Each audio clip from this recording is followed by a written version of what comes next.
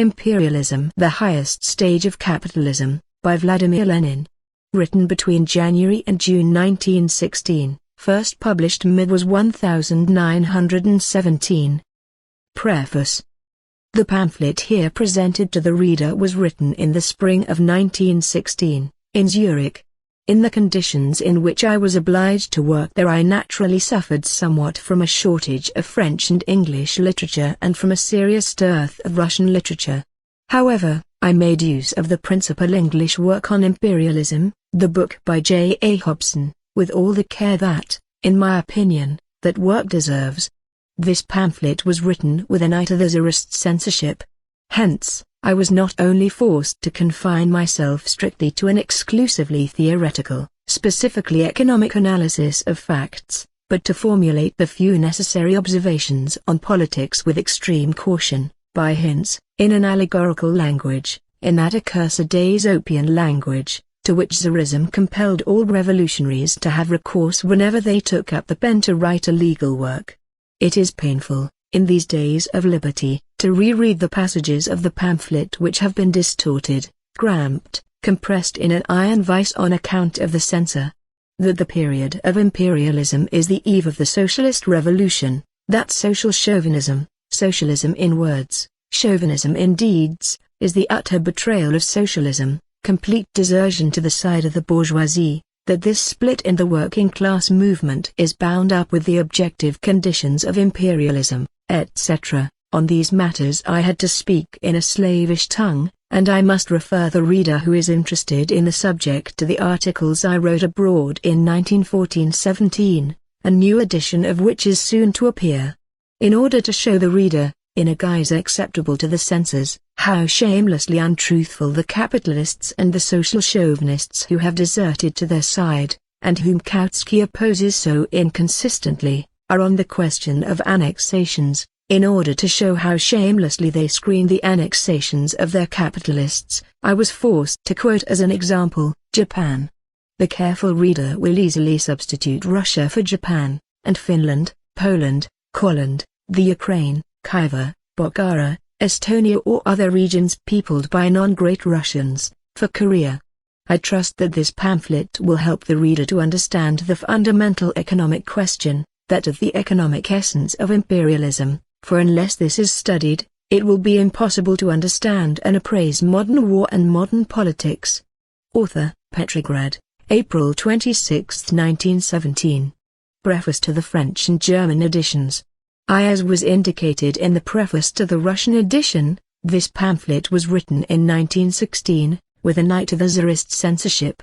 I am unable to revise the whole text at the present time, nor, perhaps, would this be advisable, since the main purpose of the book was, and remains, to present, on the basis of the summarized returns of irrefutable bourgeois statistics, and the admissions of bourgeois scholars of all countries, a composite picture of the world capitalist system in its international relationships at the beginning of the 20th century, on the eve of the First World Imperialist War.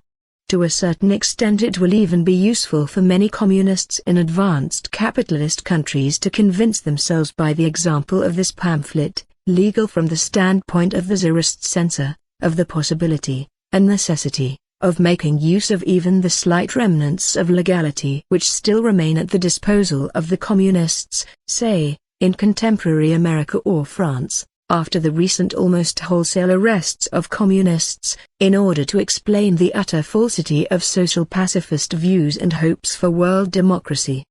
The most essential of what should be added to this censored pamphlet I shall try to present in this preface.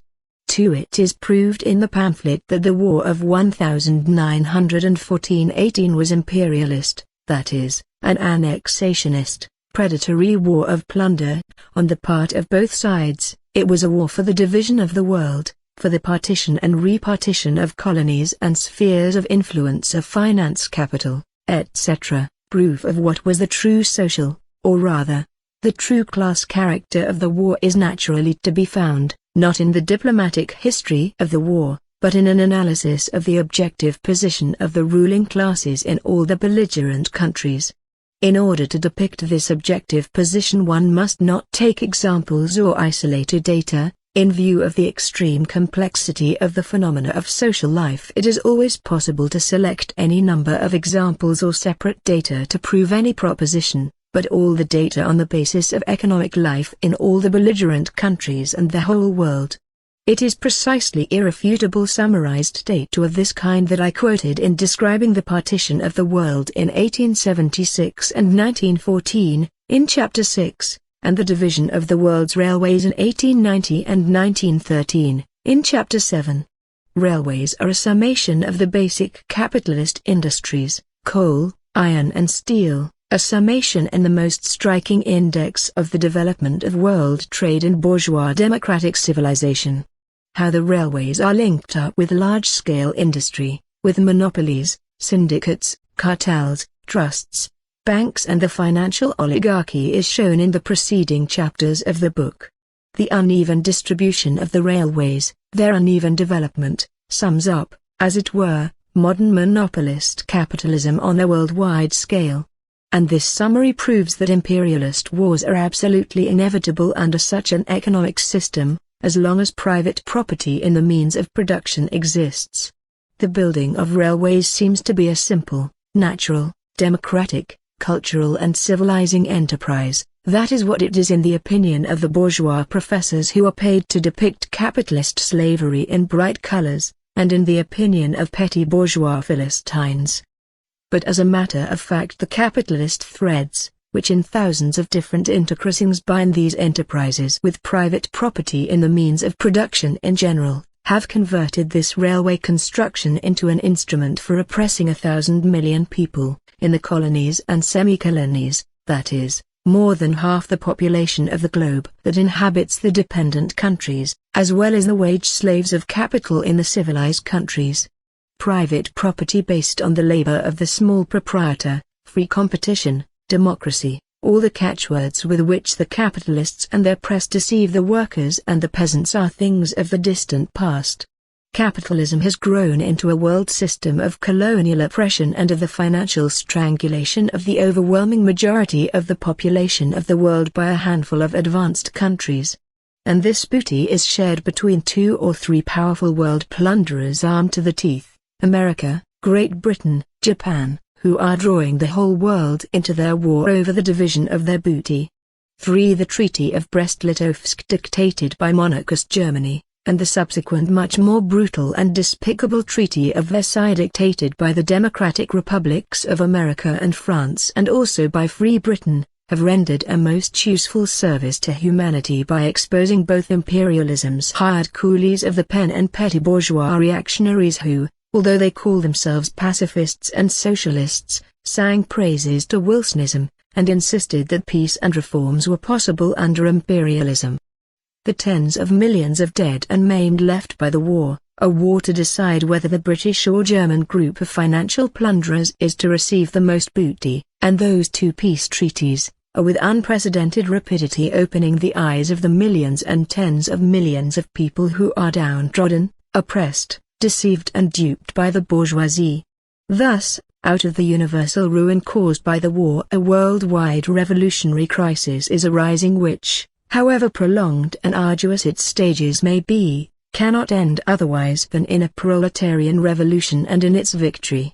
The Bâle Manifesto of the Second International, which in 1912 gave an appraisal of the very war that broke out in 1914 and not of war in general. There are different kinds of wars, including revolutionary wars. This manifesto is now a monument exposing to the full the shameful bankruptcy and treachery of the heroes of the Second International.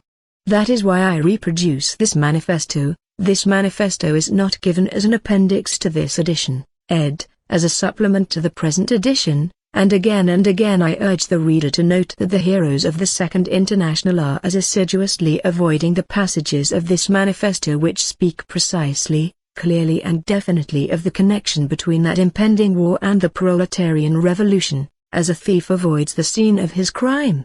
For special attention has been devoted in this pamphlet to a criticism of Kautskism, the international ideological trend represented in all countries of the world by the most prominent theoreticians, the leaders of the Second International, Otto Bauer and Company in Austria, Ramsay MacDonald and others in Britain, Albert Thomas in France, etc., etc., and a multitude of socialists, reformists, pacifists, bourgeois democrats and parsons.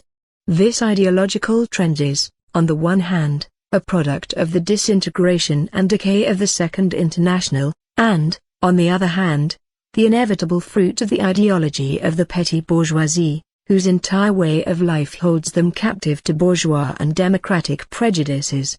The views held by Kautsky and his like are a complete renunciation of those same revolutionary principles of Marxism that writer has championed for decades, especially, by the way, in his struggle against socialist opportunism, of Bernstein, Millerand, Hindman, Gompers, etc.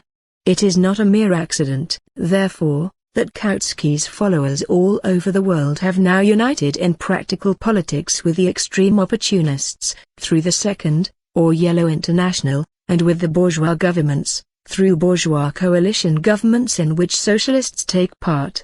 The growing world proletarian revolutionary movement in general, and the communist movement in particular, cannot dispense with an analysis and exposure of the theoretical errors of Kautskism.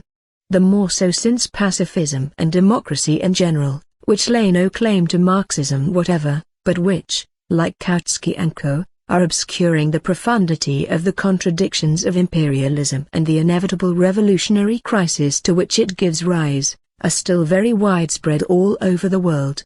To combat these tendencies is the bounden duty of the party of the proletariat, which must twin away from the bourgeoisie the small proprietors who are duped by them, and the millions of working people who enjoy more or less petty bourgeois conditions of life. A few words must be said about Chapter 8, Parasitism and Decay of Capitalism. As already pointed out in the text, Hilferding, ex-Marxist, and now a comrade in arms of Kautsky and one of the chief exponents of bourgeois, reformist policy in the Independent Social Democratic Party of Germany, too, has taken a step backward on this question compared with the frankly pacifist and reformist Englishman, Hobson. The international split of the entire working class movement is now quite evident, the Second and the Third Internationals.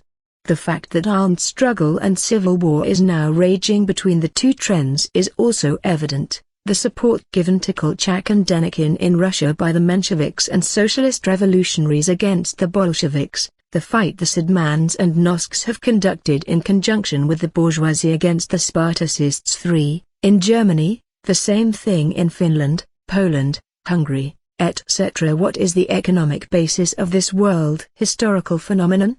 It is precisely the parasitism and decay of capitalism, characteristic of its highest historical stage of development, that is, imperialism. As this pamphlet shows, capitalism has now singled out a handful, less than 1/10 of the inhabitants of the globe, less than 1/5 at a most generous and liberal calculation, of exceptionally rich and powerful states which plunder the whole world simply by clipping coupons. Capital exports yield an income of 8 to 10,000 million francs per annum, at pre-war prices and according to pre-war bourgeois statistics. Now, of course, they yield much more. Obviously, out of such enormous super-profits, since they are obtained over and above the profits which capitalists squeeze out of the workers of their own country, it is possible to bribe the labor leaders and the upper stratum of the labor aristocracy. And that is just what the capitalists of the advanced countries are doing. They are bribing them in 1,000 different ways, direct and indirect, overt and covert. This stratum of workers turned bourgeois, or the labor aristocracy, who are quite Philistine in their mode of life, in the size of their earnings and in their entire outlook, is the principal prop of the Second International, and in our days, the principal social, not military, prop of the bourgeoisie. For they are the real agents of the bourgeoisie in the working class movement, the labor lieutenants of the capitalist class, real vehicles of reformism and chauvinism. In the civil war between the proletariat and the bourgeoisie they inevitably, and in no small numbers, take the side of the bourgeoisie, the Versaillese against the communards. Unless the economic roots of this phenomenon are understood and its political and social significance is appreciated, not a step can be taken toward the solution of the practical problem of the communist movement and of the impending social revolution. Imperialism is the eve of the social revolution of the proletariat. This has been confirmed since 1917 on a worldwide scale. N. Lenin. July 6, 1920. Chapter 1. Concentration of production and the monopolies. The enormous growth of industry and the remarkably rapid concentration of production in ever larger enterprises are one of the most characteristic features of capitalism. Modern production censuses give most complete and the most exact data on this process. In Germany, for example, out of every 1,000 industrial enterprises, large enterprises, that is, those employing more than 50 workers, numbered 3 in 1882, 6 in 1895 and 9 in 1907, and out of every 100 workers employed, this group of enterprises employed 22, 30 and 37, respectively. Concentration of production, however, is much more intense than the concentration of workers, since labor in the large enterprises is much more productive. This is shown by the figures on steam engines and electric motors. If we take what in Germany is called industry in the broad sense of the term, that is, including commerce, transport, etc., we get the following picture. Large-scale enterprises, 30,588 out of a total of 3,265,623, that is to say, 0.9%. These enterprises employ 5,700,000 workers out of a total of 14,400,000, that is, 39.4%. They use 6,600,000 steam horsepower out of a total of 8,800,000, that is, 75.3%, and 1,200,000 kilowatts of electricity out of a total of 1,500,000, that is, 77.2%. Less than 1/100th of the total number of enterprises utilize more than 3/4 of the total amount of steam and electric power.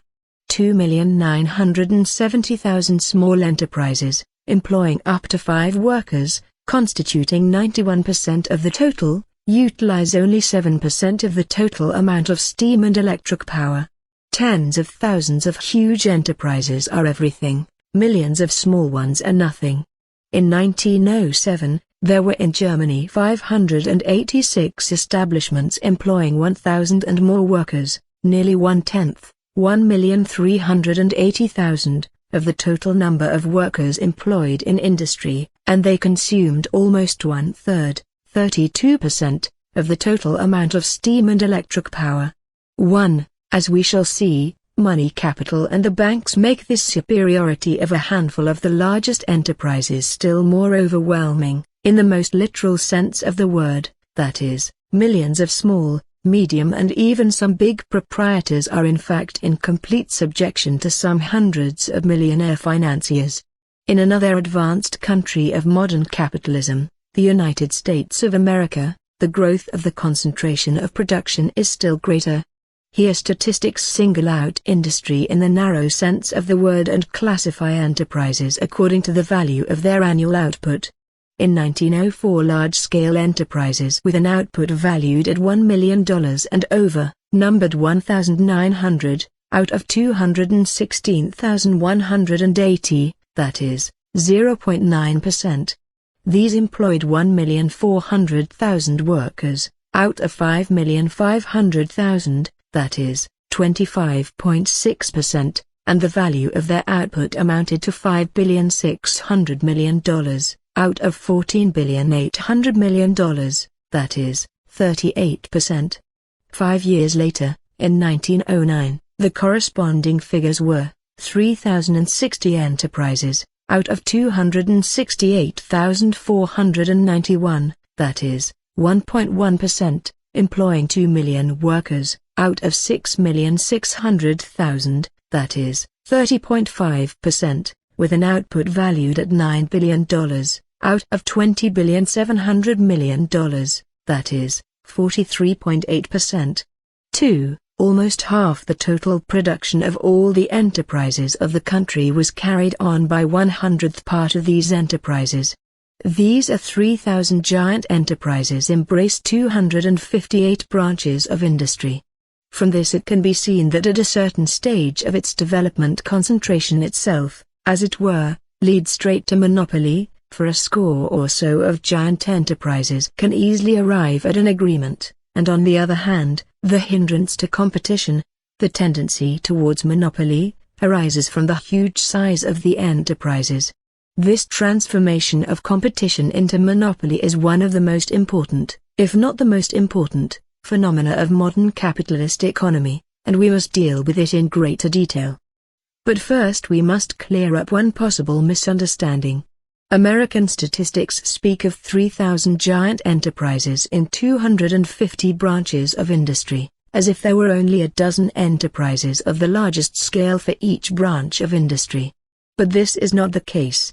Not in every branch of industry are the large-scale enterprises, and moreover, a very important feature of capitalism in its highest stage of development is so-called combination of production, that is to say, the grouping in a single enterprise of different branches of industry, which either represent the consecutive stages in the processing of raw materials, for example, the smelting of iron ore into pig iron, the conversion of pig iron into steel, and then, perhaps, the manufacture of steel goods or are auxiliary to one another, for example, the utilization of scrap, or of byproducts, the manufacture of packing materials, etc.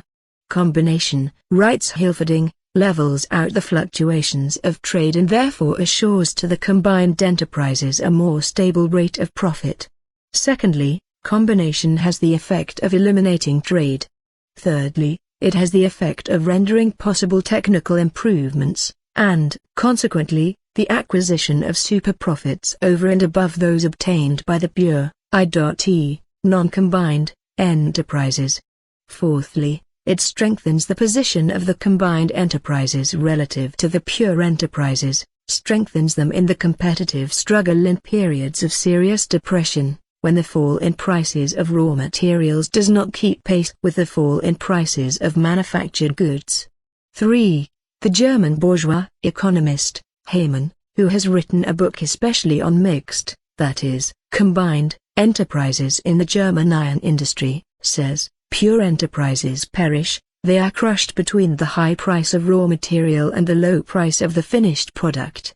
Thus we get the following picture: there remain, on the one hand, the big coal companies, producing millions of tons yearly, strongly organized in their coal syndicate, and on the other, the big steel plants, closely allied to the coal mines, having their own steel syndicate. These giant enterprises, producing 400,000 tons of steel per annum, with a tremendous output of ore and coal and producing finished steel goods, employing 10,000 workers quartered in company houses, and sometimes owning their own railways and ports, are the typical representatives of the German iron and steel industry. And concentration goes on further and further. Individual enterprises are becoming larger and larger. An ever-increasing number of enterprises in one, or in several different industries, joined together in giant enterprises, backed up and directed by half a dozen big Berlin banks. In relation to the German mining industry, the truth of the teachings of Karl Marx on concentration is definitely proved true. This applies to a country where industry is protected by tariffs and freight rates. The German mining industry is ripe for expropriation. 4. Such is the conclusion which a bourgeois economist who, by way of exception, is conscientious, had to arrive at. It must be noted that he seems to place Germany in a special category because her industries are protected by higher tariffs. But this is a circumstance which only accelerates concentration and the formation of monopolist manufacturers' associations, cartels, syndicates, etc. It is extremely important to note that in free trade Britain, concentration also leads to monopoly, although somewhat later and perhaps in another form. Professor Hermann Levy, in his special work of research entitled Monopolies, Cartels and Trusts, based on data on British economic development, writes as follows: In Great Britain it is the size of the enterprise and its high technical level which harbor a monopolist tendency. This, for one thing, is due to the great investment of capital per enterprise, which gives rise to increasing demands for new capital for the new enterprises and thereby renders their launching more difficult. Moreover, and this seems to us to be the more important point, every new enterprise that wants to keep pace with the gigantic enterprises that have been formed by concentration would here produce such an enormous quantity of surplus goods that it could dispose of them only by being able to sell them profitably as a result of an enormous increase in demand. Otherwise, this surplus would force prices down to a level that would be unprofitable both for the new enterprise and for the monopoly combines. Britain differs from other countries where protective tariffs facilitate the formation of cartels in that monopolist manufacturers' associations, cartels and trusts arise in the majority of cases only when the number of the chief competing enterprises has been reduced to a couple of dozen or so. Here the influence of concentration on the formation of large industrial monopolies in a whole sphere of industry stands out with crystal clarity. 5. Half a century ago, when Marx was writing Capital, free competition appeared to the overwhelming majority of economists to be a natural law. Official science tried, by a conspiracy of silence, to kill the works of Marx, who by a theoretical and historical analysis of capitalism had proved that free competition gives rise to the concentration of production, which, in turn, at a certain stage of development, leads to monopoly. Today, monopoly has become a fact. Economists are writing mountains of books in which they describe the diverse manifestations of monopoly, and continue to declare in chorus that Marxism is refuted. But facts are stubborn things, as the English proverb says, and they have to be reckoned with, whether we like it or not. The facts show that differences between capitalist countries, for example, in the matter of protection or free trade, only give rise to insignificant variations in the form of monopolies or in the moment of their appearance, and that the rise of monopolies, as the result of the concentration of production, is a general and fundamental law of the present stage of development of capitalism. For Europe, the time when the new capitalism definitely superseded the old can be established with fair precision. It was the beginning of the 20th century.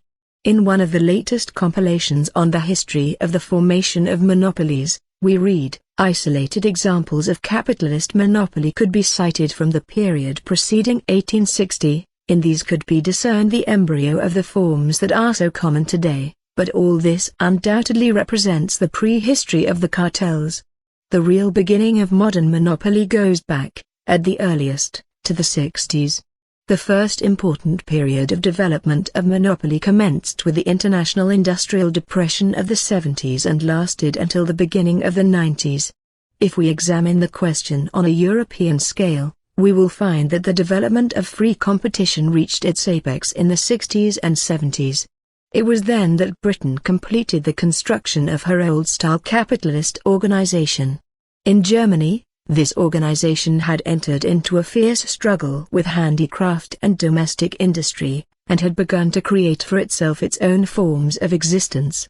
The Great Revolution commenced with the crash of 1873, or rather, the depression which followed it and which, with hardly discernible interruptions in the early 80s, and the unusually violent, but short-lived boom round about 1889, marks 22 years of European economic history. During the short boom of 1889–90, the system of cartels was widely resorted to in order to take advantage of favorable business conditions. An ill-considered policy drove prices up still more rapidly and still higher than would have been the case if there had been no cartels, and nearly all these cartels perished ingloriously in the smash. Another 5-year period of bad trade and low prices followed, but a new spirit reigned in industry. The depression was no longer regarded as something to be taken for granted, it was regarded as nothing more than a pause before another boom. The cartel movement entered its second epoch. Instead of being a transitory phenomenon, the cartels have become one of the foundations of economic life. They are winning one field of industry after another, primarily, the raw materials industry. At the beginning of the 90s the cartel system had already acquired in the organization of the Coke Syndicate on the model of which the Coal Syndicate was later formed, a cartel technique which has hardly been improved on. For the first time the great boom at the close of the 19th century and the crisis of 1903 occurred entirely, in the mining and iron industries at least, under the aegis of the cartels. And while at that time it appeared to be something novel, now the general public takes it for granted that large spheres of economic life have been, as a general rule, removed from the realm of free competition. 6. Thus, the principal stages in the history of monopolies are the following. 1. 1860–70, the highest stage, the apex of development of free competition, monopoly is in the barely discernible, embryonic stage. 2. After the crisis of 1873, a lengthy period of development of cartels, but they are still the exception. They are not yet durable. They are still a transitory phenomenon. 3. The boom at the end of the 19th century and the crisis of 1903. Cartels become one of the foundations of the whole of economic life. Capitalism has been transformed into imperialism. Cartels come to an agreement on the terms of sale, dates of payment, etc. They divide the markets among themselves. They fix the quantity of goods to be produced. They fix prices. They divide the profits among the various enterprises, etc. The number of cartels in Germany was estimated at about 250 in 1896 and at 385 in 1905, with about 12,000 firms participating. 7. But it is generally recognized that these figures are underestimations. From the statistics of German industry for 1907 we quoted above, it is evident that even these 12,000 very big enterprises probably consume more than half the steam and electric power used in the country. In the United States of America, the number of trusts in 1900 was estimated at 185 and in 1907, 250. American statistics divide all industrial enterprises into those belonging to individuals, to private firms or to corporations. The latter in 1904 comprised 23.6%, and in 1909, 25.9%, that is, more than one-fourth of the total industrial enterprises in the country. These employed in 1904, 70.6%, and in 1909, 75.6%, that is, more than three-fourths of the total wage earners. Their output at these two dates was valued at $10,900 million and $16,300 million, that is, 73.7% and 79.0% of the total, respectively. At times cartels and trusts concentrate in their hands 7 or 8/10ths of the total output of a given branch of industry. The Rhine-Westphalian Coal Syndicate, at its foundation in 1893, concentrated 86.7% of the total coal output of the area, and in 1910 it already concentrated 95.4%. 8. The monopoly so created assures enormous profits, and leads to the formation of technical production units of formidable magnitude. The famous Standard Oil Company in the United States was founded in 1900. It has an authorized capital of $150 million. It issued $100 million common and $106 million preferred stock. From 1900 to 1907 the following dividends were paid on the latter: 48, 48, 45, 44, 36, 40, 40, 40% in the respective years, that is, in all, $367 million. From 1882 to 1907, out of total net profits amounting to $889 million, $606 million were distributed in dividends, and the rest went to reserve capital. 9. In 1907 the various works of the United States Steel Corporation employed no less than 210,180 people.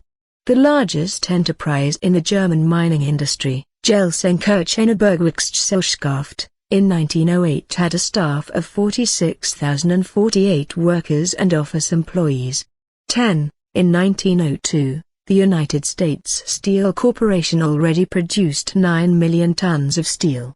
11. Its output constituted in 1901, 66.3%, and in 1908, 56.1% of the total output of steel in the United States. 12. The output of ore was 43.9% and 46.3%, respectively. The report of the American Government Commission on Trusts states, their superiority over competitors is due to the magnitude of their enterprises and their excellent technical equipment. Since its inception, the Tobacco Trust has devoted all its efforts to the universal substitution of mechanical for manual labor. With this end in view, it has bought up all patents that have anything to do with the manufacture of tobacco and has spent enormous sums for this purpose. Many of these patents at first proved to be of no use, and had to be modified by the engineers employed by the trust. At the end of 1906, 2 subsidiary companies were formed solely to acquire patents. With the same object in view, the trust has built its own foundries, machine shops and repair shops.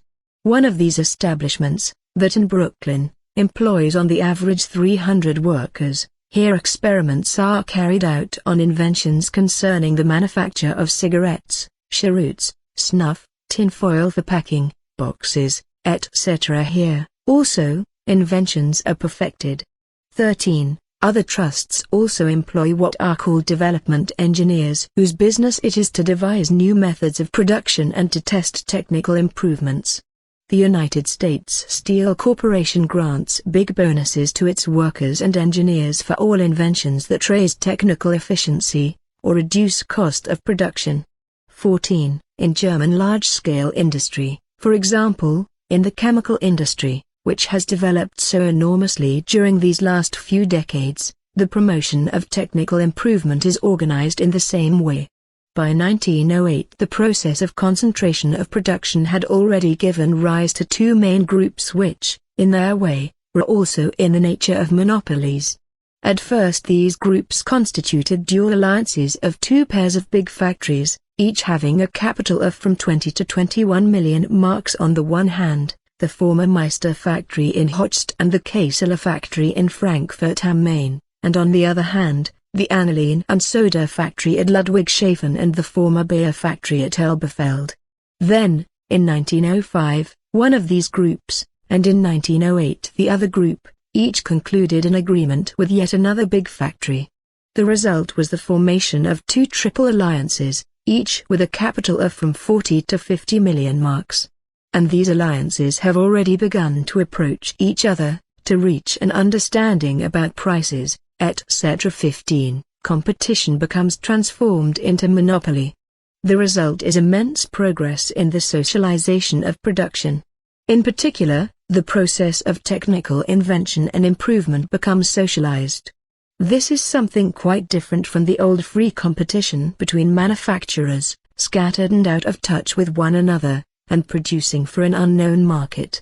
Concentration has reached the point at which it is possible to make an approximate estimate of all sources of raw materials, for example, the iron ore deposits, of a country and even, as we shall see, of several countries, or of the whole world.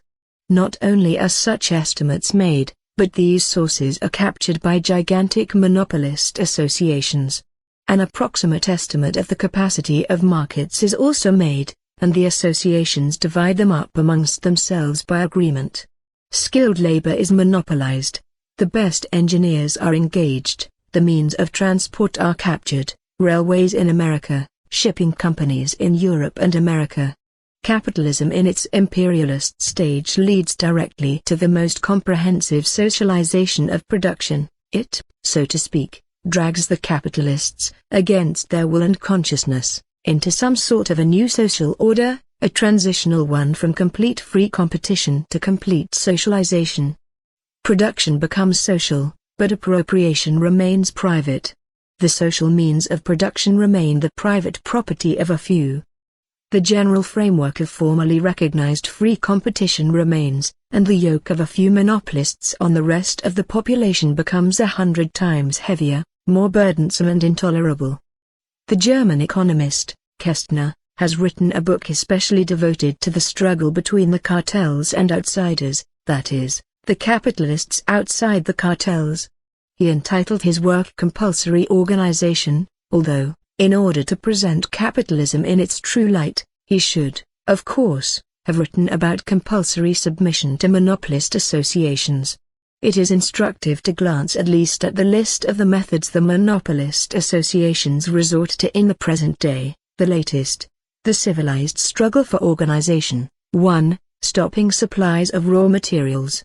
One of the most important methods of compelling adherence to the cartel. 2. Stopping the supply of labor by means of alliances, that is, of agreements between the capitalists and the trade unions by which the latter permit their members to work only in cartelized enterprises. 3. Stopping deliveries. 4. Closing trade outlets. 5. Agreements with the buyers, by which the latter undertake to trade only with the cartels. 6. Systematic price cutting, to ruin outside firms, that is, those which refuse to submit to the monopolists. Millions are spent in order to sell goods for a certain time below their cost price. There were instances when the price of petrol was thus reduced from 40 to 22 marks, that is, almost by half. 7. Stopping credits. 8. Boycott. Here we no longer have competition between small and large, between technically developed and backward enterprises. We see here the monopolists throttling those who do not submit to them, to their yoke, to their dictation. This is how this process is reflected in the mind of a bourgeois economist. Even in the purely economic sphere, writes Kästner, a certain change is taking place from commercial activity in the old sense of the word towards organizational speculative activity. The greatest success no longer goes to the merchant whose technical and commercial experience enables him best of all to estimate the needs of the buyer, and who is able to discover and, so to speak, awaken a latent demand. It goes to the speculative genius, who knows how to estimate, or even only to sense in advance, the organizational development and the possibilities of certain connections between individual enterprises and the banks. Translated into ordinary human language, this means that the development of capitalism has arrived at a stage when, although commodity production still reigns and continues to be regarded as the basis of economic life, it has in reality been undermined and the bulk of the profits go to the geniuses of financial manipulation. At the basis of these manipulations and swindles lies socialized production. But the immense progress of mankind, which achieved this socialization, goes to benefit the speculators. We shall see later how in these grounds reactionary, petty bourgeois critics of capitalist imperialism dream of going back to free, peaceful and honest competition. The prolonged raising of prices which results from the formation of cartels, says Kästner, has hitherto been observed only in respect of the most important means of production, particularly coal, iron and potassium, but never in respect of manufactured goods. Similarly, the increase in profits resulting from this raising of prices has been limited only to the industries which produce means of production. To this observation we must add that the industries which process raw materials, and not semi-manufactures, not only secure advantages from the cartel formation in the shape of high profits, to the detriment of the finished goods industry, but have also secured a dominating position over the latter, which did not exist under free competition. 16. The words which I have italicized reveal the essence of the case which the bourgeois economists admit so reluctantly and so rarely, and which the present-day defenders of opportunism, led by Kautsky, so zealously try to evade and brush aside. Domination, and the violence that is associated with it, such are the relationships that are typical of the latest phase of capitalist development. This is what inevitably had to result, and has resulted, from the formation of all-powerful economic monopolies. I shall give one more example of the methods employed by the cartels. Where it is possible to capture all or the chief sources of raw materials, the rise of cartels and formation of monopolies is particularly easy. It would be wrong, however, to assume that monopolies do not arise in other industries in which it is impossible to corner the sources of raw materials. The cement industry, for instance, can find its raw materials everywhere. Yet in Germany this industry too is strongly cartelized. The cement manufacturers have formed regional syndicates, South German, Rhine-Westphalian, etc. The prices fixed are monopoly prices, 230 to 280 marks a carload, when the cost price is 180 marks. The enterprises pay a dividend of from 12 to 16%, and it must not be forgotten that the geniuses of modern speculation know how to pocket big profits besides what they draw in dividends. In order to prevent competition in such a profitable industry, the monopolists even resort to various stratagems. They spread false rumors about the bad situation in their industry. Anonymous warnings are published in the newspapers, like the following: capitalists, don't invest your capital in the cement industry. Lastly, they buy up outsiders, those outside the syndicates, and pay them compensation of 60,000, 80,000 and even 150,000 marks. 17. Monopoly hews a path for itself everywhere without scruple as to the means, from paying a modest sum to buy off competitors, to the American device of employing dynamite against them. The statement that cartels can abolish crises is a fable spread by bourgeois economists who at all costs desire to place capitalism in a favorable light. On the contrary, the monopoly created in certain branches of industry increases and intensifies the anarchy inherent in capitalist production as a whole. The disparity between the development of agriculture and that of industry, which is characteristic of capitalism in general, is increased. The privileged position of the most highly cartelized, so-called heavy industry, especially coal and iron, causes a still greater lack of coordination in other branches of industry, as Jadels, the author of one of the best works on the relationship of the German big banks to industry, admits. 18. The more developed an economic system is, writes Liefman, an unblushing apologist of capitalism, the more it resorts to risky enterprises, or enterprises in other countries, to those which need a great deal of time to develop, or finally, to those which are only of local importance. 19. The increased risk is connected in the long run with a prodigious increase of capital, which, as it were, overflows the brim, flows abroad, etc. At the same time the extremely rapid rate of technical progress gives rise to increasing elements of disparity between the various spheres of national economy, to anarchy and crises. Liefman is obliged to admit that, in all probability mankind will see further important technical revolutions in the near future which will also affect the organization of the economic system. Electricity and aviation. As a general rule, in such periods of radical economic change, speculation develops on a large scale.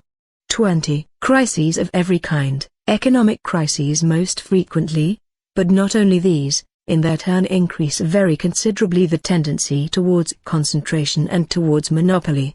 In this connection, the following reflections of Jadels on the significance of the crisis of 1900, which, as we have already seen, marked the turning point in the history of modern monopoly, are exceedingly instructive. Side by side with the gigantic plants in the basic industries, the crisis of 1900 still found many plants organized on lines that today would be considered obsolete, the pure, non-combined, plants, which were brought into being at the height of the industrial boom. The fall in prices and the falling off in demand put these pure enterprises in a precarious position, which did not affect the gigantic combined enterprises at all or only affected them for a very short time. As a consequence of this, the crisis of 1900 resulted in a far greater concentration of industry than the crisis of 1873. The latter crisis also produced a sort of selection of the best equipped enterprises, but owing to the level of technical development at that time, this selection could not place the firms which successfully emerged from the crisis in a position of monopoly. Such a durable monopoly exists to a high degree in the gigantic enterprises in the modern iron and steel and electrical industries owing to their very complicated technique, far-reaching organization and magnitude of capital, and, to a lesser degree, in the engineering industry, certain branches of the metallurgical industry, transport, etc. 21. Monopoly.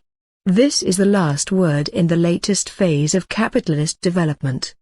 But we shall only have a very insufficient, incomplete, and poor notion of the real power and the significance of modern monopolies if we do not take into consideration the part played by the banks. Chapter 2. Banks and their new role. 2. Banks and their new role. The principal and primary function of banks is to serve as middlemen in the making of payments. In so doing they transform inactive money capital into active, that is, into capital yielding a profit. They collect all kinds of money revenues and place them at the disposal of the capitalist class. As banking develops and becomes concentrated in a small number of establishments, the banks grow from modest middlemen into powerful monopolies having at their command almost the whole of the money capital of all the capitalists and small businessmen and also the larger part of the means of production and sources of raw materials in any one country and in a number of countries. This transformation of numerous modest middlemen into a handful of monopolists is one of the fundamental processes in the growth of capitalism into capitalist imperialism. For this reason we must first of all examine the concentration of banking.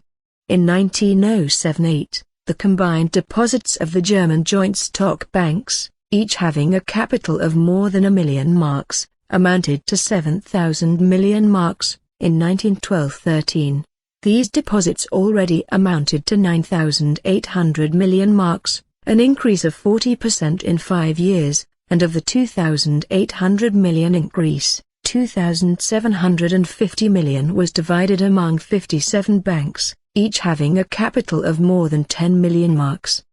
The distribution of the deposits between big and small banks was as follows: 1. Percentage of total deposits in 9 big Berlin banks, in the other 48 banks with a capital of more than 10 million marks, in 115 banks with a capital of 110 million marks, in small banks with a capital of less than 1,000,000 marks 1907-08. 47 32.5 16.54 1912 13. 49 36 12 3. The small banks are being squeezed out by the big banks, of which only 9 concentrate in their hands almost half the total deposits. But we have left out of account many important details, for instance, the transformation of numerous small banks into actual branches of the big banks, etc. Of this I shall speak later on. At the end of 1913, Schulze-Evernitz estimated the deposits in the 9 big Berlin banks at 5,100 million marks, out of a total of about 10,000 million marks. Taking into account not only the deposits, but the total bank capital, this author wrote, at the end of 1909, the 9 big Berlin banks, together with their affiliated banks, controlled 11,300 million marks, that is, about 83% of the total German bank capital. The Deutsche Bank, which together with its affiliated banks controls nearly 3,000 million marks, represents, parallel to the Prussian State Railway Administration, the biggest and also the most decentralized accumulation of capital in the Old World. 2. I have emphasized the reference to the affiliated banks because it is one of the most important distinguishing features of modern capitalist concentration. The big enterprises, and the banks in particular, not only completely absorb the small ones, but also annex them, subordinate them, bring them into their own group or concern, to use the technical term, by acquiring holdings in their capital, by purchasing or exchanging shares, by a system of credits, etc., etc. Professor Liefman has written a voluminous work of about 500 pages describing modern holding and finance companies. 3. Unfortunately adding very dubious theoretical reflections to what is frequently undigested raw material. To what results this holding system leads in respect of concentration is best illustrated in the book written on the big German banks by Resser, himself a banker. But before examining his data, let us quote a concrete example of the holding system. The Deutsche Bank Group is one of the biggest, if not the biggest, of the big banking groups. In order to trace the main threads which connect all the banks in this group, a distinction must be made between holdings of the first and second and third degree, or what amounts to the same thing, between dependents, of the lesser banks on the Deutsche Bank, in the first, second and third degree.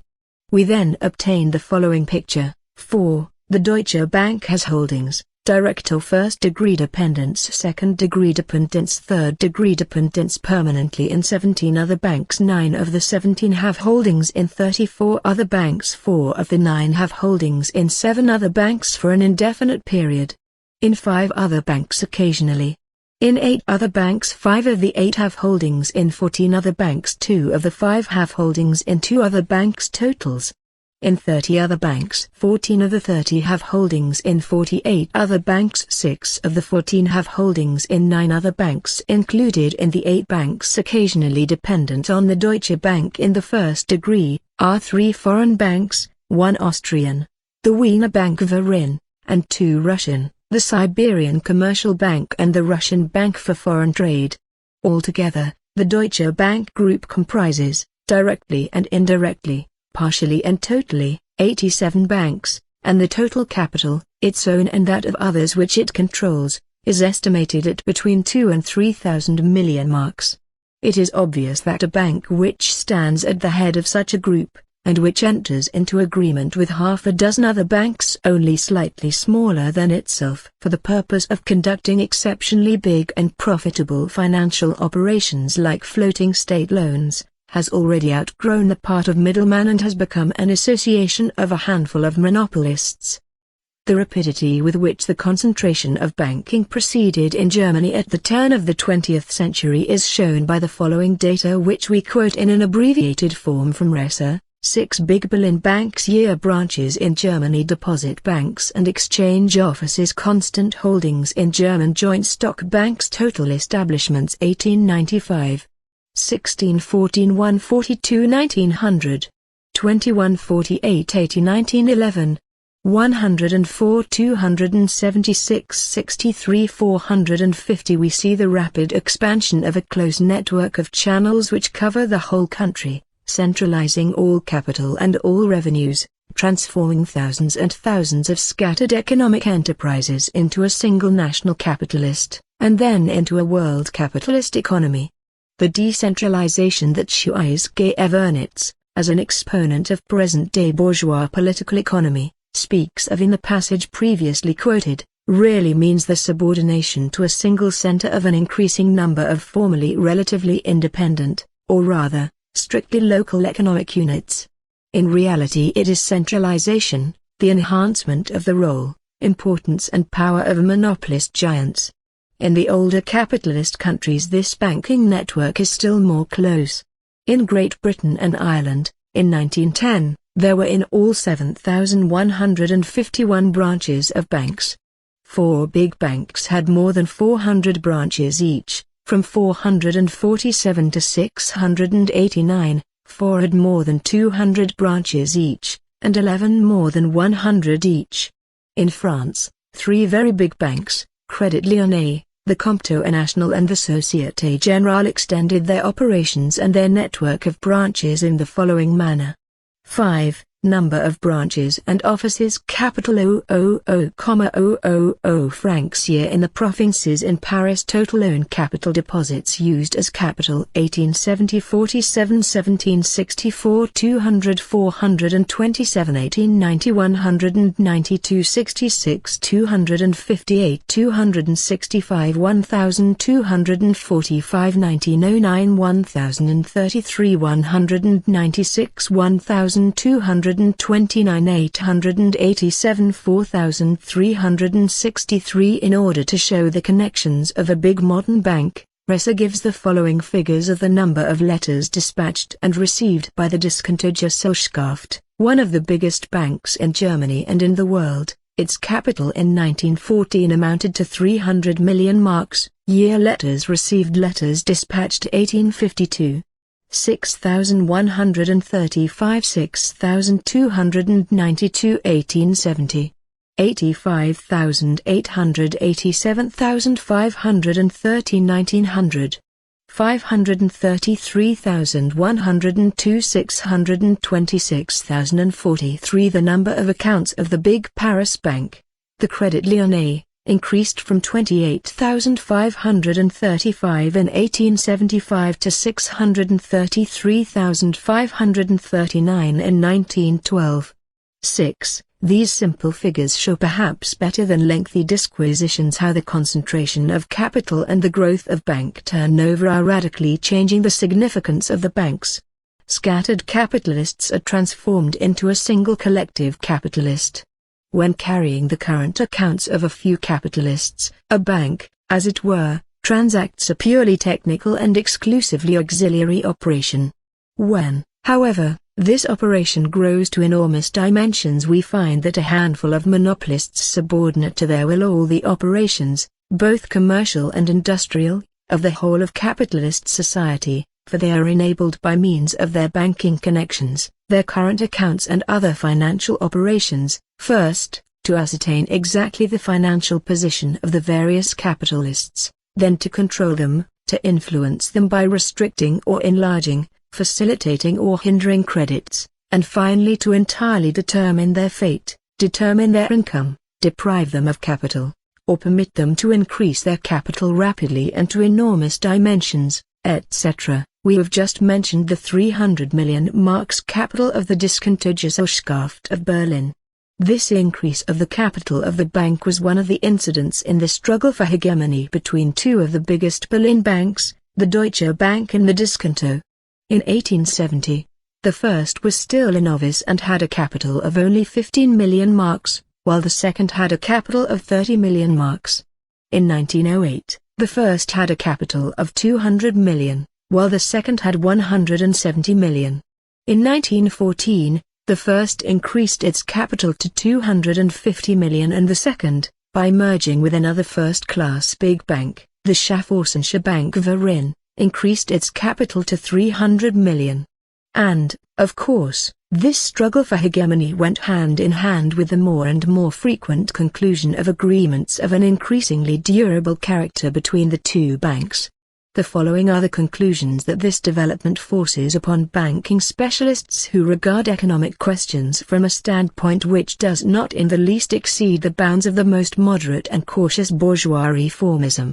Commenting on the increase of the capital of the Diskontogesellschaft to 300 million marks, the German review, Die Bank, wrote, "Other banks will follow this same path and in time the 300 men, who today govern Germany economically, will gradually be reduced to 50, 25 or still fewer. It cannot be expected that this latest move towards concentration will be confined to banking. The close relations that exist between individual banks naturally lead to the bringing together of the industrial syndicates which these banks favor. One fine morning we shall wake up in surprise to see nothing but trusts before our eyes, and to find ourselves faced with the necessity of substituting state monopolies for private monopolies. However, we have nothing to reproach ourselves with, except that we have allowed things to follow their own course, slightly accelerated by the manipulation of stocks." 7. This is an example of the impotence of bourgeois journalism, which differs from bourgeois science only in that the latter is less sincere and strives to obscure the essence of the matter, to hide the forest behind the trees.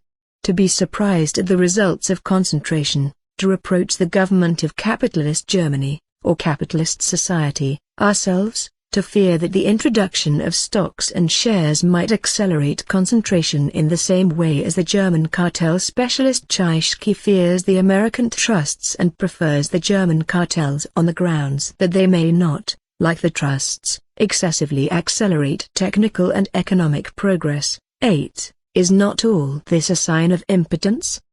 But facts remain facts.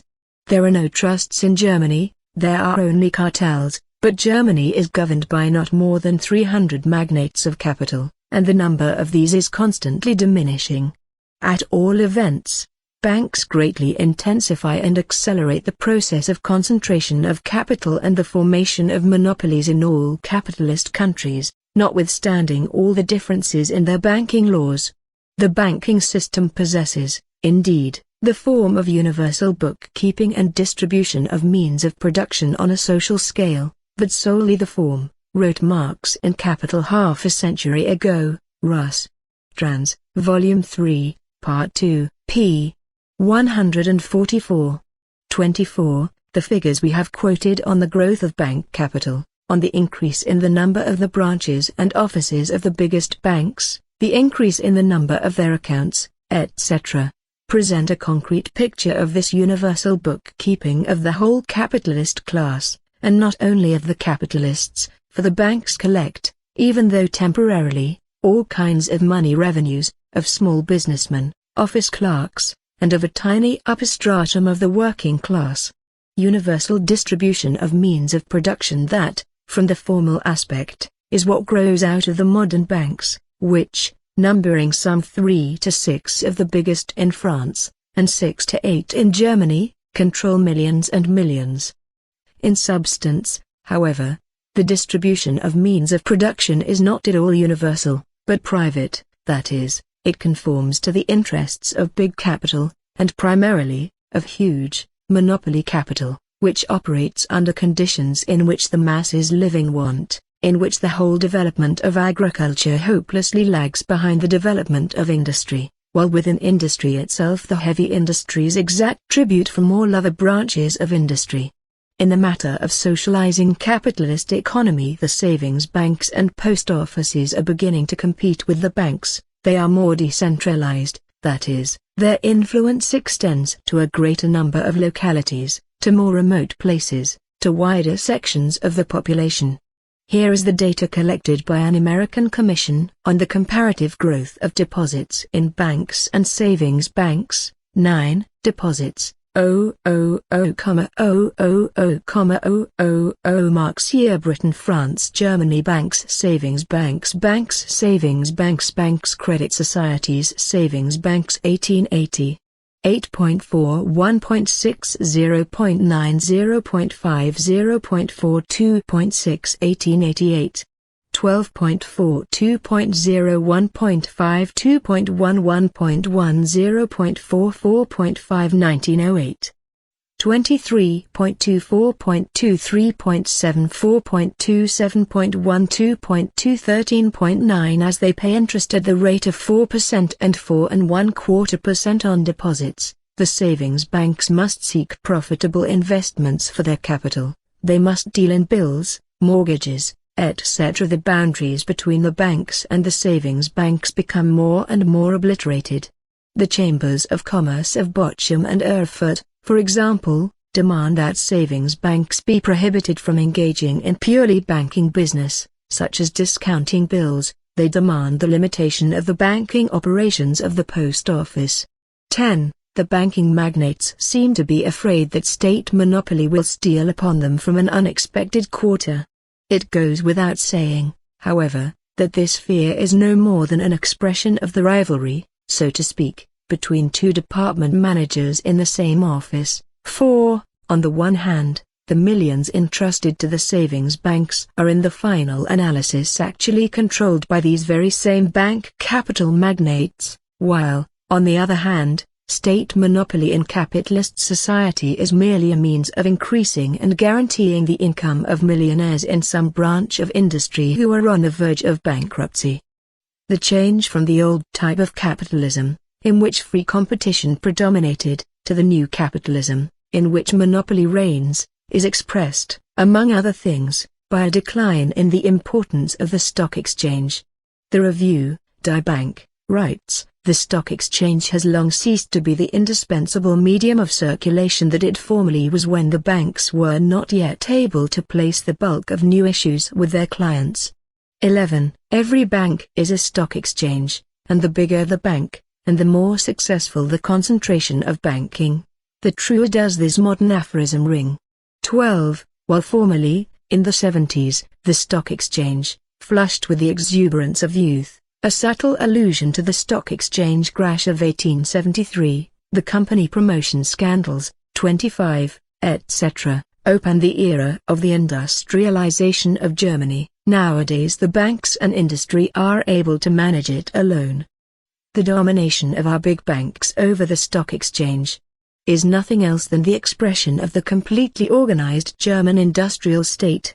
If the domain of the automatically functioning economic laws is thus restricted, and if the domain of conscious regulation by the banks is considerably enlarged, the national economic responsibility of a few guiding heads is immensely increased, so writes the German professor Charles G. Evernitz, 13, an apologist of German imperialism, who is regarded as an authority by the imperialists of all countries, and who tries to gloss over the mere detail that the conscious regulation of economic life by the banks consists in the fleecing of the public by a handful of completely organized monopolists. The task of a bourgeois professor is not to lay bare the entire mechanism, or to expose all the machinations of the bank monopolists, but rather to present them in a favorable light. In the same way, Resser, a still more authoritative economist and himself a banker, makes shift with meaningless phrases in order to explain away undeniable facts. The stock exchange is steadily losing the feature which is absolutely essential for national economy as a whole and for the circulation of securities in particular, that of being not only a most exact measuring rod, but also an almost automatic regulator of the economic movements which converge on it. 14. In other words, the old capitalism, the capitalism of free competition with its indispensable regulator, the stock exchange, is passing away. A new capitalism has come to take its place, bearing obvious features of something transient, a mixture of free competition and a monopoly. The question naturally arises, into what is this new capitalism developing? But the bourgeois scholars are afraid to raise this question. 30 years ago, businessmen, freely competing against one another, performed 9/10 of the work connected with their business other than manual labor. At the present time, 9/10 of this brain work is performed by employees. Banking is in the forefront of this evolution. 15. This admission by Charles G. Evernitz brings us once again to the question, into what is this new capitalism, capitalism in its imperialist stage, developing? Among the few banks which remain at the head of all capitalist economy as a result of the process of concentration, there is naturally to be observed an increasingly marked tendency towards monopolist agreements, towards a bank trust. In America, not 9, but 2 very big banks, those of the multimillionaires Rockefeller and Morgan, control a capital of 11,000 million marks. 16. In Germany the absorption of the Schaffhausen'sche Bankverein by the Diskontogesellschaft to which I referred above, was commented on in the following terms by the Frankfurter Zeitung, 26, an organ of stock exchange interests. The concentration movement of the banks is narrowing the circle of establishments from which it is possible to obtain credits, and is consequently increasing the dependence of big industry upon a small number of banking groups. In view of the close connection between industry and the financial world, the freedom of movement of industrial companies which need banking capital is restricted. For this reason, big industry is watching the growing trustification of the banks with mixed feelings. Indeed, we have repeatedly seen the beginnings of certain agreements between the individual big banking concerns, which aim at restricting competition. 17. Again and again, the final word in the development of banking is monopoly. As regards the close connection between the banks and industry, it is precisely in this sphere that the new role of the banks is, perhaps, most strikingly felt. When a bank discounts a bill for a firm, opens a current account for it, etc., these operations, taken separately, do not in the least diminish its independence, and the bank plays no other part than that of a modest middleman. But when such operations are multiplied and become an established practice, when the bank collects in its own hands enormous amounts of capital, when the running of a current account for a given firm enables the bank, and this is what happens, to obtain fuller and more detailed information about the economic position of its client, the result is that the industrial capitalist becomes more completely dependent on the bank. At the same time a personal link-up, so to speak, is established between the banks and the biggest industrial and commercial enterprises, the merging of one with another through the acquisition of shares, through the appointment of bank directors to the supervisory boards, or boards of directors, of industrial and commercial enterprises, and vice versa. The German economist, Jadels, has compiled most detailed data on this form of concentration of capital and of enterprises. 6 of the biggest Berlin banks were represented by their directors in 344 industrial companies, and by their board members in 407 others, making a total of 751 companies. In 289 of these companies they either had 2 of their representatives on each of the respective supervisory boards, or held the posts of chairman. We find these industrial and commercial companies in the most diverse branches of industry: insurance, transport, restaurants, theaters, art industry, etc. On the other hand, on the supervisory boards of these 6 banks, in 1910, were 51 of the biggest industrialists, including the director of Krupp, of the powerful Hapag, Hamburger Miracle Line, etc., etc. From 1895 to 1910, each of these 6 banks participated in the share and bond issues of many hundreds of industrial companies, the number ranging from 281 to 419. 18. The personal link-up between the banks and industry is supplemented by the personal link-up between both of them and the government. Seats on supervisory boards, writes Jadels, are freely offered to persons of title, also to ex-civil servants, who are able to do a great deal to facilitate common relations with the authorities. Usually, on the supervisory board of a big bank, there is a member of parliament or a Berlin city councillor. The building and development, so to speak, of the big capitalist monopolies is therefore going on full steam ahead in all natural and supernatural ways. A sort of division of labor is being systematically developed amongst the several hundred kings of finance who reign over modern capitalist society, simultaneously with this widening of the sphere of activity of certain big industrialists, joining the boards of banks, etc., and with the assignment of provincial bank managers to definite industrial regions. There is a growth of specialization among the directors of the big banks. Generally speaking, this specialization is only conceivable when banking is conducted on a large scale, and particularly when it has widespread connections with industry. This division of labor proceeds along 2 lines. On the one hand, relations with industry as a whole are entrusted to one director, as his special function. On the other, each director assumes the supervision of several separate enterprises, or of a group of enterprises in the same branch of industry or having similar interests. Capitalism has already reached the stage of organized supervision of individual enterprises. One specializes in German industry, sometimes even in West German industry alone. The West is the most industrialized part of Germany. Others specialize in relations with foreign states and foreign industry, in information on the characters of industrialists and others, in stock exchange questions, etc. Besides, each bank director is often assigned a special locality or a special branch of industry. One works chiefly on supervisory boards of electric companies, another, on chemical, brewing, or beet sugar plants, a third, in a few isolated industrial enterprises, but at the same time works on the supervisory boards of insurance companies.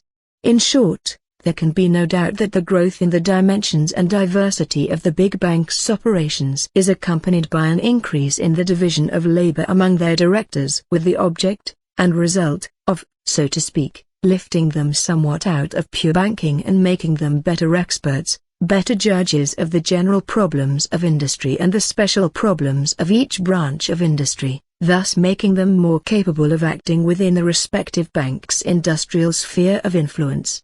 This system is supplemented by the bank's endeavors to elect to their supervisory boards men who are experts in industrial affairs, such as industrialists, former officials, especially those formerly in the railway service or in mining, etc. 19. We find the same system only in a slightly different form in French banking.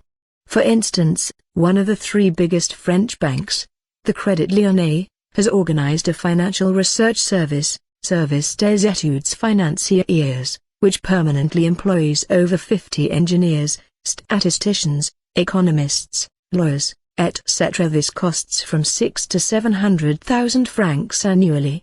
The service is in turn divided into 8 departments. One specializes in collecting information on industrial establishments, another studies general statistics, a third, railway and steamship companies, a fourth, securities, a fifth, financial reports, etc. 20. The result is, on the one hand, the ever-growing merger, or, as N.I. Buchanan aptly calls it, coalescence, of bank and industrial capital and, on the other hand, the growth of the banks into institutions of a truly universal character. On this question I find it necessary to quote the exact terms used by Jadles, who has best studied the subject. An examination of the sum total of industrial relationships reveals the universal character of the financial establishments working on behalf of industry. Unlike other kinds of banks, and contrary to the demand sometimes expressed in the literature that banks should specialize in one kind of business or in one branch of industry in order to prevent the ground from slipping from under their feet, the big banks are striving to make their connections with industrial enterprises as varied as possible in respect of the locality or branches of industry and are striving to eliminate the unevenness in the distribution of capital among localities and branches of industry resulting from the historical development of individual enterprises. One tendency is to make the connections with industry general, another tendency is to make them durable and close.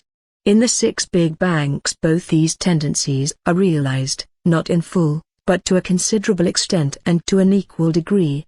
Quite often industrial and commercial circles complain of the terrorism of the banks. And it is not surprising that such complaints are heard, for the big banks command, as will be seen from the following example.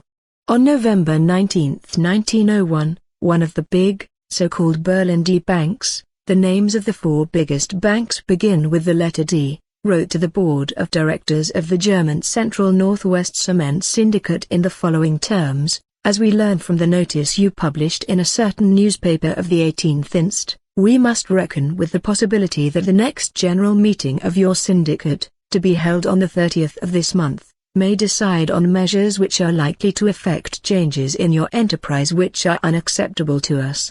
We deeply regret that, for these reasons, we are obliged henceforth to withdraw the credit which had hitherto been allowed you. But if the said next general meeting does not decide upon measures which are unacceptable to us, and if we receive suitable guarantees on this matter for the future, we shall be quite willing to open negotiations with you on the grant of a new credit. 21. As a matter of fact, this is small capital's old complaint about being oppressed by big capital. But in this case it was a whole syndicate that fell into the category of small capital. The old struggle between small and big capital is being resumed at a new and immeasurably higher stage of development. It stands to reason that the big banks' enterprises, worth many millions, can accelerate technical progress with means that cannot possibly be compared with those of the past. The banks, for example, set up special technical research societies, and, of course, only friendly industrial enterprises benefit from their work. To this category belong the Electric Railway Research Association, the Central Bureau of Scientific and Technical Research, etc. The directors of the big banks themselves cannot fail to see that new conditions of national economy are being created, but they are powerless in the face of these phenomena.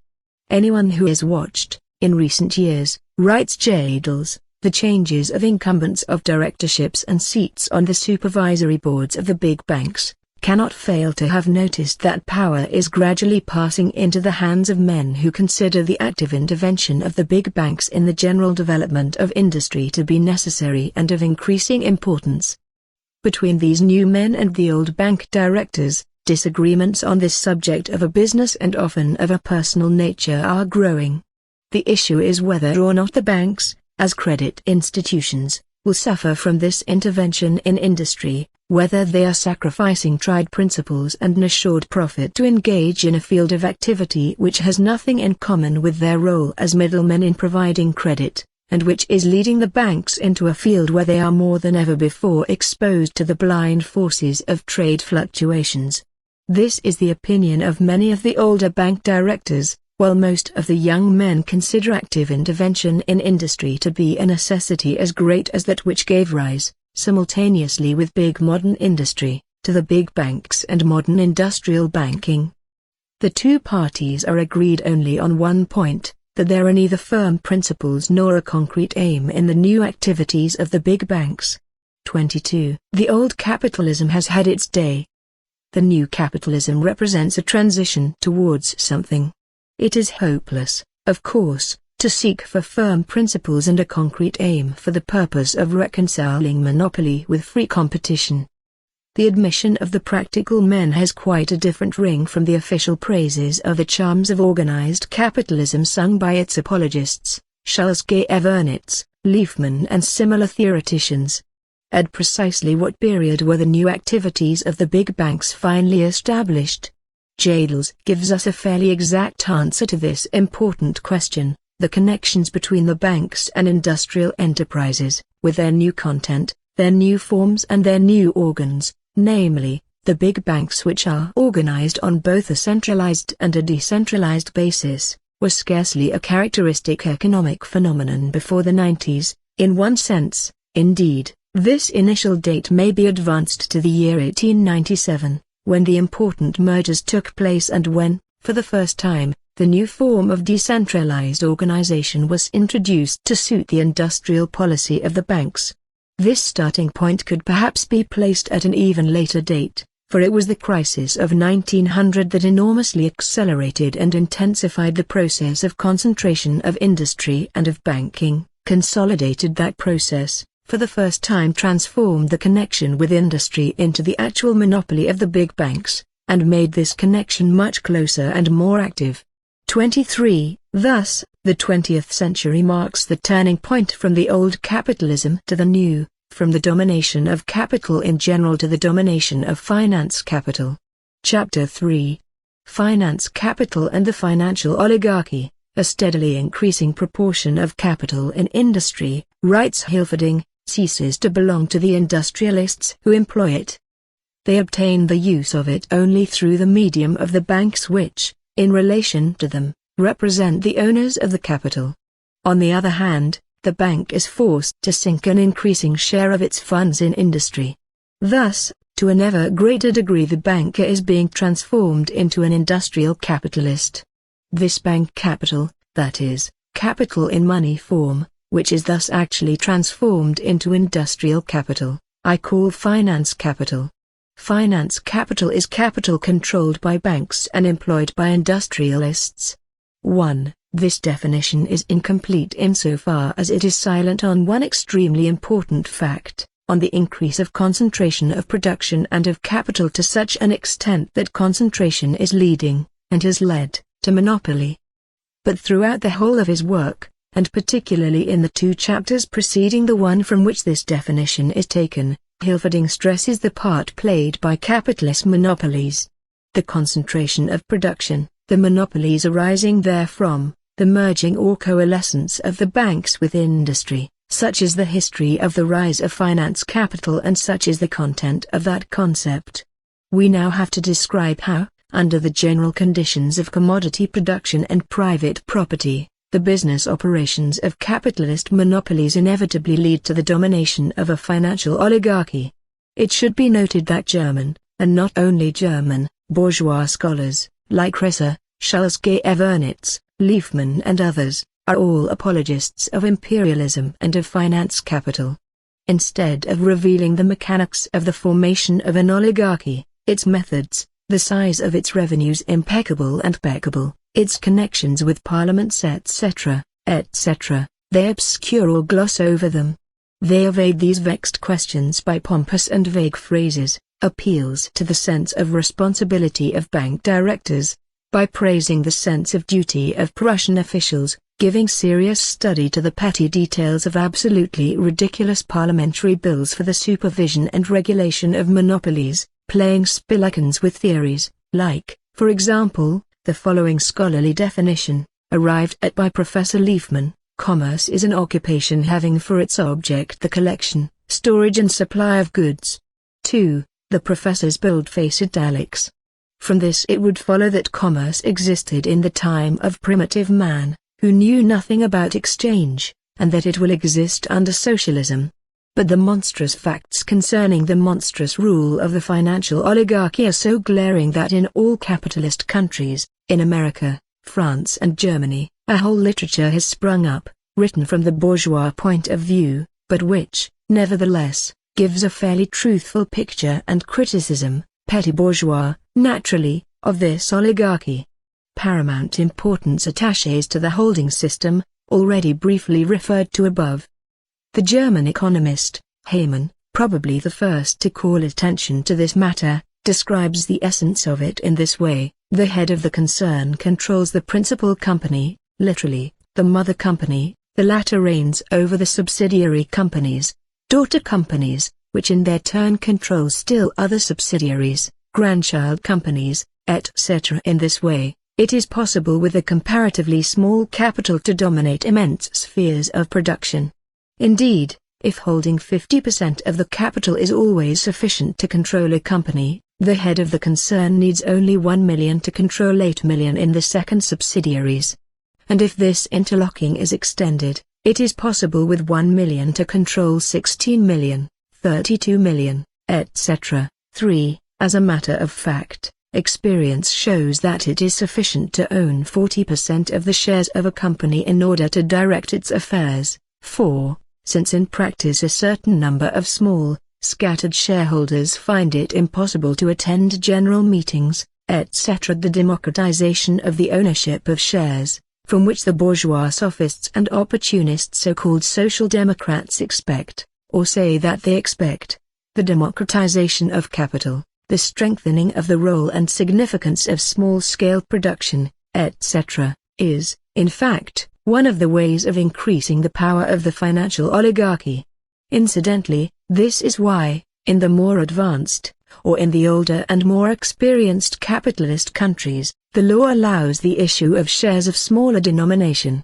In Germany, the law does not permit the issue of shares of less than 1,000 marks denomination, and the magnates of German finance look with an envious eye at Britain, where the issue of £1 shares, equals 20 marks, about 10 rubles, is permitted.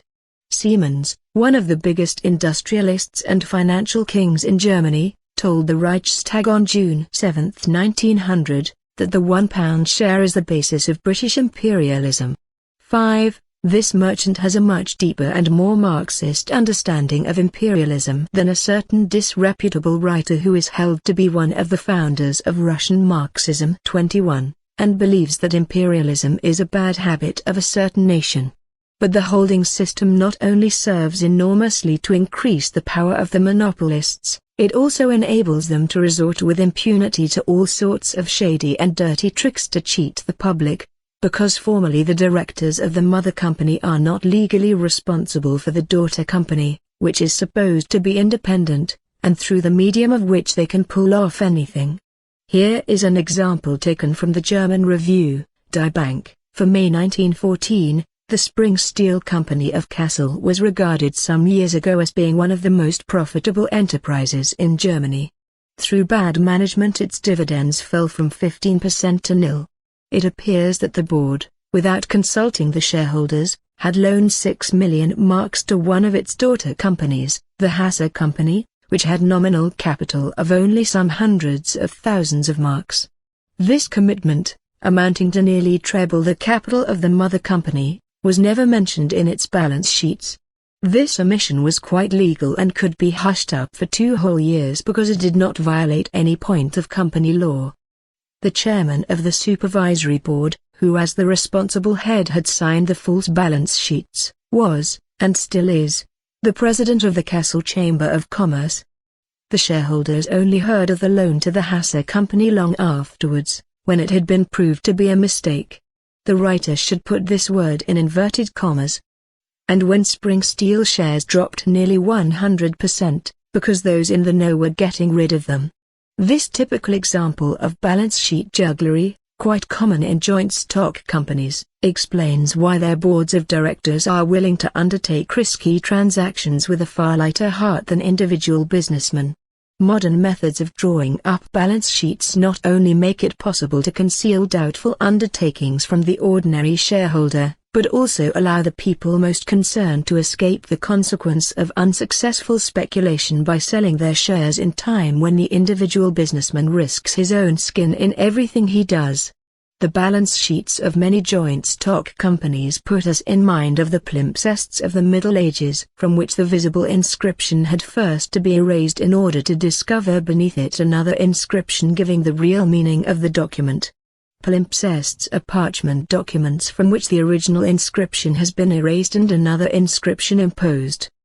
The simplest and, therefore, most common procedure for making balance sheets indecipherable is to divide a single business into several parts by setting up daughter companies, or by annexing them. The advantages of this system for various purposes, legal and illegal, are so evident that big companies which do not employ it are quite the exception. 6. As an example of a huge monopolist company that extensively employs this system, the author quotes the famous General Electric Company, the A. For example, to which I shall refer again later on. In 1912, it was calculated that this company held shares in 175 to 200 other companies, dominating them, of course, and thus controlling a total capital of about 1,500 million marks. 7. None of the rules of control, the publication of balance sheets, the drawing up of balance sheets according to a definite form, the public auditing of accounts, etc., the things about which well-intentioned professors and officials, that is, those imbued with the good intention of defending and prettifying capitalism, discourse to the public, are of any avail, for private property is sacred, and no one can be prohibited from buying, selling, exchanging or hypothecating shares, etc. The extent to which this holding system has developed in the big Russian banks may be judged by the figures given by E. Agalid, who for 15 years was an official of the Russo-Chinese Bank and who, in May 1914, published a book, not altogether correctly entitled Big Banks and the World Market. 8. The author divides the big Russian banks into two main groups, A.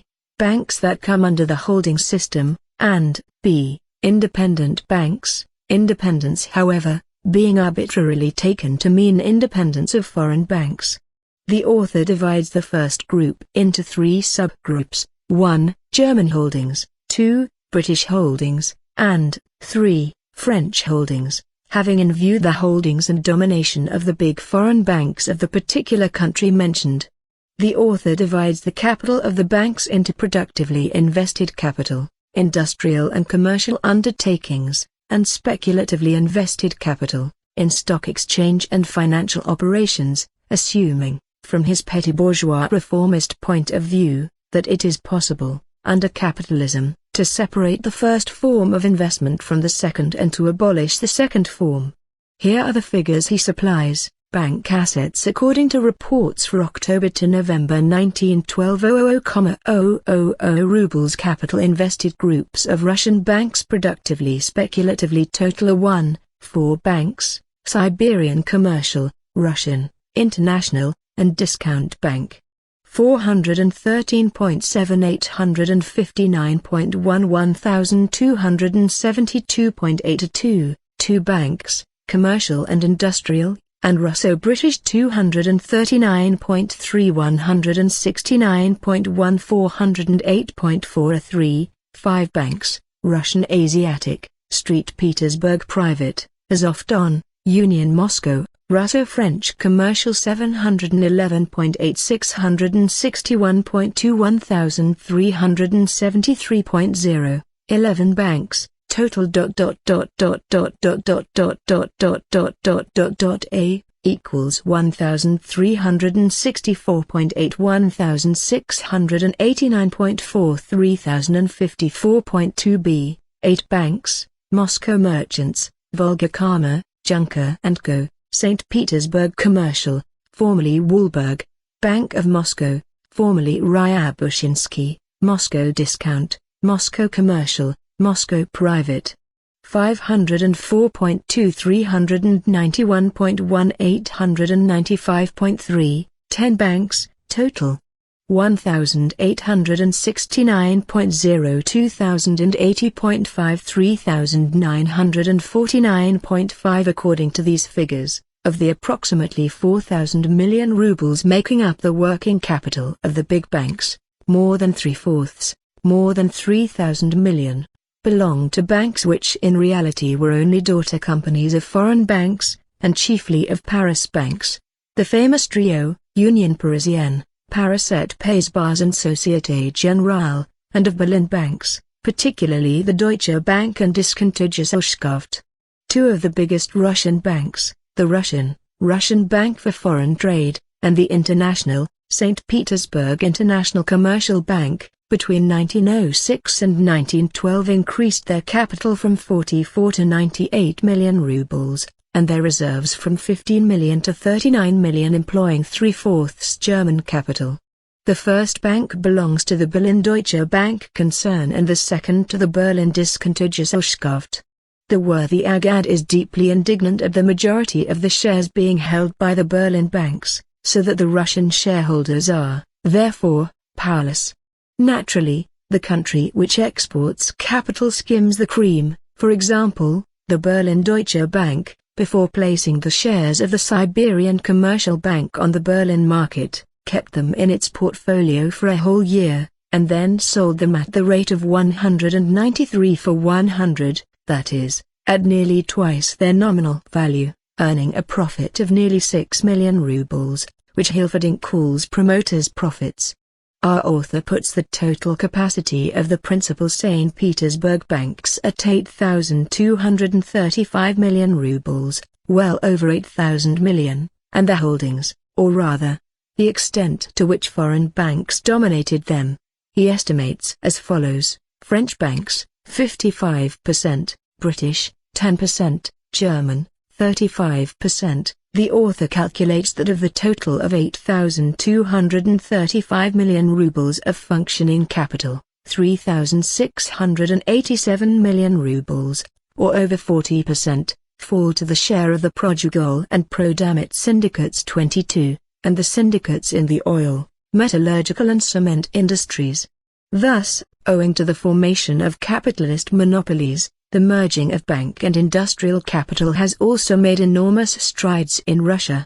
Finance capital, concentrated in a few hands and exercising a virtual monopoly, exacts enormous and ever-increasing profits from the floating of companies, issue of stock, state loans, etc., strengthens the domination of the financial oligarchy and levies tribute upon the whole of society for the benefit of monopolists.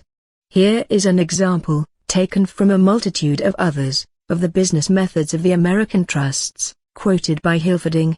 In 1887, Havemeyer founded the Sugar Trust by amalgamating 15 small firms, whose total capital amounted to $6,500,000. Suitably watered, as the Americans say, the capital of the trust was declared to be $50 million.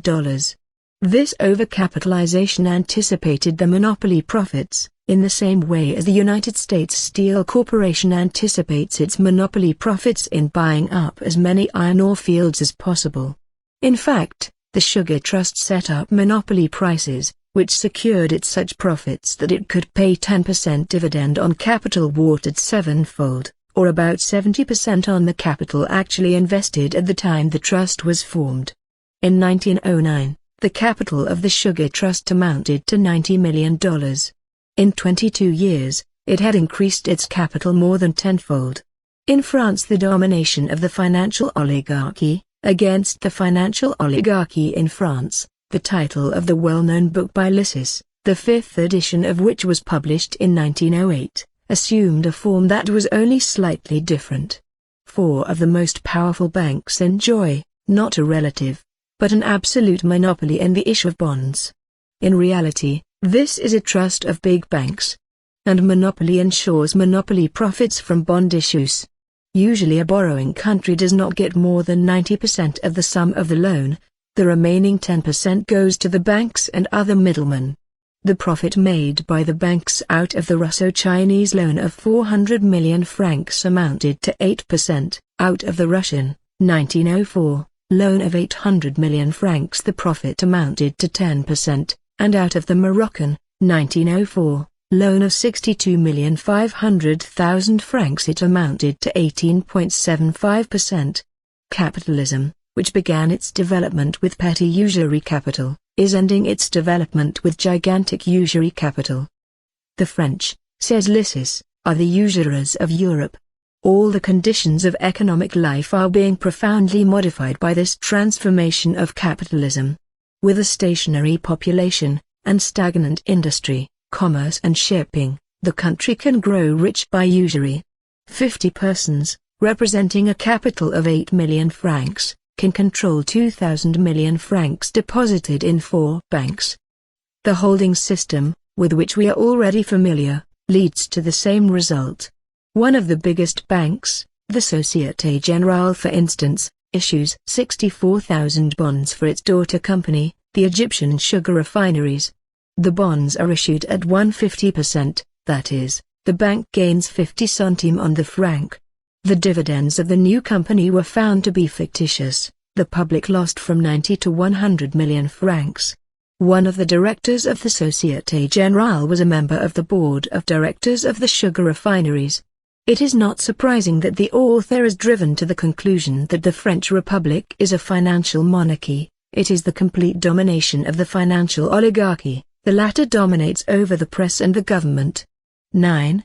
The extraordinarily high rate of profit obtained from the issue of bonds, which is one of the principal functions of finance capital, plays a very important part in the development and consolidation of the financial oligarchy. There is not a single business of this type within the country that brings in profits even approximately equal to those obtained from the flotation of foreign loans, says Die Bank. 10. No banking operation brings in profits comparable with those obtained from the issue of securities. According to the German economist, the average annual profits made on the issue of industrial stock were as follows: percent 1895, 38.6 1896, 36.1 1897, 66.7 1898, 67.7 1899, 66.9 1900, 55.2 in the 10 years from 1891 to 1900. More than 1,000 million marks were earned by issuing German industrial stock.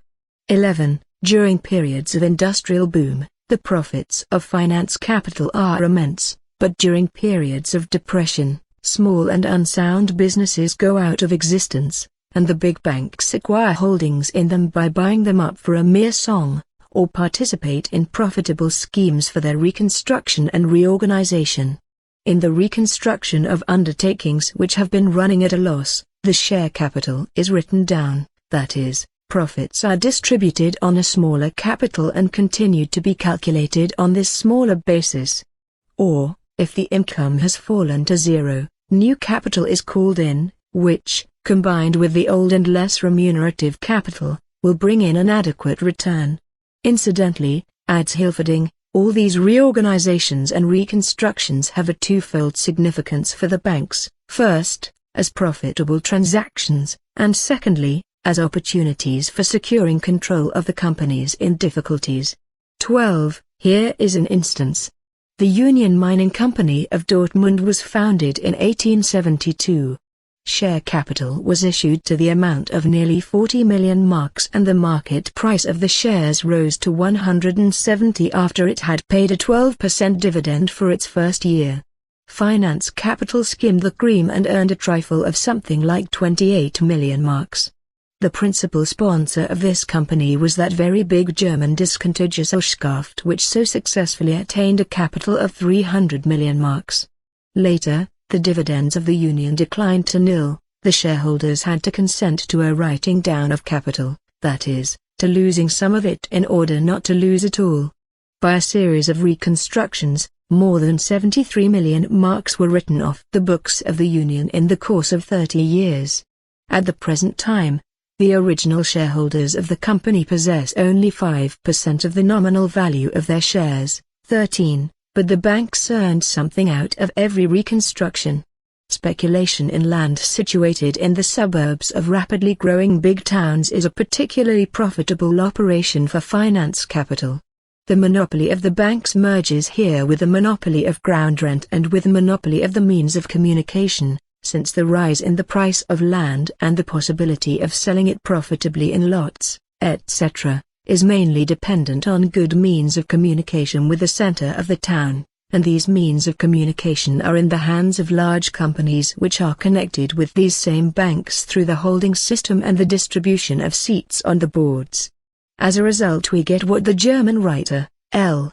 Estwage, a contributor to Die Bank who has made a special study of real estate business and mortgages, etc., calls a bog. Frantic speculation in suburban building lots, collapse of building enterprises like the Berlin firm of Boswau and Neer, which acquired as much as 100 million marks with the help of the sound and solid Deutsche Bank, the latter, of course, acting through the holding system, that is, secretly, behind the scenes, and got out of it with a loss of only 12 million marks, then the ruin of small proprietors and of workers who get nothing from the fictitious building firms, fraudulent deals with the honest Berlin police and administration for the purpose of gaining control of the issue of cadastral certificates, building licenses, etc., etc. 14. American ethics, which the European professors and well-meaning bourgeois so hypocritically deplore, have, in the age of finance capital, become the ethics of literally every large city in any country. At the beginning of 1914, there was talk in Berlin of the formation of a transport trust, that is, of establishing community of interests between the three Berlin transport undertakings, the City Electric Railway, the Tramway Company and the Omnibus Company. We have been aware, wrote Die Bank, that this plan was contemplated ever since it became known that the majority of the shares in the bus company had been acquired by the other two transport companies. We may fully believe those who are pursuing this aim when they say that by uniting the transport services, they will secure economies, part of which will in time benefit the public. But the question is complicated by the fact that behind the transport trust that is being formed are the banks, which, if they desire, can subordinate the means of transportation, which they have monopolized, to the interests of their real estate business. To be convinced of the reasonableness of such a conjecture, we need only recall that the interests of the big banks that encouraged the formation of the Electric Railway Company were already involved in it at the time the company was formed. That is to say, the interests of this transport undertaking were interlocked with the real estate interests. The point is that the eastern line of this railway was to run across land which this bank sold at an enormous profit for itself and for several partners in the transactions when it became certain the line was to be laid down. 15. A monopoly, once it is formed and controls thousands of millions, inevitably penetrates into every sphere of public life, regardless of the form of government and all other details. In German economic literature one usually comes across obsequious praise of the integrity of the Prussian bureaucracy, and allusions to the French Panama Scandal 23, and to political corruption in America. But the fact is that even bourgeois literature devoted to German banking matters constantly has to go far beyond the field of purely banking operations. It speaks, for instance, about the attraction of the banks in reference to the increasing frequency with which public officials take employment with the banks, as follows: how about the integrity of a state official who in his innermost heart is aspiring to a soft job in the Behenstress? 16. The Berlin street where the head office of the Deutsche Bank is situated. In 1909, the publisher of Die Bank, Alfred Landsberg, wrote an article entitled The Economic Significance of Byzantinism, in which he incidentally referred to Wilhelm II's tour of Palestine, and to the immediate result of this journey, the construction of the Baghdad Railway, that fatal great product of German enterprise, which is more responsible for the encirclement than all our political blunders put together. 17. By encirclement is meant the policy of Edward VII to isolate Germany and surround her with an imperialist anti-German alliance. In 1911, Estwage, the contributor to this same magazine to whom I have already referred, wrote an article entitled Plutocracy and Bureaucracy, in which he exposed, for example, the case of a German official named Volker, who was a zealous member of the cartel committee and who, it turned out some time later, obtained a lucrative post in the biggest cartel, the Steel Syndicate. Similar cases, by no means casual, forced this bourgeois author to admit that the economic liberty guaranteed by the German constitution has become in many departments of economic life, a meaningless phrase, and that under the existing rule of the plutocracy, even the widest political liberty cannot save us from being converted into a nation of unfree people. 18. As for Russia, I shall confine myself to one example. Some years ago, all the newspapers announced that Davidov, the director of the credit department of the Treasury, had resigned his post to take employment with a certain big bank at a salary which, according to the contract, would total over 1 million rubles in the course of several years.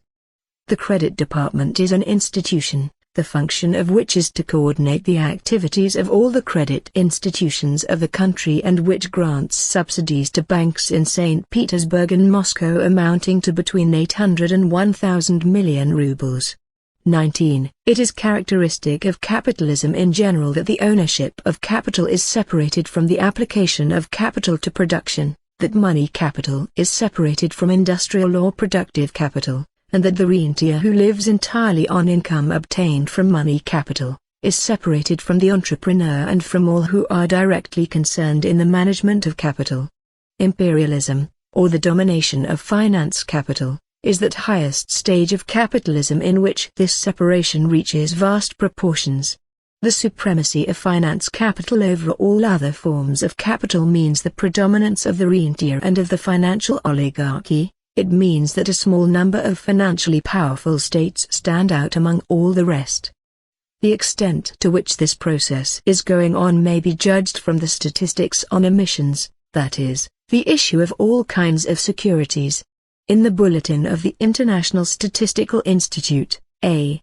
Neymark 20, has published very comprehensive, complete and comparative figures covering the issue of securities all over the world, which have been repeatedly quoted in part in economic literature.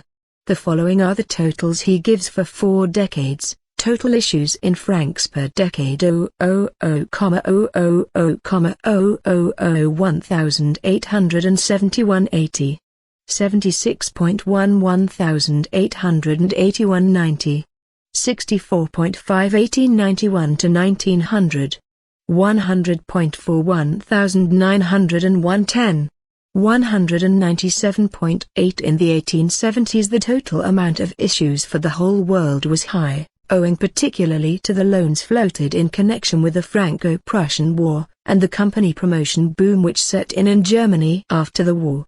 On the whole, the increase was relatively not very rapid during the 3 last decades of the 19th century, and only in the first 10 years of the 20th century is an enormous increase of almost 100% to be observed. Thus the beginning of the 20th century marks the turning point, not only in the growth of monopolies, cartels, syndicates, trusts, of which we have already spoken, but also in the growth of finance capital. Neymark estimates the total amount of issued securities current in the world in 1910 at about 815,000 million francs. Deducting from this some amounts which might have been duplicated, he reduces the total to 575,000,600,000 million, which is distributed among the various countries as follows. I take 600,000 million. Financial securities current in 1910: 0,000,000 francs, Great Britain 142, Holland 12.5, United States 132, Belgium 7.5, France 110, Spain 7.5, Germany 95, Switzerland 6.25, Russia 31, Denmark 3.75, Austria-Hungary 24, Sweden, Norway, Romania, etc. 2.5, Italy 14, Japan 12. From these figures we at once see standing out in sharp relief 4 of the richest capitalist countries, each of which holds securities to amounts ranging approximately from 100,000 to 150,000 million francs. Of these 4 countries, 2, Britain and France, are the oldest capitalist countries, and, as we shall see, possess the most colonies. The other 2, the United States and Germany, are capitalist countries leading in the rapidity of development and the degree of extension of capitalist monopolies in industry. Together, these 4 countries own 479,000 million francs, that is, nearly 80% of the world's finance capital. In one way or another, Nearly the whole of the rest of the world is more or less the debtor to and tributary of these international banker countries, these four pillars of world finance capital. It is particularly important to examine the part which the export of capital plays in creating the international network of dependence on and connections of finance capital. Chapter 4. Export of capital. Typical of the old capitalism, when free competition held undivided sway, was the export of goods. Typical of the latest stage of capitalism, when monopolies rule, is the export of capital. Capitalism is commodity production at its highest stage of development, when labor power itself becomes a commodity. The growth of internal exchange, and, particularly, of international exchange, is a characteristic feature of capitalism. The uneven and spasmodic development of individual enterprises, individual branches of industry and individual countries is inevitable under the capitalist system. England became a capitalist country before any other, and by the middle of the 19th century, having adopted free trade, claimed to be the workshop of the world, the supplier of manufactured goods to all countries, which in exchange were to keep her provided with raw materials. But in the last quarter of the 19th century, this monopoly was already undermined, for other countries, sheltering themselves with protective tariffs, developed into independent capitalist states. On the threshold of the 20th century we see the formation of a new type of monopoly, firstly, monopolist associations of capitalists in all capitalistically developed countries, secondly, the monopolist position of a few very rich countries, in which the accumulation of capital has reached gigantic proportions. An enormous surplus of capital has arisen in the advanced countries. It goes without saying that if capitalism could develop agriculture, which today is everywhere lagging terribly behind industry, if it could raise the living standards of the masses, who in spite of the amazing technical progress are everywhere still half-starved and poverty-stricken, there could be no question of a surplus of capital. This argument is very often advanced by the petty bourgeois critics of capitalism. But if capitalism did these things it would not be capitalism, for both uneven development and a semi-starvation level of existence of the masses are fundamental and inevitable conditions and constitute premises of this mode of production. As long as capitalism remains what it is, surplus capital will be utilized not for the purpose of raising the standard of living of the masses in a given country, for this would mean a decline in profits for the capitalists, but for the purpose of increasing profits by exporting capital abroad to the backward countries. In these backward countries profits are usually high, for capital is scarce, the price of land is relatively low, wages are low, raw materials are cheap. The export of capital is made possible by a number of backward countries having already been drawn into world capitalist intercourse. Main railways have either been or are being built in those countries, elementary conditions for industrial development have been created, etc. The need to export capital arises from the fact that in a few countries capitalism has become overripe and, owing to the backward state of agriculture and the poverty of the masses, capital cannot find a field for profitable investment. Here are approximate figures showing the amount of capital invested abroad by the three principal countries. 1. Capital invested abroad 000,000 francs year Great Britain France Germany 1862 3.6 1872 15.010 1869 1882 22.015 1880 1893 42.020 1890 1902 62.027 37 12.5 1914 75 100.000 44.0 This table shows that the export of capital reached enormous dimensions only at the beginning of the 20th century.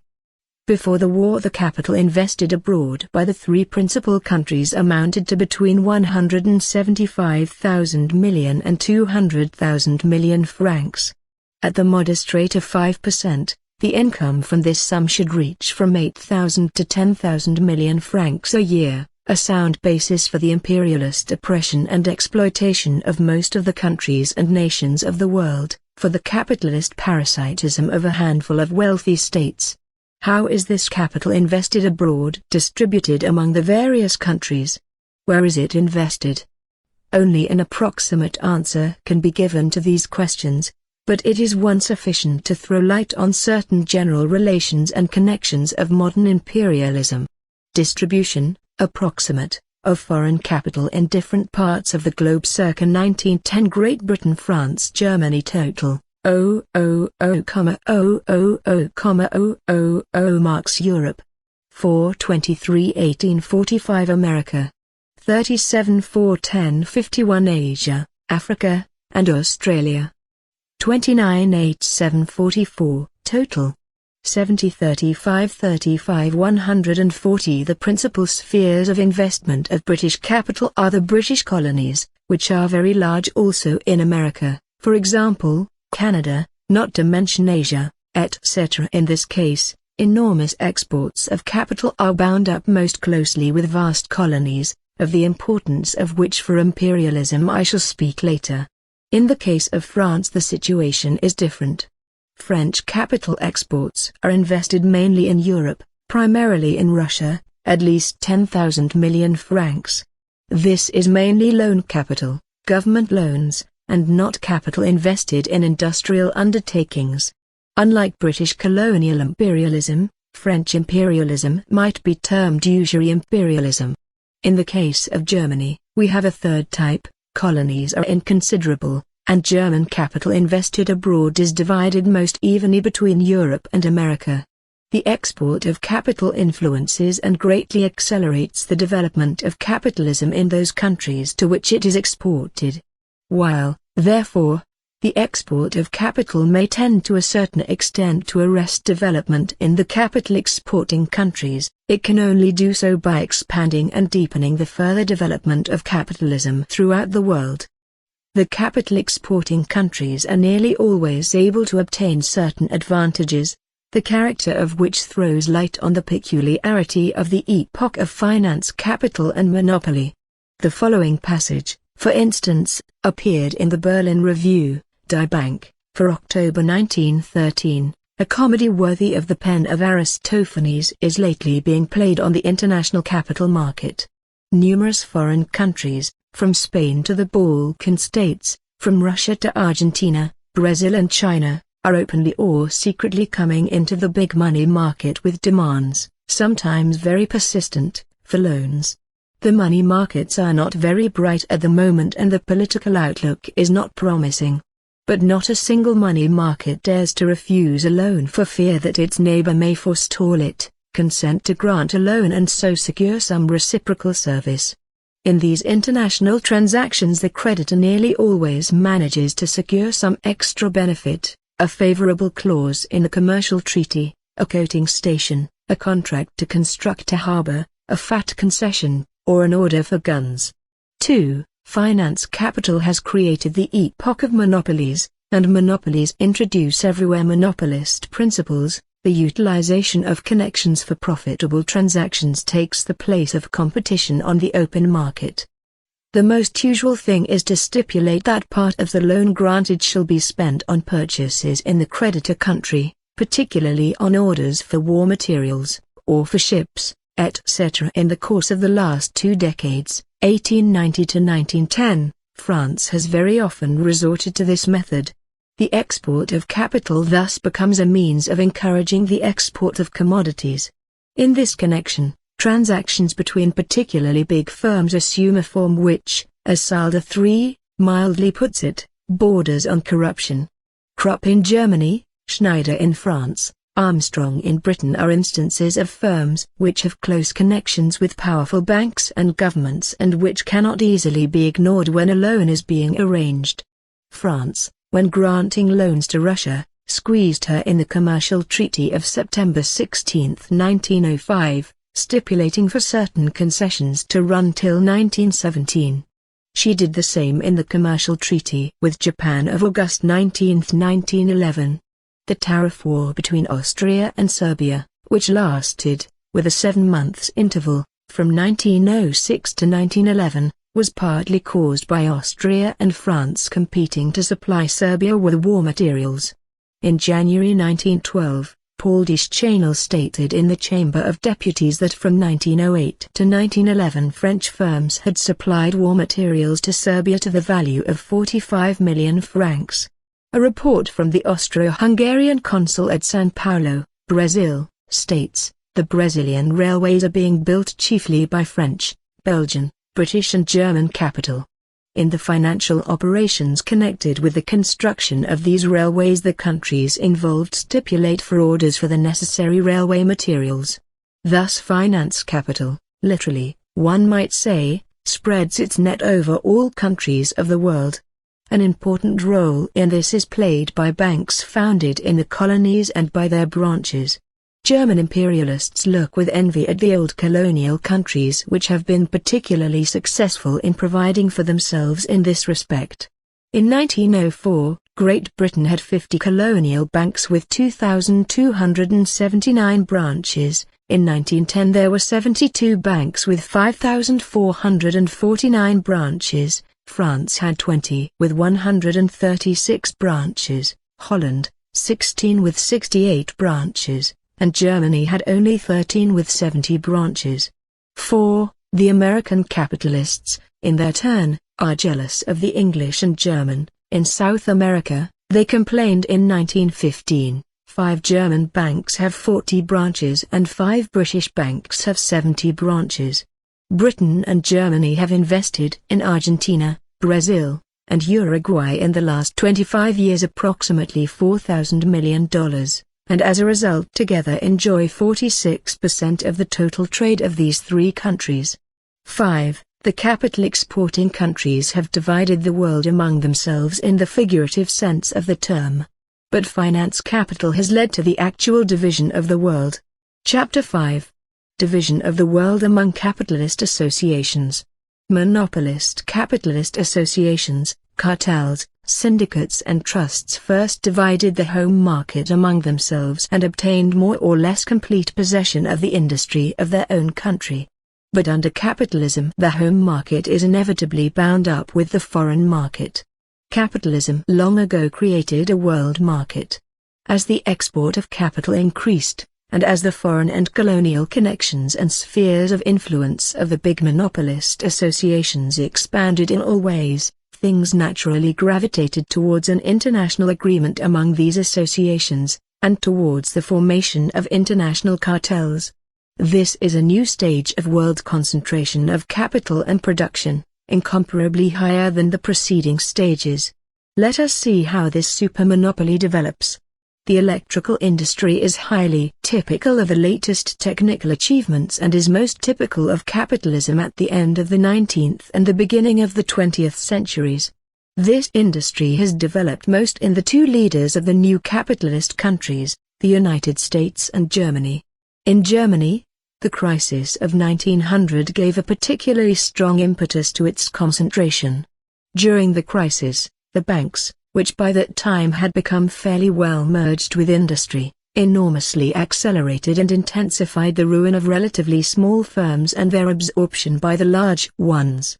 The banks, writes Jadels, refused a helping hand to the very firms in greatest need of capital, and brought on first a frenzied boom and then the hopeless failure of the companies which had not been connected with them closely enough. 1. As a result, after 1900, concentration in Germany progressed with giant strides. Up to 1900 there had been 7 or 8 groups in the electrical industry. Each consisted of several companies, altogether there were 28, and each was backed by from 2 to 11 banks. Between 1908 and 1912 all these groups were merged into 2, or 1. The following diagram shows the process. Groups in the electrical industry prior to 1900. Felton and Lamire, Guillaume, Union A. For example, Siemens Schuckert and Halsk and Company, Bergman, Kummer. Felton and Lamire, vertical bar underscore underscore underscore underscore underscore underscore underscore underscore underscore underscore underscore underscore, A. For example GEC, underscore underscore underscore underscore underscore underscore underscore vertical bar, Siemens and Halskirchen vertical bar underscore underscore underscore underscore underscore underscore underscore underscore Bergman underscore underscore underscore underscore underscore vertical bar failed in 1900 by 1912. For example, GEC, Siemens and Halskirchen, in close cooperation since 1908. The famous for example, General Electric Company, which grew up in this way, controls 175 to 200 companies through the holding system, and a total capital of approximately 1,500 million marks. Of direct agencies abroad alone, it has 34, of which 12 are joint stock companies, in more than 10 countries.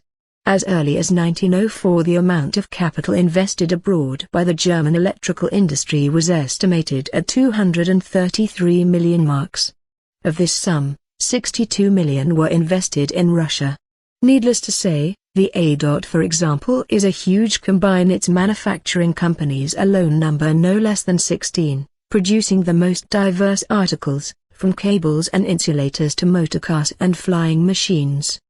But concentration in Europe was also a component part of the process of concentration in America, which developed in the following way. General Electric Company United States, Thomas Houston Company establishes a firm in Europe. Edison Company establishes in Europe the French Edison Company, which transfers its patents to the German firm Germany, Union Electric Company, General Electric Company, for example. Thus, two electrical great powers were formed. There are no other electrical companies in the world completely independent of them, wrote Hynek in his article The Path of the Electric Trust. An idea, although far from complete, of the turnover and the size of the enterprises of the two trusts can be obtained from the following figures: turnover 0,000 marks, number of employees, net profits 0,000 marks. America, General Electric Co., GEC 1907-1910 252 298 28,000 32,000 35.4 45.6 Germany, General Electric Co., for example, 1907-1911 216 362 30,000 814.5 21.7 and then, in 1907, the German and American trusts concluded an agreement by which they divided the world between them. Competition between them ceased. The American General Electric Company, GEC, got the United States and Canada.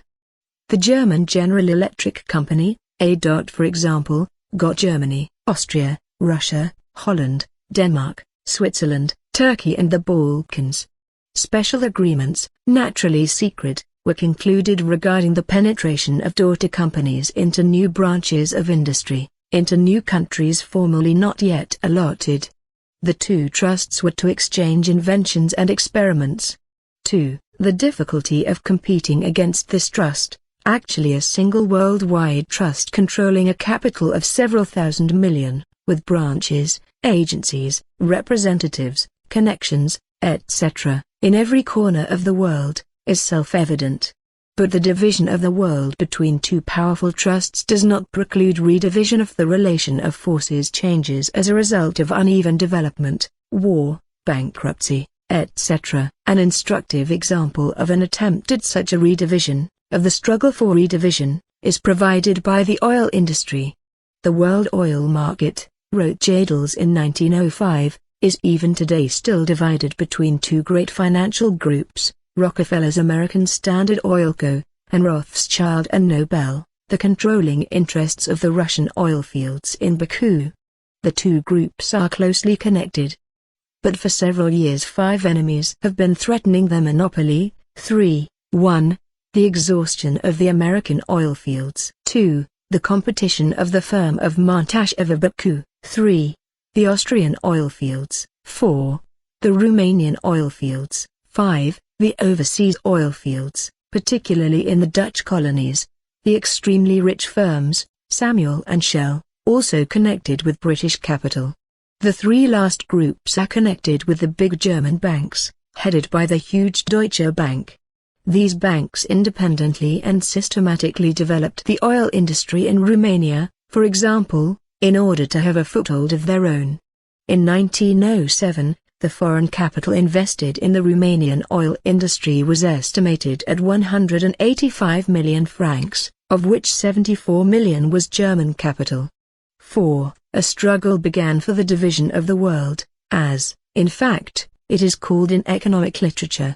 On the one hand, the Rockefeller Oil Trust wanted to lay its hands on everything. It formed a daughter company right in Holland, and bought up oil fields in the Dutch Indies, in order to strike at its principal enemy, the Anglo-Dutch Shell Trust. On the other hand, the Deutsche Bank and the other German banks aimed at retaining Romania for themselves and at uniting her with Russia against Rockefeller. The latter possessed far more capital and an excellent system of oil transportation and distribution. The struggle had to end, and did end in 1907, with the utter defeat of the Deutsche Bank, which was confronted with the alternative, either to liquidate its oil interests and lose millions, or submit. It chose to submit, and concluded a very disadvantageous agreement with the oil trust. The Deutsche Bank agreed not to attempt anything which might injure American interests. Provision was made, however, for the annulment of the agreement in the event of Germany establishing a state oil monopoly. Then the comedy of oil began. One of the German finance kings, von Gwinner, a director of the Deutsche Bank, through his private secretary, Storrs, launched a campaign for a state oil monopoly. The gigantic machine of the huge German bank and all its wide connections was set in motion. The press bubbled over with patriotic indignation against the yoke of the American trust, and, on March 15, 1911, the Reichstag, by an almost unanimous vote, adopted a motion asking the government to introduce a bill for the establishment of an oil monopoly. The government seized upon this popular idea, and the game of the Deutsche Bank, which hoped to cheat its American counterpart and improve its business by a state monopoly, appeared to have been won. The German oil magnates already saw visions of enormous profits, which would not be less than those of the Russian sugar refiners. But, firstly, the big German banks quarreled among themselves over the division of the spoils. The discontented Gesellschaft exposed the covetous aims of the Deutsche Bank. Secondly, the government took fright at the prospect of a struggle with Rockefeller, for it was very doubtful whether Germany could be sure of obtaining oil from other sources.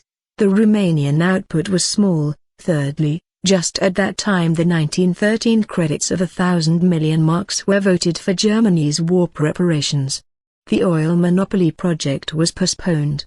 The Rockefeller Oil Trust came out of the struggle, for the time being, victorious. The Berlin Review, Die Bank, wrote in this connection that Germany could fight the oil trust only by establishing an electricity monopoly and by converting water power into cheap electricity. But, the author added, the electricity monopoly will come when the producers need it, that is to say, when the next great crash in the electrical industry is imminent, and when the gigantic, expensive power stations now being put up at great cost everywhere by private electrical concerns, which are already obtaining certain franchises from towns, from states, etc., can no longer work at a profit. Water power will then have to be used. But it will be impossible to convert it into cheap electricity at state expense. It will also have to be handed over to a private monopoly controlled by the state, because private industry has already concluded a number of contracts and has stipulated for heavy compensation. So it was with the nitrate monopoly, so it is with the oil monopoly, so it will be with the electric power monopoly. It is time our state socialists, who allow themselves to be blinded by a beautiful principle, understood, at last, that in Germany the monopolies have never pursued the aim, nor have they had the result, of benefiting the consumer, or even of handing over to the state part of the promoter's profits. They have served only to facilitate, at the expense of the state, the recovery of private industries which were on the verge of bankruptcy. 5. Such are the valuable admissions which the German bourgeois economists are forced to make. We see plainly here how private and state monopolies are interwoven in the epoch of finance capital, how both are but separate links in the imperialist struggle between the big monopolists for the division of the world. In merchant shipping, the tremendous development of concentration has ended also in the division of the world. In Germany, two powerful companies have come to the fore, the Hamburg America and the Norddeutsche Lloyd, each having a capital of 200 million marks, in stocks and bonds, and possessing shipping tonnage to the value of 185 to 189 million marks.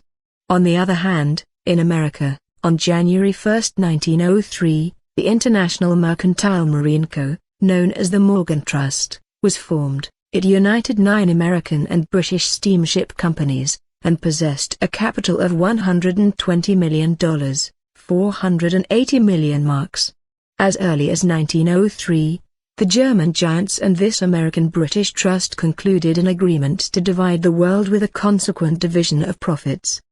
The German companies undertook not to compete in the Anglo-American traffic. Which ports were to be allotted to each was precisely stipulated, a joint committee of control was set up, etc. This agreement was concluded for 20 years, with the prudent provision for its annulment in the event of war. 6. Extremely instructive also is the story of the formation of the International Rail Cartel. The first attempt of the British, Belgian and German rail manufacturers to form such a cartel was made as early as 1884, during a severe industrial depression. The manufacturers agreed not to compete with one another in the home markets of the countries involved, and they divided the foreign markets in the following quotas: Great Britain, 66%, Germany, 27%, Belgium, 7%. India was reserved entirely for Great Britain. Joint war was declared against a British firm which remained outside the cartel, the cost of which was met by a percentage levy on all sales. But in 1886 the cartel collapsed when 2 British firms retired from it. It is characteristic that agreement could not be achieved during subsequent boom periods. At the beginning of 1904, the German Steel Syndicate was formed. In November 1904, the International Rail Cartel was revived, with the following quotas: Britain, 53.5%, Germany, 28.83%, Belgium, 17.67%. France came in later and received 4.8%, 5.8% and 6.4% in the first, second and third year respectively, over and above the 100% limit, that is, out of a total of 104.8%, etc. In 1905, the United States Steel Corporation entered the cartel, then Austria and Spain.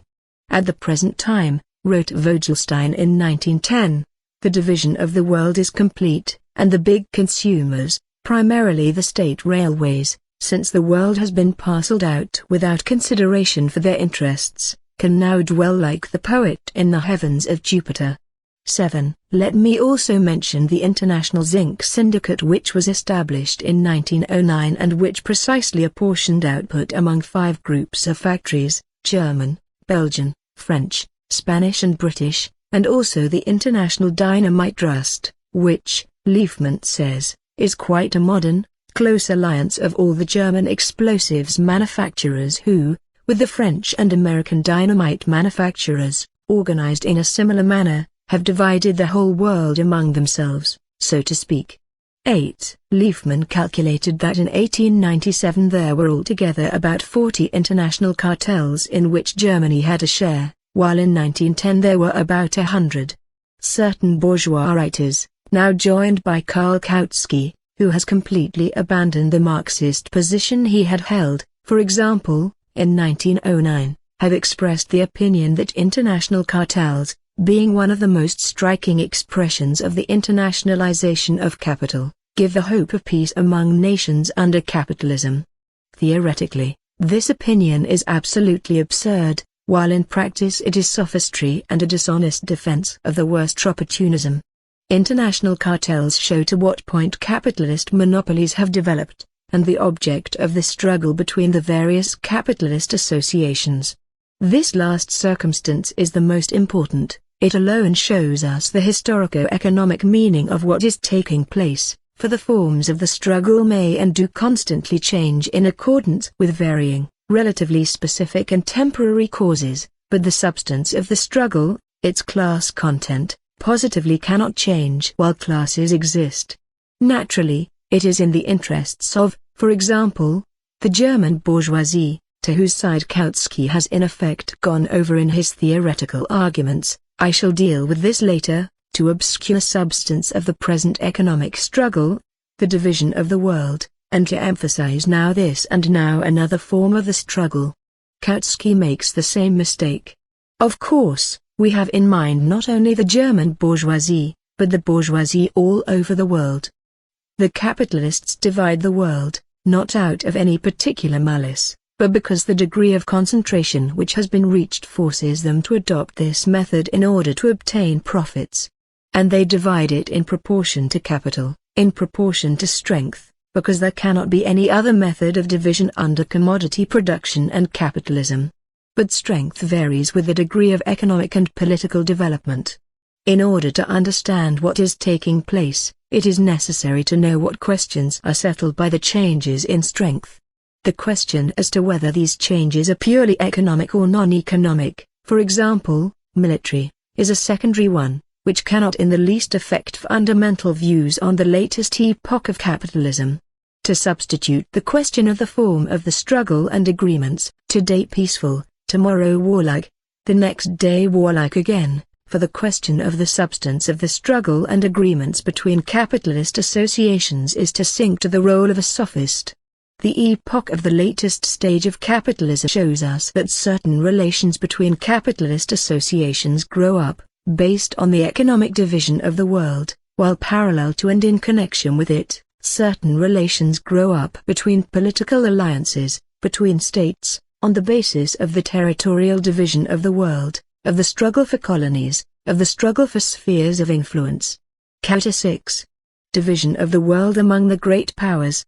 In his book, On the Territorial Development of the European Colonies, A. Supan, 1, the geographer, gives the following brief summary of this development at the end of the 19th century. Percentage of territory belonging to the European colonial powers including the United States 1876-1900 increase or decrease Africa 10.8 90.4 plus 79.6 Polynesia 56.8 98.9 plus 42.1 Asia 51.5 56.6 plus 5.1 Australia 100.0 100.0 America 27.5 27.2 minus 0.3. The characteristic feature of this period, he concludes, is, therefore, the division of Africa and Polynesia. As there are no unoccupied territories, that is, territories that do not belong to any state in Asia and America, it is necessary to amplify Supan's conclusion and say that the characteristic feature of the period under review is the final partitioning of the globe, final, not in the sense that repartition is impossible, on the contrary, repartitions are possible and inevitable, but in the sense that the colonial policy of the capitalist countries has completed the seizure of the unoccupied territories on our planet. For the first time the world is completely divided up, so that in the future only redivision is possible, that is, territories can only pass from one owner to another, instead of passing as ownerless territory to an owner. Hence, we are living in a peculiar epoch of world colonial policy, which is most closely connected with the latest stage in the development of capitalism, with finance capital. For this reason, it is essential first of all to deal in greater detail with the facts, in order to ascertain as exactly as possible what distinguishes this epoch from those preceding it, and what the present situation is. In the first place, two questions of fact arise here: is an intensification of colonial policy, a sharpening of the struggle for colonies, observed precisely in the epoch of finance capital? And how, in this respect, is the world divided at the present time? The American writer, Morris, in his book On the History of Colonization, 2, made an attempt to sum up the data on the colonial possessions of Great Britain, France and Germany during different periods of the 19th century. The following is a brief summary of the results he has obtained, Colonial possessions year Great Britain France Germany area 000,000 square meters, Bop. 000,000 area 000,000 square meters, Bop. 000,000 area 000,000 square meters, Bop. 000,000 1830 126.40.020.5 1862.5 145.10.23.4 1887.7 267.90.77.5 1899 9.3 309.03.7 56.4 1.0 for Great Britain. The period of the enormous expansion of colonial conquests was that between 1860 and 1880, and it was also very considerable in the last 20 years of the 19th century. For France and Germany this period falls precisely in these 20 years. We saw above that the development of pre-monopoly capitalism, of capitalism in which free competition was predominant, reached its limit in the 1860s and 1870s. We now see that it is precisely after that period that the tremendous boom in colonial conquests begins, and that the struggle for the territorial division of the world becomes extraordinarily sharp. It is beyond doubt, therefore, that capitalism's transition to the stage of monopoly capitalism, to finance capital, is connected with the intensification of the struggle for the partitioning of the world. Hobson, in his work on imperialism, marks the years 1884 to 1900 as the epoch of intensified expansion of the chief European states. According to his estimate, Great Britain during these years acquired 3,700,000 square miles of territory with 57 million inhabitants, France, 3,600,000 square miles with 36,500,000, Germany, 1 million square miles with 14,700,000, Belgium, 900,000 square miles with 30 million, Portugal, 800,000 square miles with 9 million inhabitants. The scramble for colonies by all the capitalist states at the end of the 19th century and particularly since the 1880s is a commonly known fact in the history of diplomacy and of foreign policy. In the most flourishing period of free competition in Great Britain, that is, between 1840 and 1860, the leading British bourgeois politicians were opposed to colonial policy and were of the opinion that the liberation of the colonies, their complete separation from Britain, was inevitable and desirable. M. Beer, in an article, Modern British Imperialism, 3, published in 1898, shows that in 1852, Disraeli, a statesman who was generally inclined towards imperialism, declared, "The colonies are millstones round our necks." But at the end of the 19th century the British heroes of the hour were Cecil Rhodes and Joseph Chamberlain, who openly advocated imperialism and applied the imperialist policy in the most cynical manner. It is not without interest to observe that even then these leading British bourgeois politicians saw the connection between what might be called the purely economic and the socio-political roots of modern imperialism. Chamberlain advocated imperialism as a true, wise and economical policy, and pointed particularly to the German, American and Belgian competition which Great Britain was encountering in the world market. Salvation lies in monopoly, said the capitalists as they formed cartels, syndicates and trusts. Salvation lies in monopoly, echoed the political leaders of the bourgeoisie, hastening to appropriate the parts of the world not yet shared out. And Cecil Rhodes, we are informed by his intimate friend, the journalist Stead, expressed his imperialist views to him in 1895 and the following terms: "I was in the East End of London, a working-class quarter, yesterday and attended a meeting of the unemployed. I listened to the wild speeches, which were just a cry for bread. Bread. And on my way home I pondered over the scene and I became more than ever convinced of the importance of imperialism. My cherished idea is a solution for the social problem, that is, in order to save the 40 million inhabitants of the United Kingdom from a bloody civil war, We colonial statesmen must acquire new lands to settle the surplus population, to provide new markets for the goods produced in the factories and mines. The empire, as I have always said, is a bread and butter question. If you want to avoid civil war, you must become imperialists. 4. That was said in 1895 by Cecil Rhodes, millionaire, a king of finance, the man who was mainly responsible for the Anglo-Boer War. True, his defense of imperialism is crude and cynical, but in substance it does not differ from the theory advocated by Messrs. Maslov, Sudicum, Portesov, David, the founder of Russian Marxism and others. Cecil Rhodes was a somewhat more honest social chauvinist. To present as precise a picture as possible of the territorial division of the world and of the changes which have occurred during the last decades in this respect, I shall utilize the data furnished by Supan in the work already quoted on the colonial possessions of all the powers of the world.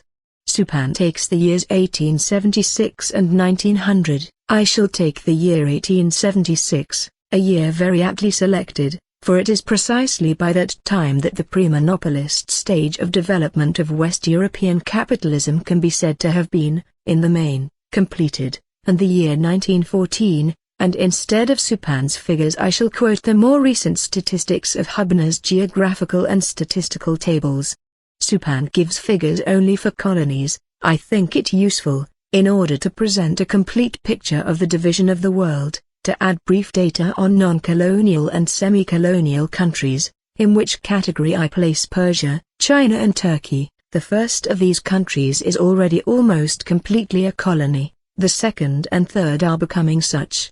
We thus get the following result: colonial possessions of the great powers 0,000,000 square kilometers and 0,000,000 inhabitants. Colonies. Metropolitan countries total 1876, 1914, 1914, 1914. Area pop. Area pop. Area pop. Area pop.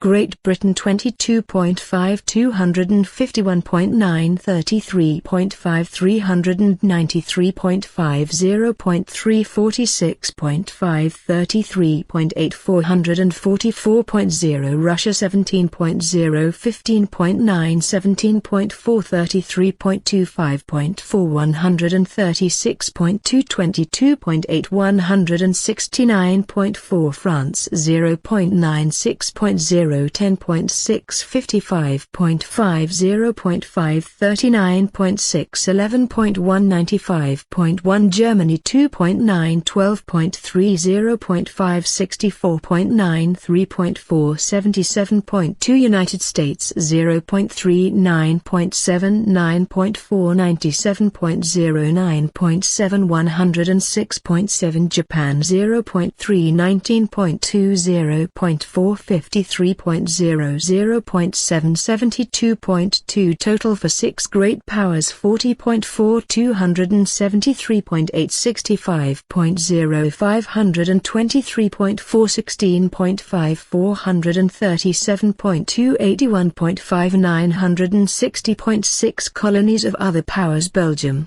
Holland, etc. 9.9, 45.3. Semi-colonial countries: Persia, China, Turkey. 14.5, 361.2. Other countries 28.0, 289.9. Total for the world 133.9, 1657.0. We clearly see from these figures how complete was the partition of the world at the turn of the 20th century. After 1876, colonial possessions increased to enormous dimensions, by more than 50%. From 40 million to 65 million square kilometers for the 6 biggest powers. The increase amounts to 25 million square kilometers, 50% more than the area of the metropolitan countries, 16,500,000 square kilometers.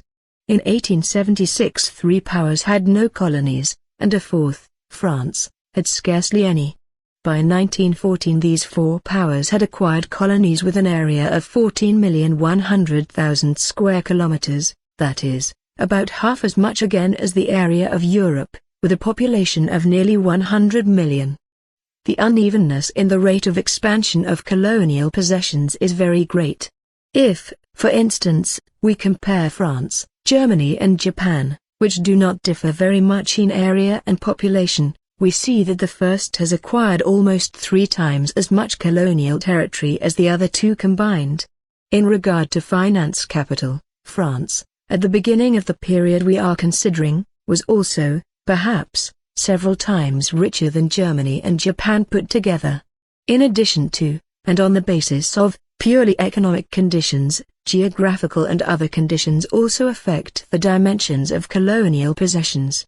However strong the process of leveling the world, of leveling the economic and living conditions in different countries, may have been in the past decades as a result of the pressure of large-scale industry, exchange and finance capital, considerable differences still remain, and among the 6 countries mentioned we see, firstly, young capitalist countries, America, Germany, Japan, whose progress has been extraordinarily rapid, secondly, countries with an old capitalist development, France and Great Britain, whose progress lately has been much slower than that of the previously mentioned countries, and thirdly, a country most backward economically, Russia, where modern capitalist imperialism is enmeshed, so to speak, in a particularly close network of pre-capitalist relations.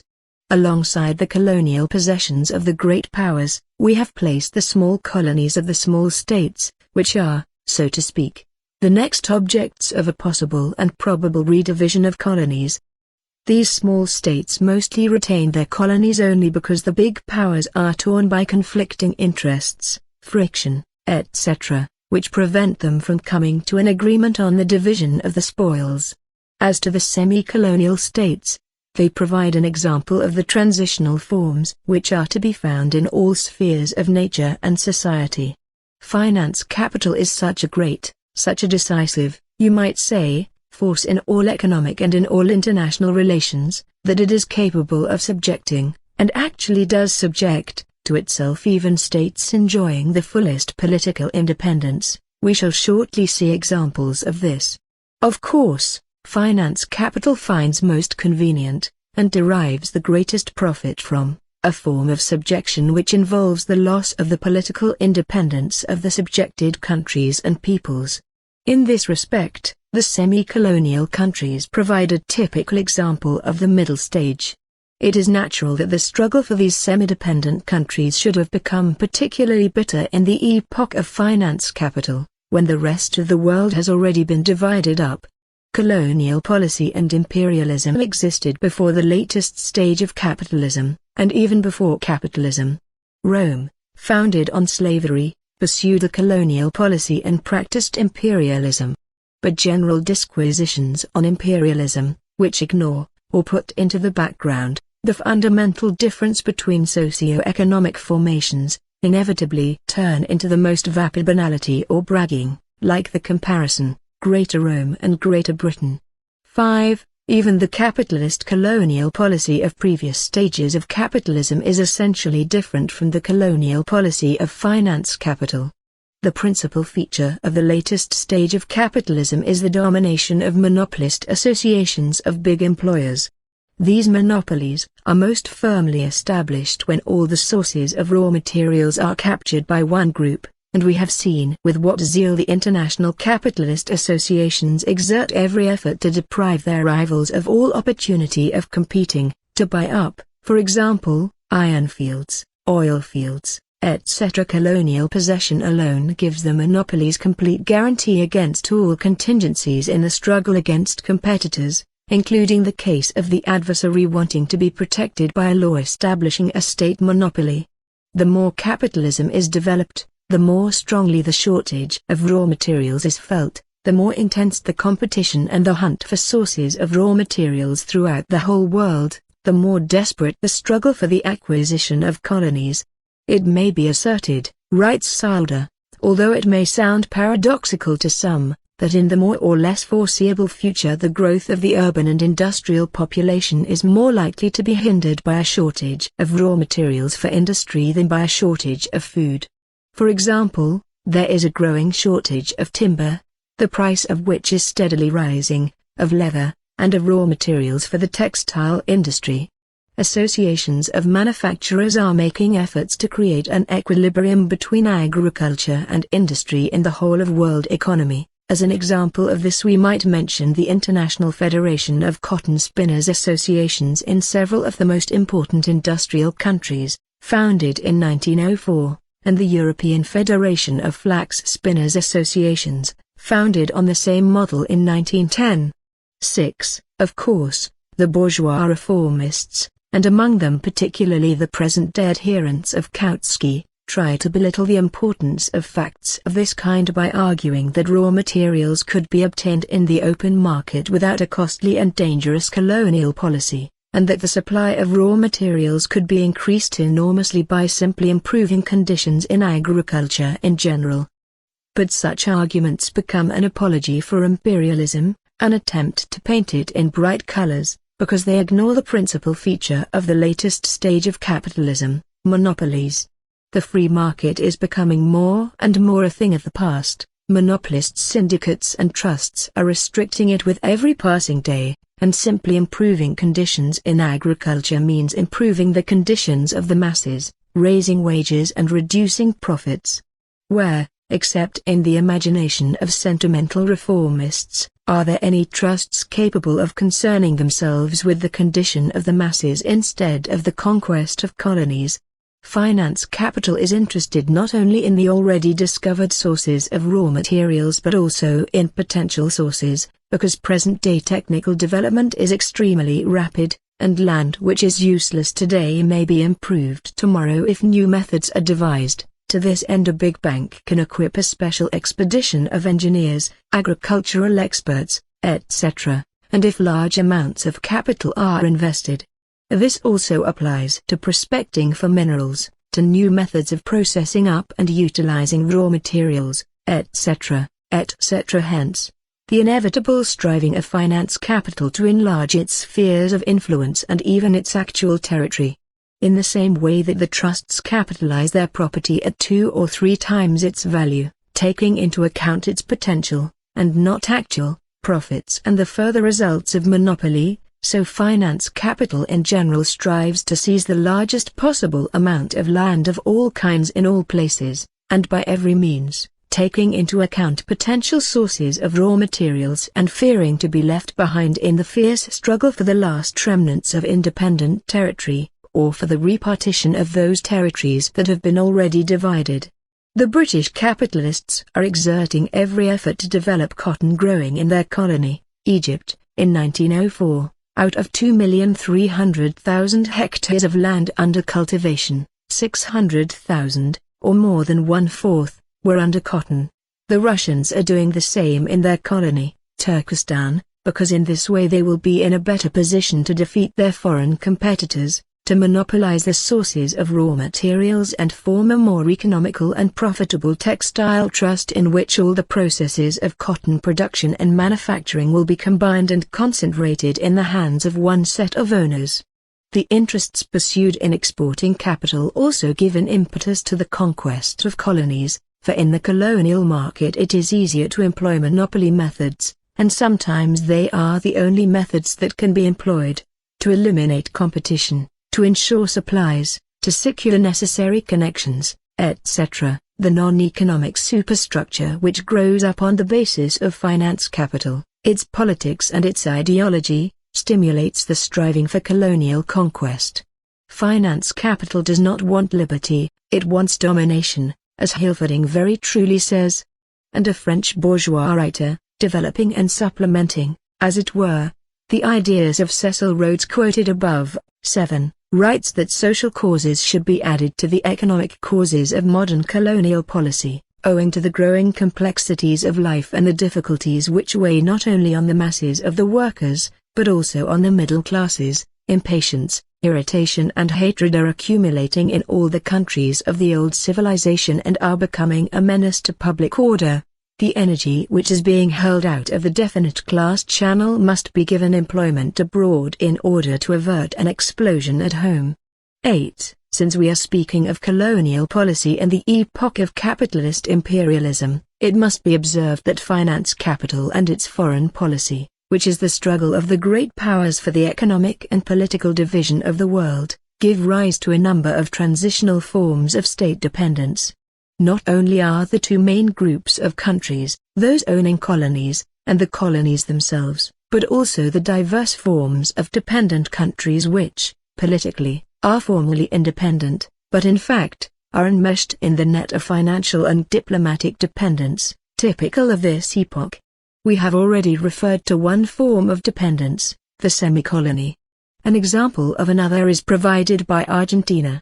South America, and especially Argentina, writes Charles Gay Evernitz in his work on British imperialism, is so dependent financially on London that it ought to be described as almost a British commercial colony. 9. Basing himself on the reports of the Austro-Hungarian consul at Buenos Aires for 1909, Saldra estimated the amount of British capital invested in Argentina at 8,750 million francs. It is not difficult to imagine what strong connections British finance capital, and its faithful friend, diplomacy, thereby acquires with the Argentine bourgeoisie, with the circles that control the whole of that country's economic and political life. A somewhat different form of financial and diplomatic dependence, accompanied by political independence, is presented by Portugal. Portugal is an independent sovereign state, but actually, for more than 200 years, since the War of the Spanish Succession, 1701–14, it has been a British protectorate. Great Britain has protected Portugal and her colonies in order to fortify her own positions in the fight against her rivals, Spain and France. In return, Great Britain has received commercial privileges, preferential conditions for importing goods and especially capital into Portugal and the Portuguese colonies, the right to use the ports and islands of Portugal, her telegraph cables, etc., etc. 10. Relations of this kind have always existed between big and little states, but in the epoch of capitalist imperialism they become a general system. They form part of the sum total of divide-the-world relations and become links in the chain of operations of world finance capital. In order to finish with the question of the division of the world, I must make the following additional observation. This question was raised quite openly and definitely not only in American literature after the Spanish-American War, and in English literature after the Anglo-Boer War, at the very end of the 19th century and the beginning of the 20th. Not only has German literature, which has most jealously watched British imperialism, systematically given its appraisal of this fact. This question has also been raised in French bourgeois literature as definitely and broadly as is thinkable from the bourgeois point of view.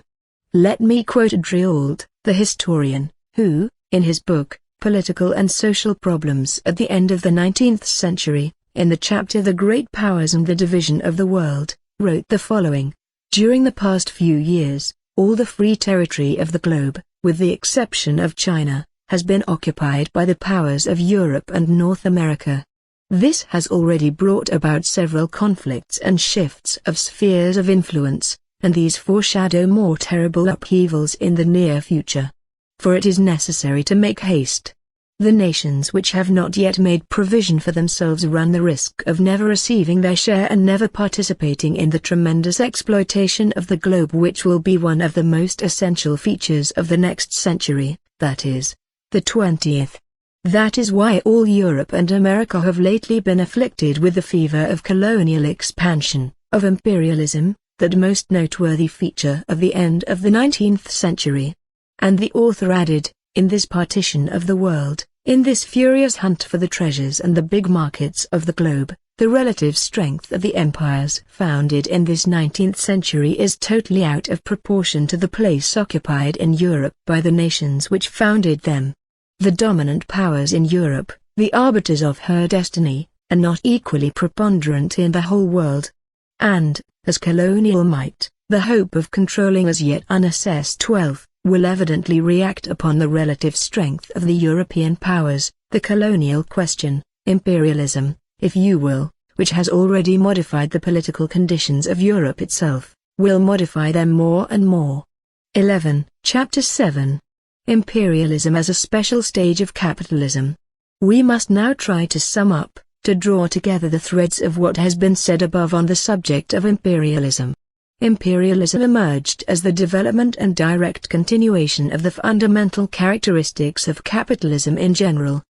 But capitalism only became capitalist imperialism at a definite and very high stage of its development, when certain of its fundamental characteristics began to change into their opposites, when the features of the epoch of transition from capitalism to a higher social and economic system had taken shape and revealed themselves in all spheres. Economically, the main thing in this process is the displacement of capitalist free competition by capitalist monopoly.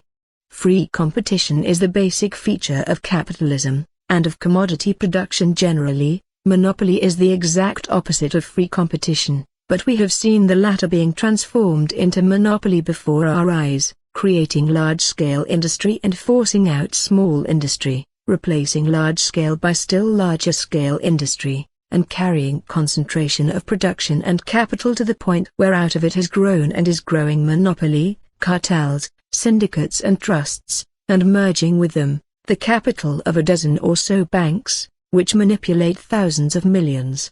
At the same time, the monopolies, which have grown out of free competition, do not eliminate the latter, but exist above it and alongside it, and thereby give rise to a number of very acute, intense antagonisms, frictions and conflicts. Monopoly is the transition from capitalism to a higher system. If it were necessary to give the briefest possible definition of imperialism, we should have to say that imperialism is the monopoly stage of capitalism.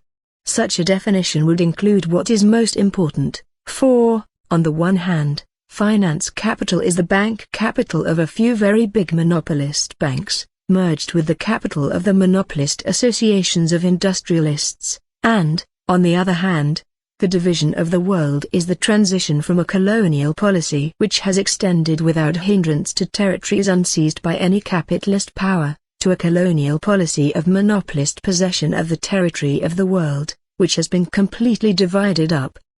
But the very brief definitions, although convenient, for they sum up the main points, are nevertheless inadequate, since we have to deduce from them some especially important features of the phenomenon that has to be defined.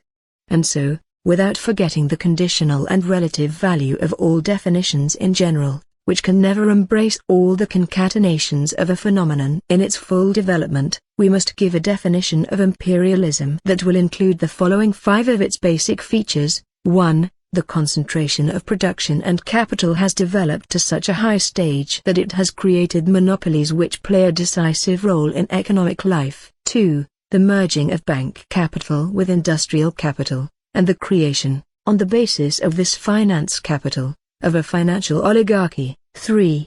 The export of capital as distinguished from the export of commodities acquires exceptional importance. 4. The formation of international monopolist capitalist associations which share the world among themselves, and 5. The territorial division of the whole world among the biggest capitalist powers is completed. Imperialism is capitalism at that stage of development at which the dominance of monopolies and finance capital is established, in which the export of capital has acquired pronounced importance, in which the division of the world among the international trusts has begun, in which the division of all territories of the globe among the biggest capitalist powers has been completed. We shall see later that imperialism can and must be defined differently if we bear in mind not only the basic, purely economic concepts, to which the above definition is limited, but also the historical place of this stage of capitalism in relation to capitalism in general, or the relation between imperialism and the 2 main trends in the working class movement.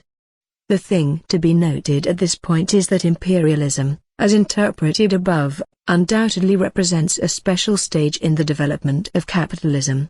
To enable the reader to obtain the most well-grounded idea of imperialism, I deliberately tried to quote as extensively as possible bourgeois economists who have to admit the particularly incontrovertible facts concerning the latest stage of capitalist economy. With the same object in view, I have quoted detailed statistics which enable one to see to what degree bank capital, etc., has grown, in what precisely the transformation of quantity into quality, of developed capitalism into imperialism, was expressed. Needless to say, of course, all boundaries in nature and in society are conventional and changeable, and it would be absurd to argue, for example, about the particular year or decade in which imperialism definitely became established. In the matter of defining imperialism, however, we have to enter into controversy, primarily, with Karl Kautsky, the principal Marxist theoretician of the epoch of the so-called Second International, that is, of the 25 years between 1889 and 1914. The fundamental ideas expressed in our definition of imperialism were very resolutely attacked by Kautsky in 1915, and even in November 1914, when he said that imperialism must not be regarded as a phase or stage of economy, but as a policy, a definite policy preferred by finance capital, that imperialism must not be identified with present-day capitalism, that if imperialism is to be understood to mean all the phenomena of present-day capitalism, cartels, protection, the domination of the financiers, and colonial policy, then the question as to whether imperialism is necessary to capitalism becomes reduced to the flattest tautology, because, in that case, imperialism is naturally a vital necessity for capitalism, and so on.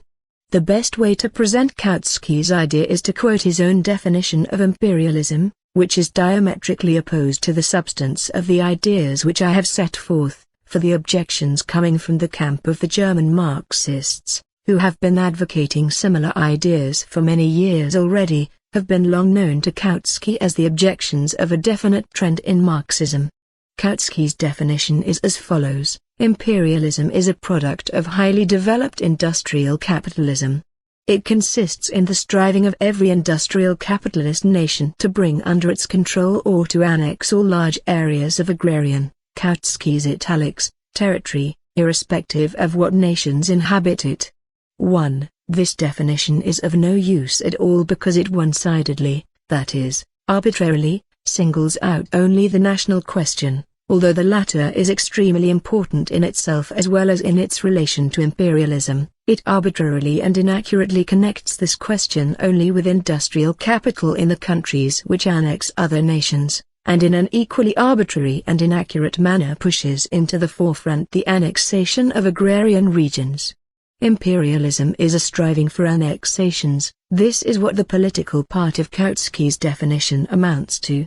It is correct, but very incomplete, for politically, imperialism is, in general, a striving towards violence and reaction. For the moment, however, we are interested in the economic aspect of the question, which Kautsky himself introduced into his definition. The inaccuracies in Kautsky's definition are glaring. The characteristic feature of imperialism is not industrial but finance capital. It is not an accident that in France it was precisely the extraordinarily rapid development of finance capital, and the weakening of industrial capital, that from the 80s onwards gave rise to the extreme intensification of annexationist, colonial, policy. The characteristic feature of imperialism is precisely that it strives to annex not only agrarian territories, but even most highly industrialized regions. German appetite for Belgium, French appetite for Lorraine, because, 1. The fact that the world is already partitioned obliges those contemplating a redivision to reach out for every kind of territory, and, 2. An essential feature of imperialism is the rivalry between several great powers in the striving for hegemony, that is, for the conquest of territory, not so much directly for themselves as to weaken the adversary and undermine his hegemony. Belgium is particularly important for Germany as a base for operations against Britain. Britain needs Baghdad as a base for operations against Germany, etc. Kautsky refers especially, and repeatedly, to English writers who, he alleges, have given a purely political meaning to the word imperialism in the sense that he, Kautsky, understands it. We take up the work by the English writer Hobson, Imperialism, which appeared in 1902, and we read, "The new imperialism differs from the older, first, in substituting for the ambition of a single growing empire the theory and the practice of competing empires, each motivated by similar lusts of political aggrandizement and commercial gain; secondly, in the dominance of financial or investing over mercantile interests. 2. We see that Kautsky is absolutely wrong in referring to English writers generally, unless he meant the vulgar English imperialists, or the avowed apologists for imperialism. We see that Kautsky, while claiming that he continues to advocate Marxism, as a matter of fact takes a step backward compared with the social liberal Hobson, who more correctly takes into account two historically concrete. Kautsky's definition is a mockery of historical concreteness. Features of modern imperialism: 1. The competition between several imperialisms, and 2. The predominance of the financier over the merchant. If it is chiefly a question of the annexation of agrarian countries by industrial countries, then the role of the merchant is put in the forefront. Kautsky's definition is not only wrong and un-Marxist. It serves as a basis for a whole system of views which signify a rupture with Marxist theory and Marxist practice all along the line. I shall refer to this later. The argument about words which Kautsky raises as to whether the latest stage of capitalism should be called imperialism or the stage of finance capital is not worth serious attention. Call it what you will, it makes no difference. The essence of the matter is that Kautsky detaches the politics of imperialism from its economics, speaks of annexations as being a policy preferred by finance capital, and opposes to it another bourgeois policy which, he alleges, is possible on this very same basis of finance capital. It follows, then, that monopolies in the economy are compatible with non-monopolistic, non-violent, non-annexationist methods in politics. It follows, then, that the territorial division of the world, which was completed during this very epoch of finance capital, and which constitutes the basis of the present peculiar forms of rivalry between the biggest capitalist states, is compatible with a non-imperialist policy. The result is a slurring over and a blunting of the most profound contradictions of the latest stage of capitalism, instead of an exposure of their depth. The result is bourgeois reformism instead of Marxism. Kautsky enters into controversy with the German apologist of imperialism and annexations, Kuno, who clumsily and cynically argues that imperialism is present-day capitalism. The development of capitalism is inevitable and progressive, therefore imperialism is progressive, therefore, we should grovel before it and glorify it. This is something like the caricature of the Russian Marxists which the Narodniks drew in 1894–95. They argued, if the Marxists believe that capitalism is inevitable in Russia, that it is progressive, then they ought to open a tavern and begin to implant capitalism. Kautsky's reply to Kuno is as follows: imperialism is not present-day capitalism, it is only one of the forms of the policy of present-day capitalism. This policy we can and should fight imperialism, annexations, etc. The reply seems quite plausible, but in effect it is a more subtle and more disguised, and therefore more dangerous, advocacy of conciliation with imperialism, because a fight against the policy of the trusts and banks that does not affect the economic basis of the trusts and banks is mere bourgeois reformism and pacifism, the benevolent and innocent expression of pious wishes. Evasion of existing contradictions, forgetting the most important of them, instead of revealing their full depth, such is Kautsky's theory, which has nothing in common with Marxism. Naturally, such a theory can only serve the purpose of advocating unity with the Kunos. From the purely economic point of view, writes Kautsky, it is not impossible that capitalism will yet go through a new phase, that of the extension of the policy of the cartels to foreign policy, the phase of ultra-imperialism, 3, that is, of a super-imperialism, of a union of the imperialisms of the whole world and not struggles among them, a phase when wars shall cease under capitalism, a phase of the joint exploitation of the world by internationally united finance capital. 4. We shall have to deal with this theory of ultra-imperialism later on in order to show in detail how decisively and completely it breaks with Marxism. At present, in keeping with the general plan of the present work, we must examine the exact economic data on this question.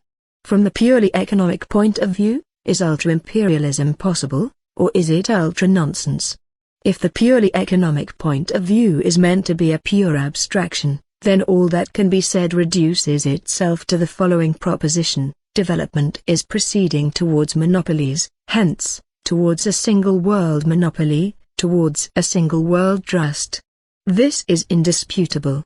But it is also as completely meaningless as is the statement that development is proceeding towards the manufacture of foodstuffs in laboratories.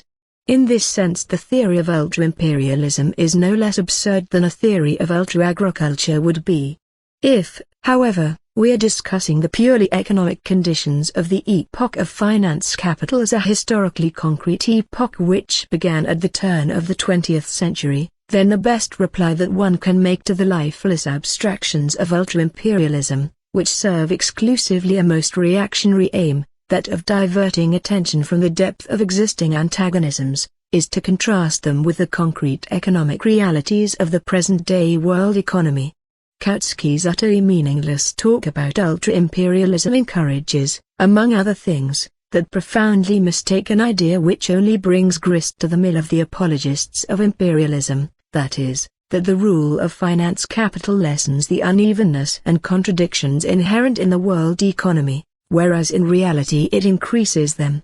Arkalwa, in his little book, An Introduction to the World Economy, 5, made an attempt to summarize the main, purely economic, data that enable one to obtain a concrete picture of the internal relations of the world economy at the turn of the 20th century.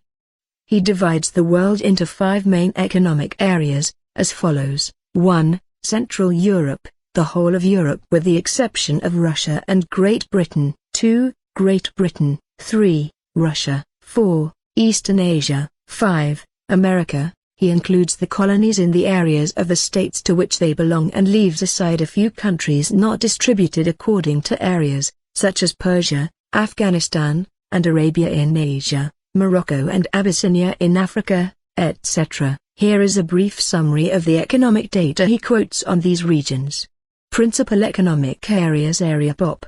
Transport, trade, industry, million square miles, millions, railways, thou. km, mercantile fleet, millions, tons, imports, exports, thous, million marks, output of coal, mill. Tons, of pig iron mill. Tons, number of cotton spindles, millions. 1. Central Europe 27.6, 23.6, 388, 146, 204, 841, 251, 15, 26. 2. Britain 28.9, 28.6, 398, 355, 140, 11, 25, 249, 951. 3. Russia 22, 131, 63, 13, 16, 374, Eastern Asia 12, 389, 81280.0225, America 30, 148, 379, 614, 245, 1419. Note: the figures in parentheses show the area and population of the colonies. We see 3 areas of highly developed capitalism: high development of means of transport, of trade and of industry, the Central European, the British and the American areas. Among these are 3 states which dominate the world: Germany, Great Britain, and the United States. Imperialist rivalry and the struggle between these countries have become extremely keen because Germany has only an insignificant area and few colonies. The creation of Central Europe is still a matter for the future. It is being born in the midst of a desperate struggle. For the moment, the distinctive feature of the whole of Europe is political disunity. In the British and American areas, on the other hand, political concentration is very highly developed, but there is a vast disparity between the immense colonies of the one and the insignificant colonies of the other. In the colonies, however, capitalism is only beginning to develop. The struggle for South America is becoming more and more acute. There are 2 areas where capitalism is little developed: Russia and Eastern Asia. In the former, the population is extremely sparse; in the latter it is extremely dense. In the former, political concentration is high; in the latter it does not exist. The partitioning of China is only just beginning, and the struggle for it between Japan, the US, etc., is continually gaining in intensity. Compare this reality, the vast diversity of economic and political conditions, the extreme disparity in the rate of development of the various countries, etc., and the violent struggles among the imperialist states, with Kautsky's silly little fable about peaceful ultra-imperialism. Is this not the reactionary attempt of a frightened Philistine to hide from stern reality? And not the international cartels which Kautsky imagines are the embryos of ultra-imperialism, in the same way as one can describe the manufacture of tablets in a laboratory as ultra-agriculture in embryo, an example of the division and the redivision of the world, the transition from peaceful division to non-peaceful division and vice versa? Is not American and other finance capital, which divided the whole world peacefully with Germany's participation in, for example, the International Rail Syndicate, or in the International Mercantile Shipping Trust, now engaged in redividing the world on the basis of a new relation of forces that is being changed by methods anything but peaceful? Finance capital and the trusts do not diminish but increase the differences in the rate of growth of the various parts of the world economy. Once the relation of forces is changed, what other solution of the contradictions can be found under capitalism than that of force? Railway statistics, 6, provide remarkably exact data on the different rates of growth of capitalism and finance capital in world economy. In the last decades of imperialist development, the total length of railways has changed as follows: railways, 000 kilometers 1890-1913 plus Europe 224 346 plus 122 US 268 411 plus 143 all colonies 82 125 210 347 plus 128 plus 222 independent and semi-independent states of Asia and America 43 137 plus 94 total 617 1104. Thus, the development of railways has been most rapid in the colonies and in the independent, and semi-independent, states of Asia and America. Here, as we know, the finance capital of the 4 or 5 biggest capitalist states holds undisputed sway. 200,000 kilometers of new railways in the colonies and in the other countries of Asia and America represent a capital of more than 40,000 million marks newly invested on particularly advantageous terms, with special guarantees of a good return and with profitable orders for steelworks, etc., etc. Capitalism is growing with the greatest rapidity in the colonies and in overseas countries. Among the latter, new imperialist powers are emerging. For example, Japan. The struggle among the world imperialisms is becoming more acute. The tribute levied by finance capital on the most profitable colonial and overseas enterprises is increasing. In the division of this booty, an exceptionally large part goes to countries which do not always stand at the top of the list in the rapidity of the development of their productive forces. In the case of the biggest countries, together with their colonies, the total length of railways was as follows: 000 kilometers 1890-1913 US 268 413 plus 145 British Empire 107 208 plus 101 Russia 3278 plus 46 Germany 4368 plus 25 France 4163 plus 22 total 491 830 plus 339. Thus, about 80% of the total existing railways are concentrated in the hands of the 5 biggest powers. But the concentration of the ownership of these railways, the concentration of finance capital, is immeasurably greater since the French and British millionaires, for example, own an enormous amount of shares and bonds in American, Russian and other railways. Thanks to her colonies, Great Britain has increased the length of her railways by 100,000 kilometers, 4 times as much as Germany. And yet, it is well known that the development of productive forces in Germany, and especially the development of the coal and iron industries, has been incomparably more rapid during this period than in Britain, not to speak of France and Russia.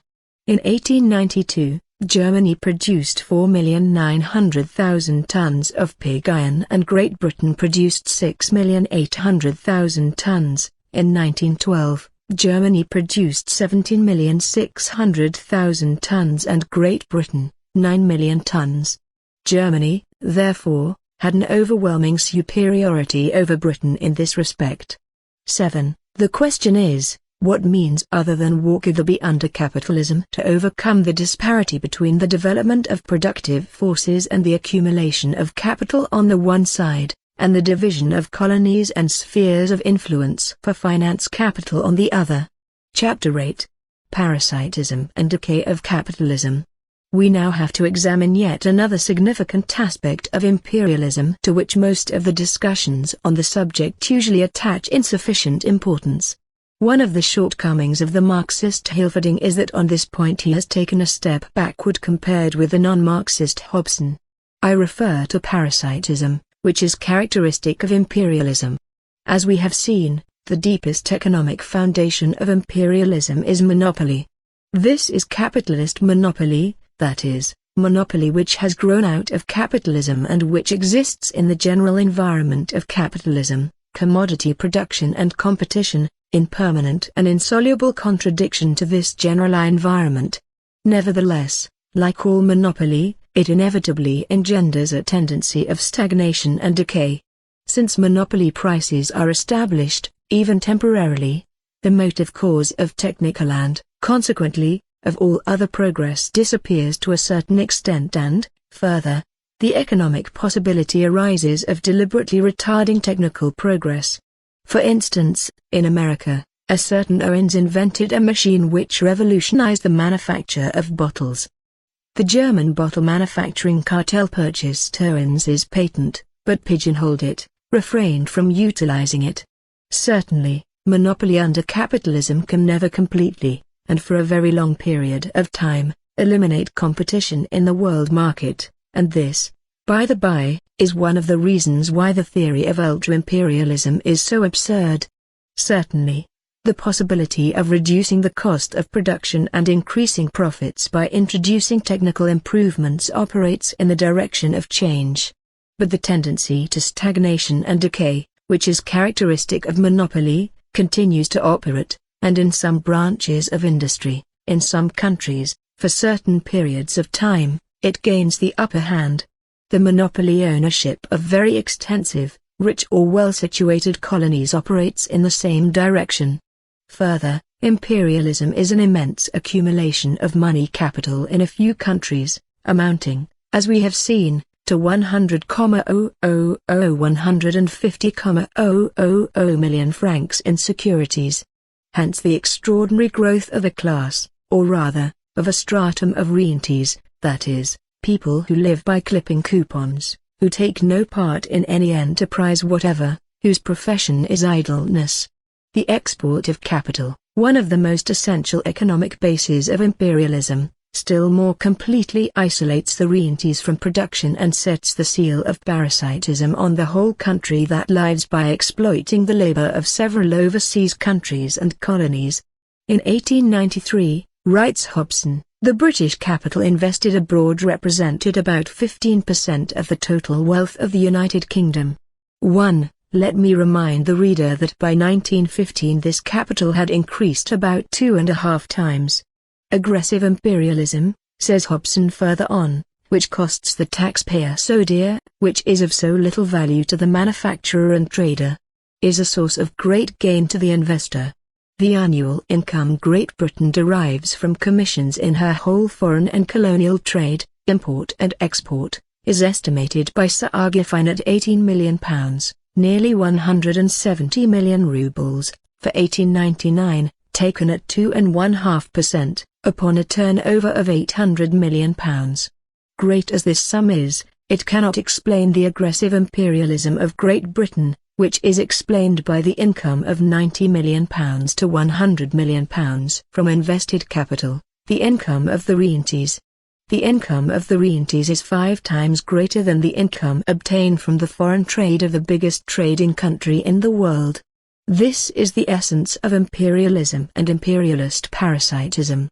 For that reason the term Rentierstate, Rentnerstat, or Usurerstate, is coming into common use in the economic literature that deals with imperialism. The world has become divided into a handful of usurer states and a vast majority of debtor states. At the top of the list of foreign investments, says Charles G. Evernitz, are those placed in politically dependent or allied countries. Great Britain grants loans to Egypt, Japan, China and South America.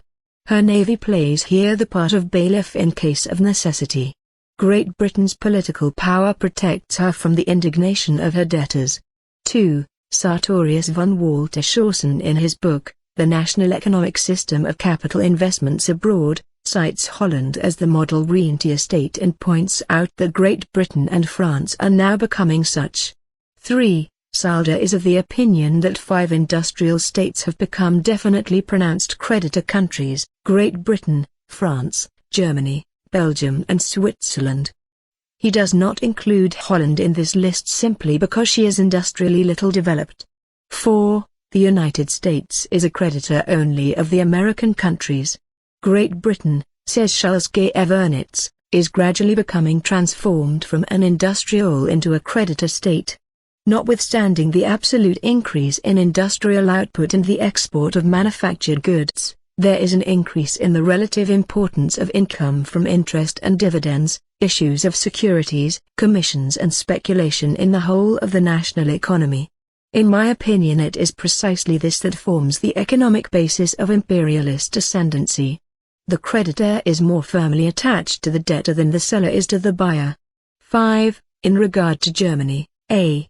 Landsberg, the publisher of the Berlin Die Bank, in 1911, in an article entitled Germany, a Rentier State, wrote the following: People in Germany are ready to sneer at the yearning to become rentiers that is observed in France. But they forget that as far as the bourgeoisie is concerned, the situation in Germany is becoming more and more like that in France. 6. The rentier state is a state of parasitic, decaying capitalism, and this circumstance cannot fail to influence all the socio-political conditions of the countries concerned, in general, and the 2 fundamental trends in the working class movement, in particular. To demonstrate this in the clearest possible manner, let me quote Hobson, who is a most reliable witness, since he cannot be suspected of leaning towards Marxist orthodoxy. On the other hand, he is an Englishman who is very well acquainted with the situation in the country which is richest in colonies, in finance capital, and in imperialist experience.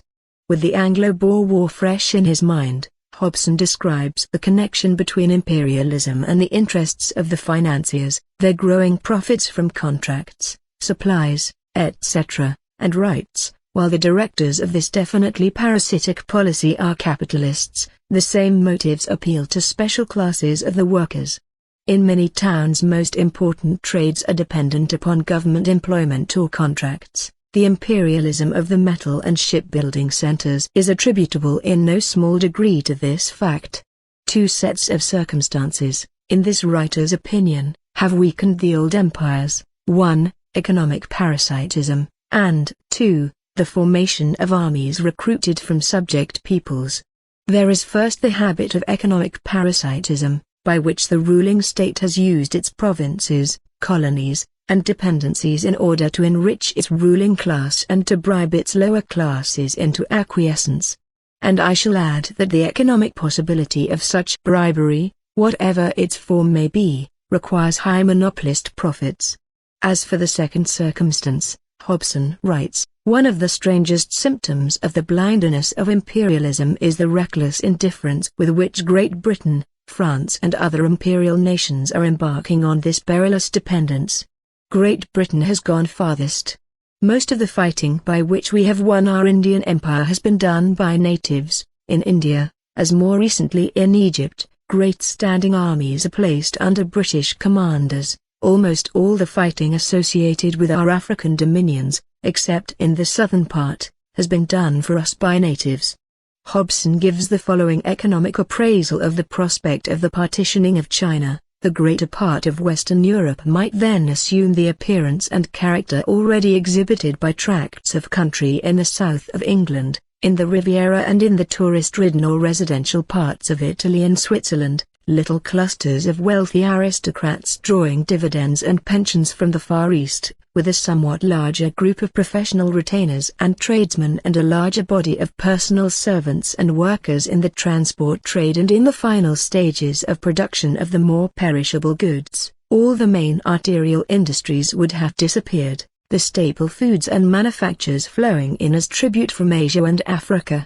We have foreshadowed the possibility of even a larger alliance of Western states, a European federation of great powers which, so far from forwarding the cause of world civilization, might introduce the gigantic peril of a Western parasitism, a group of advanced industrial nations, whose upper classes drew vast tribute from Asia and Africa, with which they supported great tame masses of retainers, no longer engaged in the staple industries of agriculture and manufacture, but kept in the performance of personal or minor industrial services under the control of a new financial aristocracy. Let those who would scout such a theory, it would be better to say, prospect, as undeserving of consideration examine the economic and social condition of districts in southern England today which are already reduced to this condition, and reflect upon the vast extension of such a system which might be rendered feasible by the subjection of China to the economic control of similar groups of financiers, investors, and political and business officials, draining the greatest potential reservoir of profit the world has ever known, in order to consume it in Europe. The situation is far too complex, the play of world forces far too incalculable, to render this or any other single interpretation of the future very probable, but the influences which govern the imperialism of Western Europe today are moving in this direction, and, unless counteracted or diverted, make towards some such consummation. 7. The author is quite right. If the forces of imperialism had not been counteracted they would have led precisely to what he has described. The significance of the United States of Europe in the present imperialist situation is correctly appraised. He should have added, however, that, also within the working class movement, the opportunists, who are for the moment victorious in most countries, are working systematically and undeviatingly in this very direction. Imperialism, which means the partitioning of the world, and the exploitation of other countries besides China, which means high monopoly profits for a handful of very rich countries, makes it economically possible to bribe the upper strata of the proletariat, and thereby fosters, gives shape to, and strengthens opportunism. We must not, however, lose sight of the forces which counteract imperialism in general, and opportunism in particular, and which, naturally, the social liberal Hobson is unable to perceive. The German opportunist, Gerhard Hildebrand, who was once expelled from the party for defending imperialism, and who could today be a leader of the so-called Social Democratic Party of Germany, supplements Hobson well by his advocacy of a United States of Western Europe, without Russia, for the purpose of joint action against the African Negroes, against the great Islamic movement, for the maintenance of a powerful army and navy, against a Sino-Japanese coalition, 8, etc. The description of British imperialism in Charles Gay Evernetz's book reveals the same parasitical traits. The national income of Great Britain approximately doubled from 1865 to 1898, while the income from abroad increased ninefold in the same period. While the merit of imperialism is that it trains the Negro to habits of industry, you cannot manage without coercion. The danger of imperialism lies in that Europe will shift the burden of physical toil, first agricultural and mining, then the rougher work in industry, onto the colored races, and itself be content with the role of rentier, and in this way, perhaps, pave the way for the economic, and later, the political emancipation of the colored races. An increasing proportion of land in England is being taken out of cultivation and used for sport, for the diversion of the rich. As far as Scotland, the most aristocratic place for hunting and other sports, is concerned, it is said that it lives on its past and on Mr. Carnegie, the American multimillionaire. On horse racing and fox hunting alone England annually spends £14 million, nearly 130 million rubles. The number of rentiers in England is about 1 million.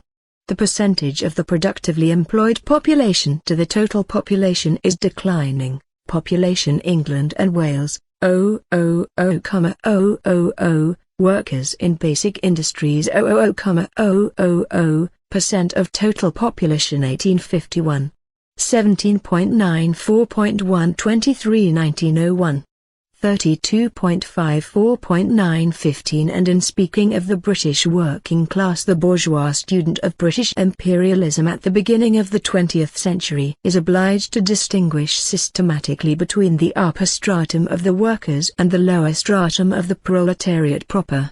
The upper stratum furnishes the bulk of the membership of cooperatives, of trade unions, of sporting clubs and of numerous religious sects. To this level is adapted the electoral system, which in Great Britain is still sufficiently restricted to exclude the lower stratum of the proletariat proper. In order to present the condition of the British working class in a rosy light, only this upper stratum, which constitutes a minority of the proletariat, is usually spoken of. For instance, the problem of unemployment is mainly a London problem, and that of the lower proletarian stratum, to which the politicians attach little importance. 9. He should have said, to which the bourgeois politicians and the socialist opportunists attach little importance. One of the special features of imperialism connected with the facts I am describing, is the decline in emigration from imperialist countries and the increase in immigration into these countries from the more backward countries where lower wages are paid. As Hobson observes, emigration from Great Britain has been declining since 1884. In that year the number of emigrants was 242,000, while in 1900, the number was 169,000. Emigration from Germany reached the highest point between 1881 and 1890, with a total of 1,453,000 emigrants. In the course of the following 2 decades, it fell to 544,000 and to 341,000. On the other hand, there was an increase in the number of workers entering Germany from Austria, Italy, Russia and other countries.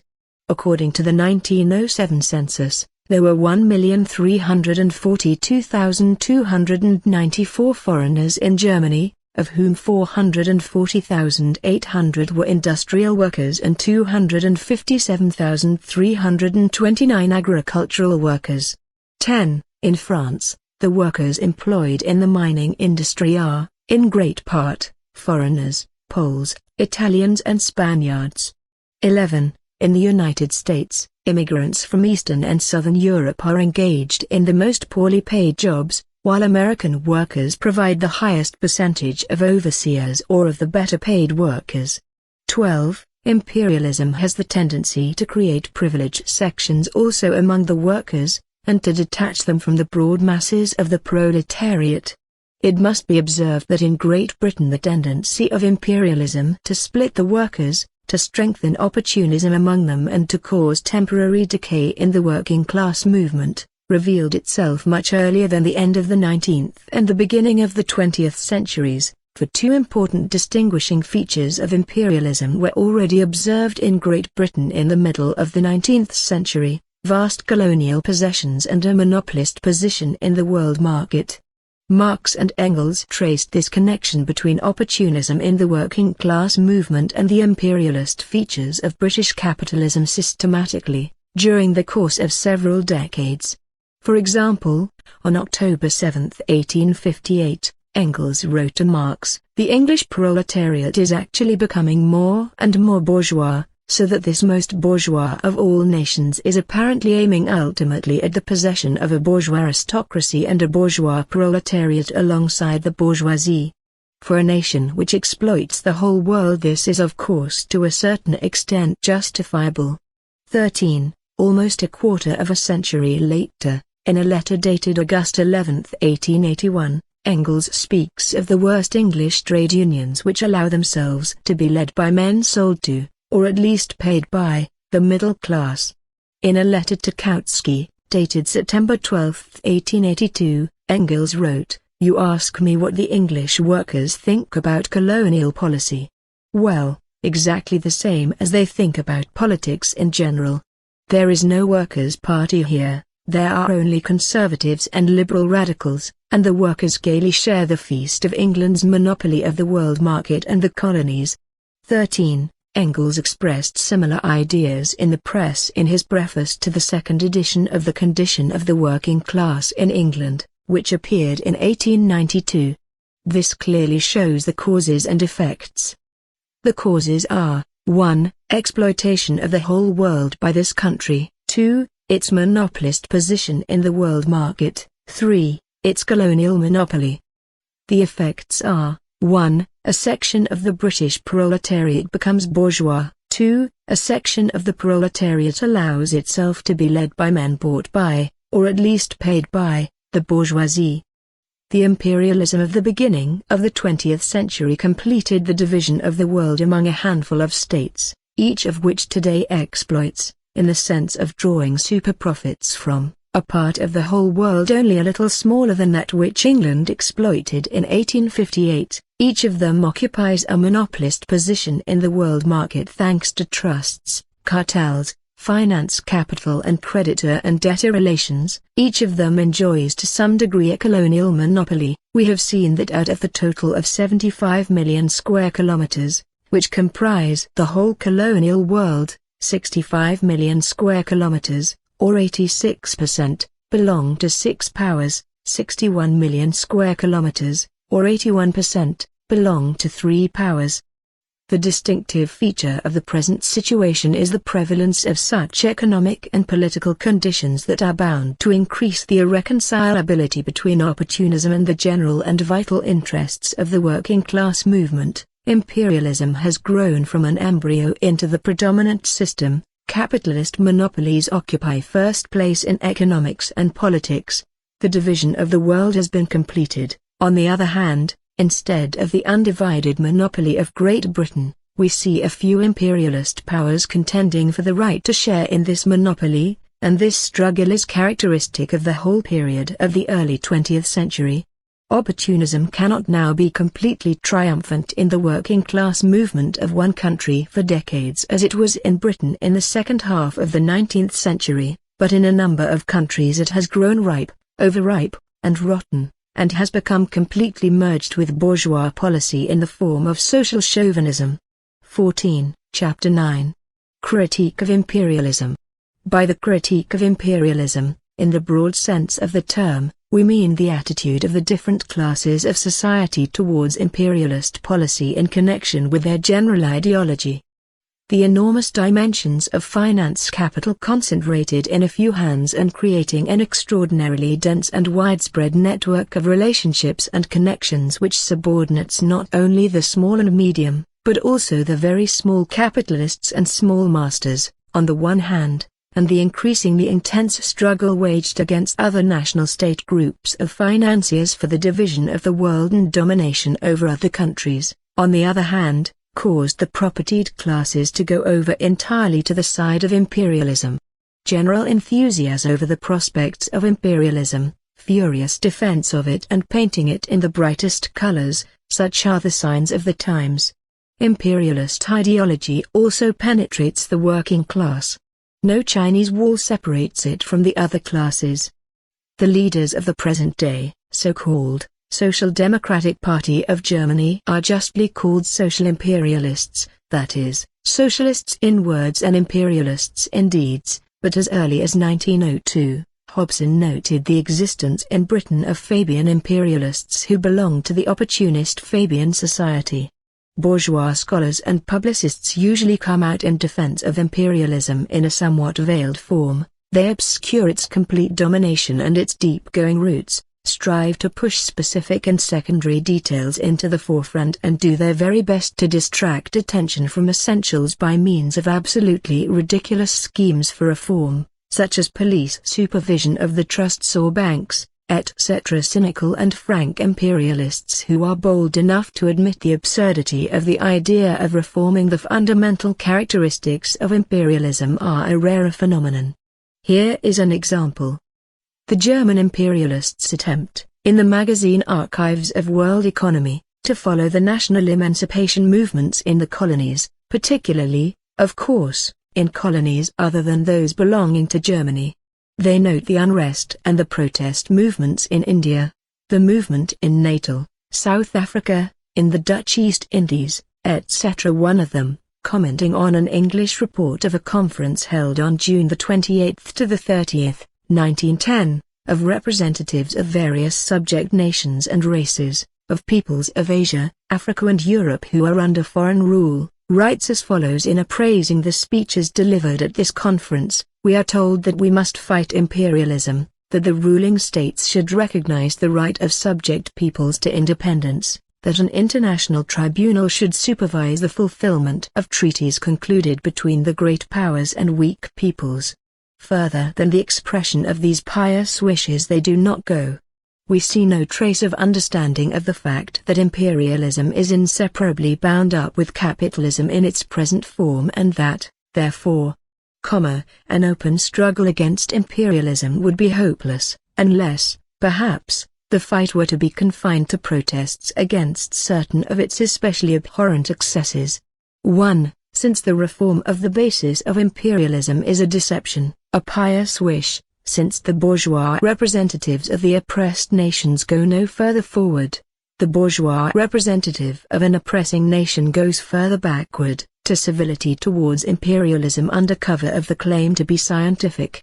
That is also logic. The questions as to whether it is possible to reform the basis of imperialism, whether to go forward to the further intensification and deepening of the antagonisms which it engenders, or backward, towards allaying these antagonisms, are fundamental questions in the critique of imperialism. Since the specific political features of imperialism are reaction everywhere and increased national oppression due to the oppression of the financial oligarchy and the elimination of free competition, a petty bourgeois democratic opposition to imperialism arose at the beginning of the 20th century in nearly all imperialist countries. Kautsky not only did not trouble to oppose, was not only unable to oppose this petty bourgeois reformist opposition, which is really reactionary in its economic basis, but became merged with it in practice, and this is precisely where Kautsky and the broad international Kautskian trend deserted Marxism. In the United States, the imperialist war waged against Spain in 1898 stirred up the opposition of the anti-imperialists, the last of the Mohicans of bourgeois democracy who declared this war to be criminal, regarded the annexation of foreign territories as a violation of the Constitution, declared that the treatment of Aguinaldo, leader of the Filipinos, the Americans promised him the independence of his country, but later landed troops and annexed it, was jingo treachery, and quoted the words of Lincoln, "When the white man governs himself, that is self-government, but when he governs himself and also governs others, it is no longer self-government, it is despotism." 2. But as long as all this criticism shrank from recognizing the inseverable bond between imperialism and the trusts, and, therefore, between imperialism and the foundations of capitalism, while it shrank from joining the forces engendered by large-scale capitalism and its development, it remained a pious wish. This is also the main attitude taken by Hobson in his critique of imperialism. Hobson anticipated Kautsky in protesting against the inevitability of imperialism argument, and in urging the necessity of increasing the consuming capacity of the people, under capitalism. The petty bourgeois point of view in the critique of imperialism, the omnipotence of the banks, the financial oligarchy, etc., is adopted by the authors I have often quoted, such as Agad, A. Landsberg, L. Estouage, and among the French writers Victor Bérard, author of a superficial book entitled England and Imperialism which appeared in 1900.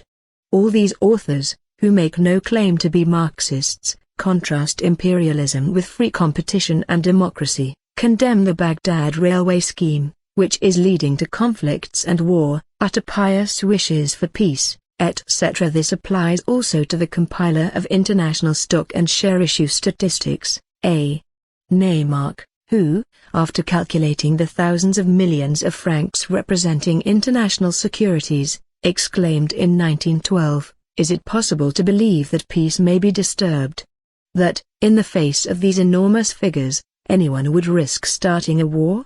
3. Such simple-mindedness on the part of the bourgeois economists is not surprising. Moreover, it is in their interest to pretend to be so naive and to talk seriously about peace under imperialism.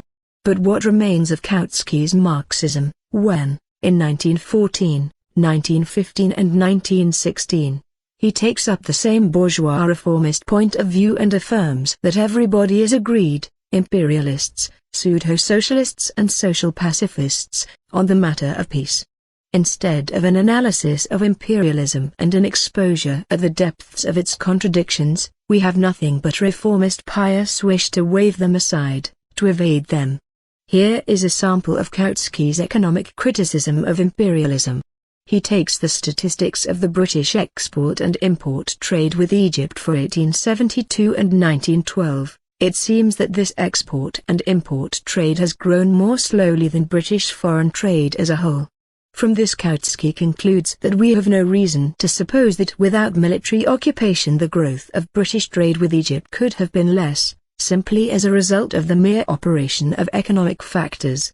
The urge of capital to expand can be best promoted, not by the violent methods of imperialism, but by peaceful democracy. 4. This argument of Kautsky's, which is repeated in every key by his Russian armor-bearer, and Russian shielder of the social chauvinists, Mr. Spectator, constitutes the basis of Kautskyan critique of imperialism, and that is why we must deal with it in greater detail.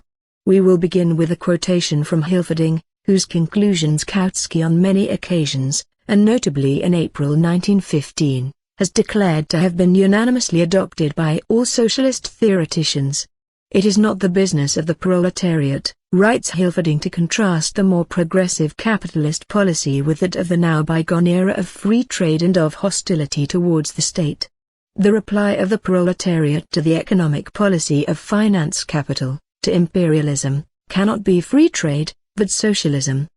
The aim of proletarian policy cannot today be the ideal of restoring free competition, which has now become a reactionary ideal, but the complete elimination of competition by the abolition of capitalism.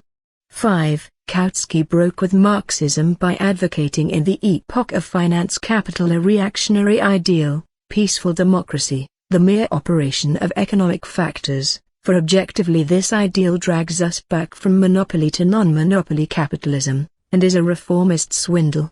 Trade with Egypt, or with any other colony or semi-colony, would have grown more without military occupation, without imperialism, and without finance capital. What does this mean? That capitalism would have developed more rapidly if free competition had not been restricted by monopolies in general, or by the connections, yoke, that is, also the monopoly, of finance capital, or by the monopolist possession of colonies by certain countries. Kautsky's argument can have no other meaning, and this meaning is meaningless. Let us assume that free competition, without any sort of monopoly, would have developed capitalism and trade more rapidly. But the more rapidly trade and capitalism develop, the greater is the concentration of production and capital which gives rise to monopoly. And monopolies have already arisen, precisely out of free competition. Even if monopolies have now begun to retard progress, it is not an argument in favor of free competition, which has become impossible after it has given rise to monopoly. Whichever way one turns Kautsky's argument, one will find nothing in it except reaction and bourgeois reformism. Even if we correct this argument and say, as Spectator says, that the trade of the colonies with Britain is now developing more slowly than their trade with other countries, it does not save Kautsky, for it is also monopoly, also imperialism that is beating Great Britain, only it is the monopoly and imperialism of another country, America, Germany. It is known that the cartels have given rise to a new and peculiar form of protective tariffs, that is, goods suitable for export are protected. Engels noted this in Volume 3 of Capital 12. It is known, too, that the cartels at finance capital have a system peculiar to themselves, that of exporting goods at cut-rate prices, or dumping, as the English call it. Within a given country the cartel sells its goods at high monopoly prices, but sells them abroad at a much lower price to undercut the competitor, to enlarge its own production to the utmost, etc. If Germany's trade with the British colonies is developing more rapidly than Great Britain's, it only proves that German imperialism is younger, stronger and better organized than British imperialism, is superior to it, but it by no means proves the superiority of free trade, for it is not a fight between free trade and protection and colonial dependence, but between two rival imperialisms, two monopolies, two groups of finance capital. The superiority of German imperialism over British imperialism is more potent than the wall of colonial frontiers or of protective tariffs. To use this as an argument in favor of free trade and peaceful democracy is banal. It means forgetting the essential features and characteristics of imperialism, substituting petty bourgeois reformism for Marxism. It is interesting to note that even the bourgeois economist, A. Landsberg, whose criticism of imperialism is as petty bourgeois Kautskism, nevertheless got closer to a more scientific study of trade statistics. He did not compare one single country, chosen at random, and one single colony with the other countries. He examined the export trade of an imperialist country, 1, with countries which are financially dependent upon it, and borrow money from it, and 2, with countries which are financially independent. He obtained the following results: export trade of Germany, 0,000 marks to countries financially dependent on Germany 1889 1908% increase, Romania 48.2 70.8 47, Portugal 19.0 32.8 73, Argentina 60.7 147.0 143, Brazil 48.7 84.5 73, Chile 28.3 64.0 114, total 234.8 451.5 92 to countries financially independent of Germany. Great Britain 651.8 997.4 53, France 210.2 437.9 108, Belgium 137.2 322.8 135, Switzerland 177.4 401.1 127, Australia 21.2 64.5 205, Dutch East Indies 8.8 40.7 363, total 1206.6 2264.4 87. Landsberg did not draw conclusions and therefore,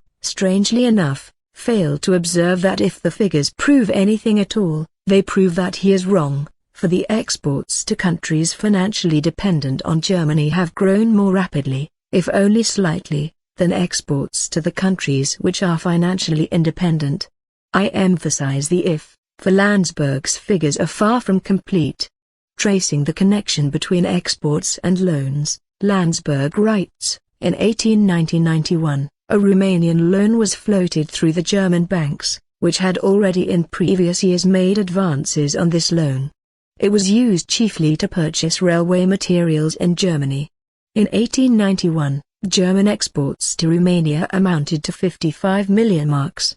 The following year they dropped to 39.4 million marks and, with fluctuations, to 25.4 million in 1900. Only in very recent years have they regained the level of 1891, thanks to two new loans. German exports to Portugal rose, following the loans of 1,888 to 21,100,000, 1890, then, in the two following years, they dropped to 16,200,000 and 7,400,000, and regained their former level only in 1903. The figures of German trade with Argentina are still more striking. Loans were floated in 1888 and 1890. German exports to Argentina reached 60,700,000 marks, 1889. 2 years later, they amounted to only 18,600,000 marks, less than one-third of the previous figure.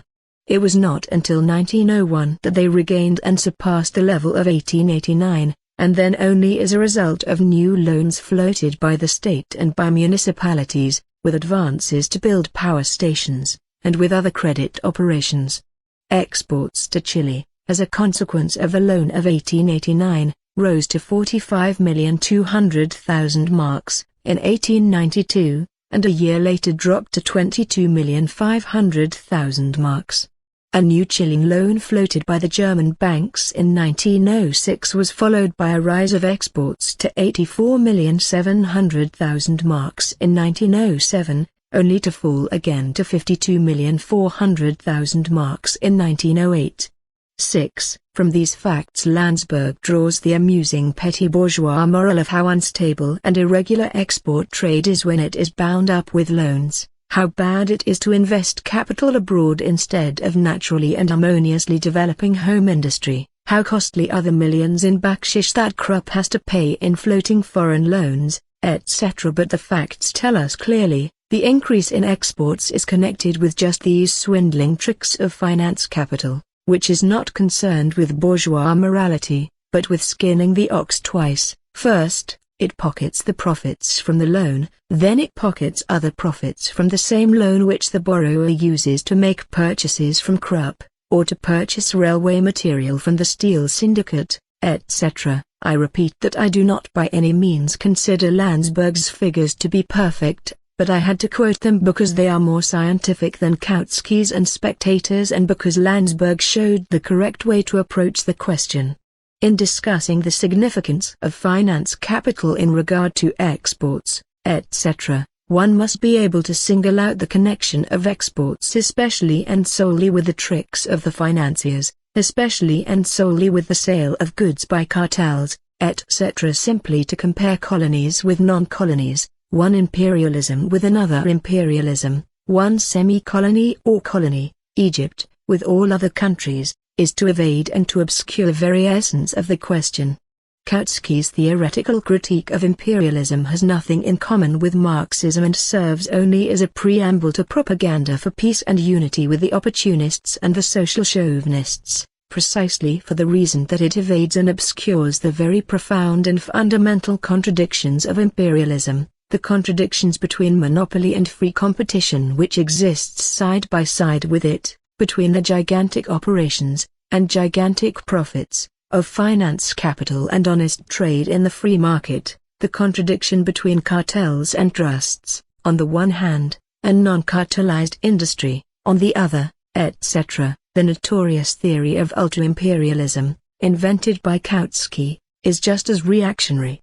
Compare his arguments on this subject in 1915, with Hobson's arguments in 1902. Kautsky. Cannot the present imperialist policy be supplanted by a new, ultra-imperialist policy, which will introduce the joint exploitation of the world by internationally united finance capital in place of the mutual rivalries of national finance capitals? Such a new phase of capitalism is at any rate conceivable. Can it be achieved? Sufficient premises are still lacking to enable us to answer this question. 7. Hobson. Christendom thus laid out in a few great federal empires, each with a retinue of uncivilized dependencies, seems to many the most legitimate development of present tendencies, and one which would offer the best hope of permanent peace on an assured basis of inter-imperialism. Kautsky called ultra-imperialism or super-imperialism what Hobson, 13 years earlier, described as inter-imperialism. Except for coining a new and clever catchword, replacing one Latin prefix by another, the only progress Kautsky has made in the sphere of scientific thought is that he gave out as Marxism what Hobson, in effect, described as the cant of English parsons. After the Anglo-Boer War it was quite natural for this highly honourable caste to exert their main efforts to console the British middle class and the workers who had lost many of their relatives on the battlefields of South Africa and who were obliged to pay higher taxes in order to guarantee still higher profits for the British financiers. And what better consolation could there be than the theory that imperialism is not so bad, that it stands close to or ultra-imperialism, which can ensure permanent peace. No matter what the good intentions of the English parsons, or of sentimental Kautsky, may have been, the only objective, that is, real, social significance of Kautsky's theory is this: it is a most reactionary method of consoling the masses with hopes of permanent peace being possible under capitalism, by distracting their attention from the sharp antagonisms and acute problems of the present times, and directing it towards illusory prospects of an imaginary ultra-imperialism of the future. Deception of the masses, that is all there is in Kautski's Marxist theory. Indeed, it is enough to compare well-known and indisputable facts to become convinced of the utter falsity of the prospects which Kautsky tries to conjure up before the German workers, and the workers of all lands. Let us consider India, Indochina and China. It is known that these three colonial and semi-colonial countries, with a population of 600 to 700 million, are subjected to the exploitation of the finance capital of several imperialist powers, Great Britain, France, Japan, the USA, etc. Let us assume that these imperialist countries form alliances against one another in order to protect or enlarge their possessions, their interests and their spheres of influence in these Asiatic states. These alliances will be inter-imperialist, or ultra-imperialist alliances. Let us assume that all the imperialist countries conclude an alliance for the peaceful division of these parts of Asia. This alliance would be an alliance of internationally united finance capital. There are actual examples of alliances of this kind in the history of the 20th century, the attitude of the powers to China, for instance. We ask, is it conceivable, assuming that the capitalist system remains intact, and this is precisely the assumption that Kautsky does make, that such alliances would be more than temporary, that they would eliminate friction, conflicts and struggle in every possible form? The question has only to be presented clearly for any other than a negative answer to be impossible. This is because the only conceivable basis under capitalism for the division of spheres of influence, interests, colonies, etc., is a calculation of the strength of those participating, their general economic, financial, military strength, etc. and the strength of these participants in the division does not change to an equal degree, for the even development of different undertakings, trusts, branches of industry, or countries is impossible under capitalism. Half a century ago Germany was a miserable, insignificant country, if her capitalist strength is compared with that of the Britain of that time, Japan compared with Russia in the same way. Is it conceivable that in 10 or 20 years' time the relative strength of the imperialist powers will have remained unchanged? It is out of the question. Therefore, in the realities of the capitalist system, and not in the banal Philistine fantasies of English parsons, or of the German Marxist, Kautsky, inter-imperialist or ultra-imperialist alliances, no matter what form they may assume, whether of one imperialist coalition against another, or of a general alliance embracing all the imperialist powers, are inevitably nothing more than a truce in periods between wars. Peaceful alliances prepare the ground for wars, and in their turn grow out of wars. The one conditions the other, producing alternating forms of peaceful and non-peaceful struggle on one and the same basis of imperialist connections and relations within world economics and world politics. But in order to pacify the workers and reconcile them with the social chauvinists who have deserted to the side of the bourgeoisie, overwise Kautsky separates one link of a single chain from another, separates the present peaceful, and ultra-imperialist, nay, ultra-imperialist, alliance of all the powers for the pacification of China. Remember the suppression of the Boxer Rebellion, from the non-peaceful conflict of tomorrow, which will prepare the ground for another peaceful general alliance for the partition, say, of Turkey, on the day after tomorrow, etc., etc. Instead of showing the living connection between periods of imperialist peace and periods of imperialist war, Kautsky presents the workers with a lifeless abstraction in order to reconcile them to their lifeless leaders. An American writer, Hill, in his A History of the Diplomacy and the International Development of Europe, refers in his preface to the following periods in the recent history of diplomacy: 1. The era of revolution; 2. The constitutional movement; 3. The present era of commercial imperialism. 8. Another writer divides the history of Great Britain's world policy since 1870 into 4 periods. 1. The first Asiatic period, that of the struggle against Russia's advance in Central Asia towards India. 2. The African period, approximately 1885 to 1902, that of the struggle against France for the partition of Africa, the Fashoda incident of 1898 which brought her within a hair's breadth of war with France, 3. The Second Asiatic Period, alliance with Japan against Russia, and 4. The European Period, chiefly anti-German.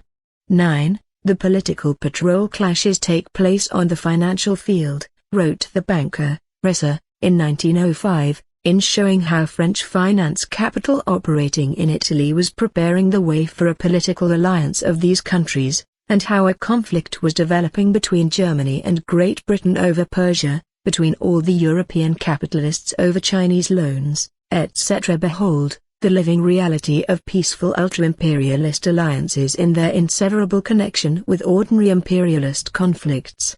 Kautsky's obscuring of the deepest contradictions of imperialism, which inevitably boils down to painting imperialism in bright colors, leaves its traces in this writer's criticism of the political features of imperialism. Imperialism is the epoch of finance capital and of monopolies, which introduce everywhere the striving for domination, not for freedom. Whatever the political system, the result of these tendencies is everywhere reaction and an extreme intensification of antagonisms in this field. Particularly intensified become the yoke of national oppression and the striving for annexations, that is, the violation of national independence, for annexation is nothing but the violation of the right of nations to self-determination. Hilferding rightly notes the connection between imperialism and the intensification of national oppression. In the newly opened up countries, he writes, the capital imported into them intensifies antagonisms and excites against the intruders the constantly growing resistance of the peoples who are awakening to national consciousness. This resistance can easily develop into dangerous measures against foreign capital. The old social relations become completely revolutionized. The age-long agrarian isolation of nations without history is destroyed and they are drawn into the capitalist whirlpool. Capitalism itself gradually provides the subjugated with the means and resources for their emancipation, and they set out to achieve the goal which once seemed highest to the European nations, the creation of a united national state as a means to economic and cultural freedom. This movement for national independence threatens European capital in its most valuable and the most promising fields of exploitation, and European capital can maintain its domination only by continually increasing its military forces. 10. To this must be added that it is not only in newly opened up countries, but also in the old, that imperialism is leading to annexation, to increased national oppression, and, consequently, also to increasing resistance. While objecting to the intensification of political reaction by imperialism, Kautsky leaves in the shade a question that has become particularly urgent, viz., the impossibility of unity with the opportunists in the epoch of imperialism. While objecting to annexations, he presents his objections in a form that is most acceptable and least offensive to the opportunists. He addresses himself to a German audience, yet he obscures the most topical and important point, for instance, the annexation of Alsace-Lorraine by Germany. In order to appraise this mental aberration of Kautsky's, I shall take the following example. Let us suppose that a Japanese condemns the annexation of the Philippines by the Americans. The question is, will many believe that he does so because he has a horror of annexations as such, and not because he himself has a desire to annex the Philippines? And shall we not be constrained to admit that the fight the Japanese is waging against annexations can be regarded as being sincere and politically honest only if he fights against the annexation of Korea by Japan, and urges freedom for Korea to secede from Japan? Kautsky's theoretical analysis of imperialism, as well as his economic and political critique of imperialism, are permeated through and through with a spirit, absolutely irreconcilable with Marxism, of obscuring and glossing over the fundamental contradictions of imperialism and with a striving to preserve at all costs the grumbling unity with opportunism in the European working class movement. Chapter 10. The place of imperialism in history. We have seen that in its economic essence imperialism is monopoly capitalism. This in itself determines its place in history, for monopoly that grows out of the soil of free competition, and precisely out of free competition, is the transition from the capitalist system to a higher socio-economic order.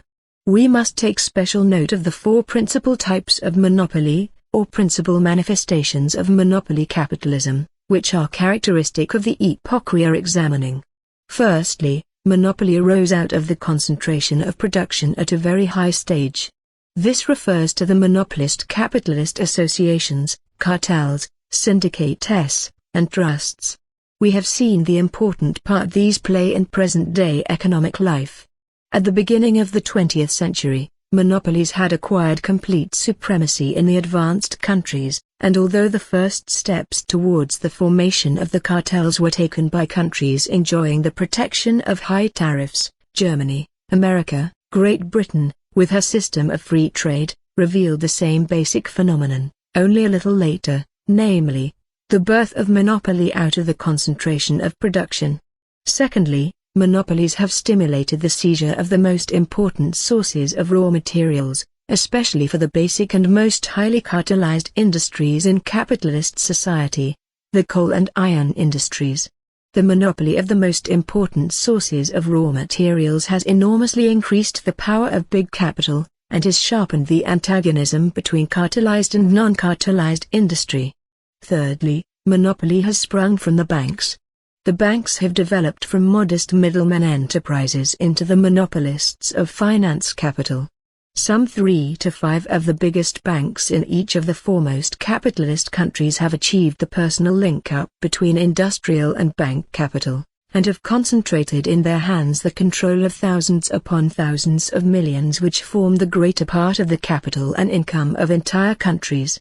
A financial oligarchy, which throws a close network of dependence relationships over all the economic and political institutions of present-day bourgeois society without exception, such is the most striking manifestation of this monopoly. Fourthly, monopoly has grown out of colonial policy. To the numerous old motives of colonial policy, finance capital has added the struggle for the sources of raw materials, for the export of capital, for spheres of influence, that is, for spheres for profitable deals, concessions, monopoly profits and so on, economic territory in general. When the colonies of the European powers, for instance, comprised only 1/10 of the territory of Africa as was the case in 1876, colonial policy was able to develop, by methods other than those of monopoly, by the free grabbing of territories, so to speak. But when 9/10 of Africa had been seized, by 1900, when the whole world had been divided up, there was inevitably ushered in the era of monopoly possession of colonies and, consequently, of particularly intense struggle for the division and the redivision of the world. The extent to which monopolist capital has intensified all the contradictions of capitalism is generally known. It is sufficient to mention the high cost of living and the tyranny of the cartels. This intensification of contradictions constitutes the most powerful driving force of the transitional period of history, which began from the time of the final victory of world finance capital.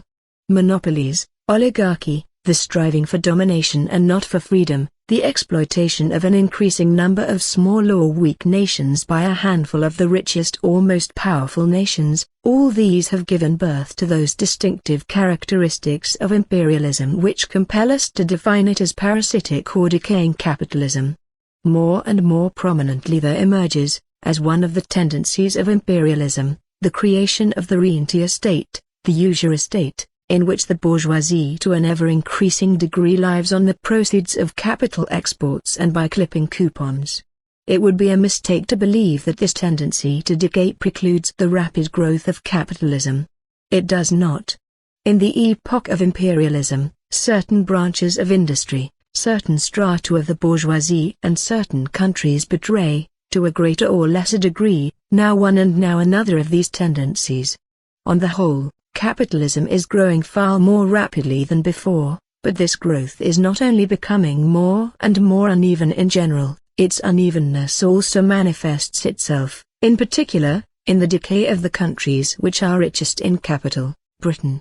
In regard to the rapidity of Germany's economic development, Resser, the author of the book on the big German banks, states, the progress of the preceding period, 1848-70, which had not been exactly slow, compares with the rapidity with which the whole of Germany's national economy, and with it German banking, progressed during this period, 1870 to 1905, in about the same way as the speed of the mail coach in the good old days compares with the speed of the present-day automobile, which is whizzing past so fast that it endangers not only innocent pedestrians in its path, but also the occupants of the car.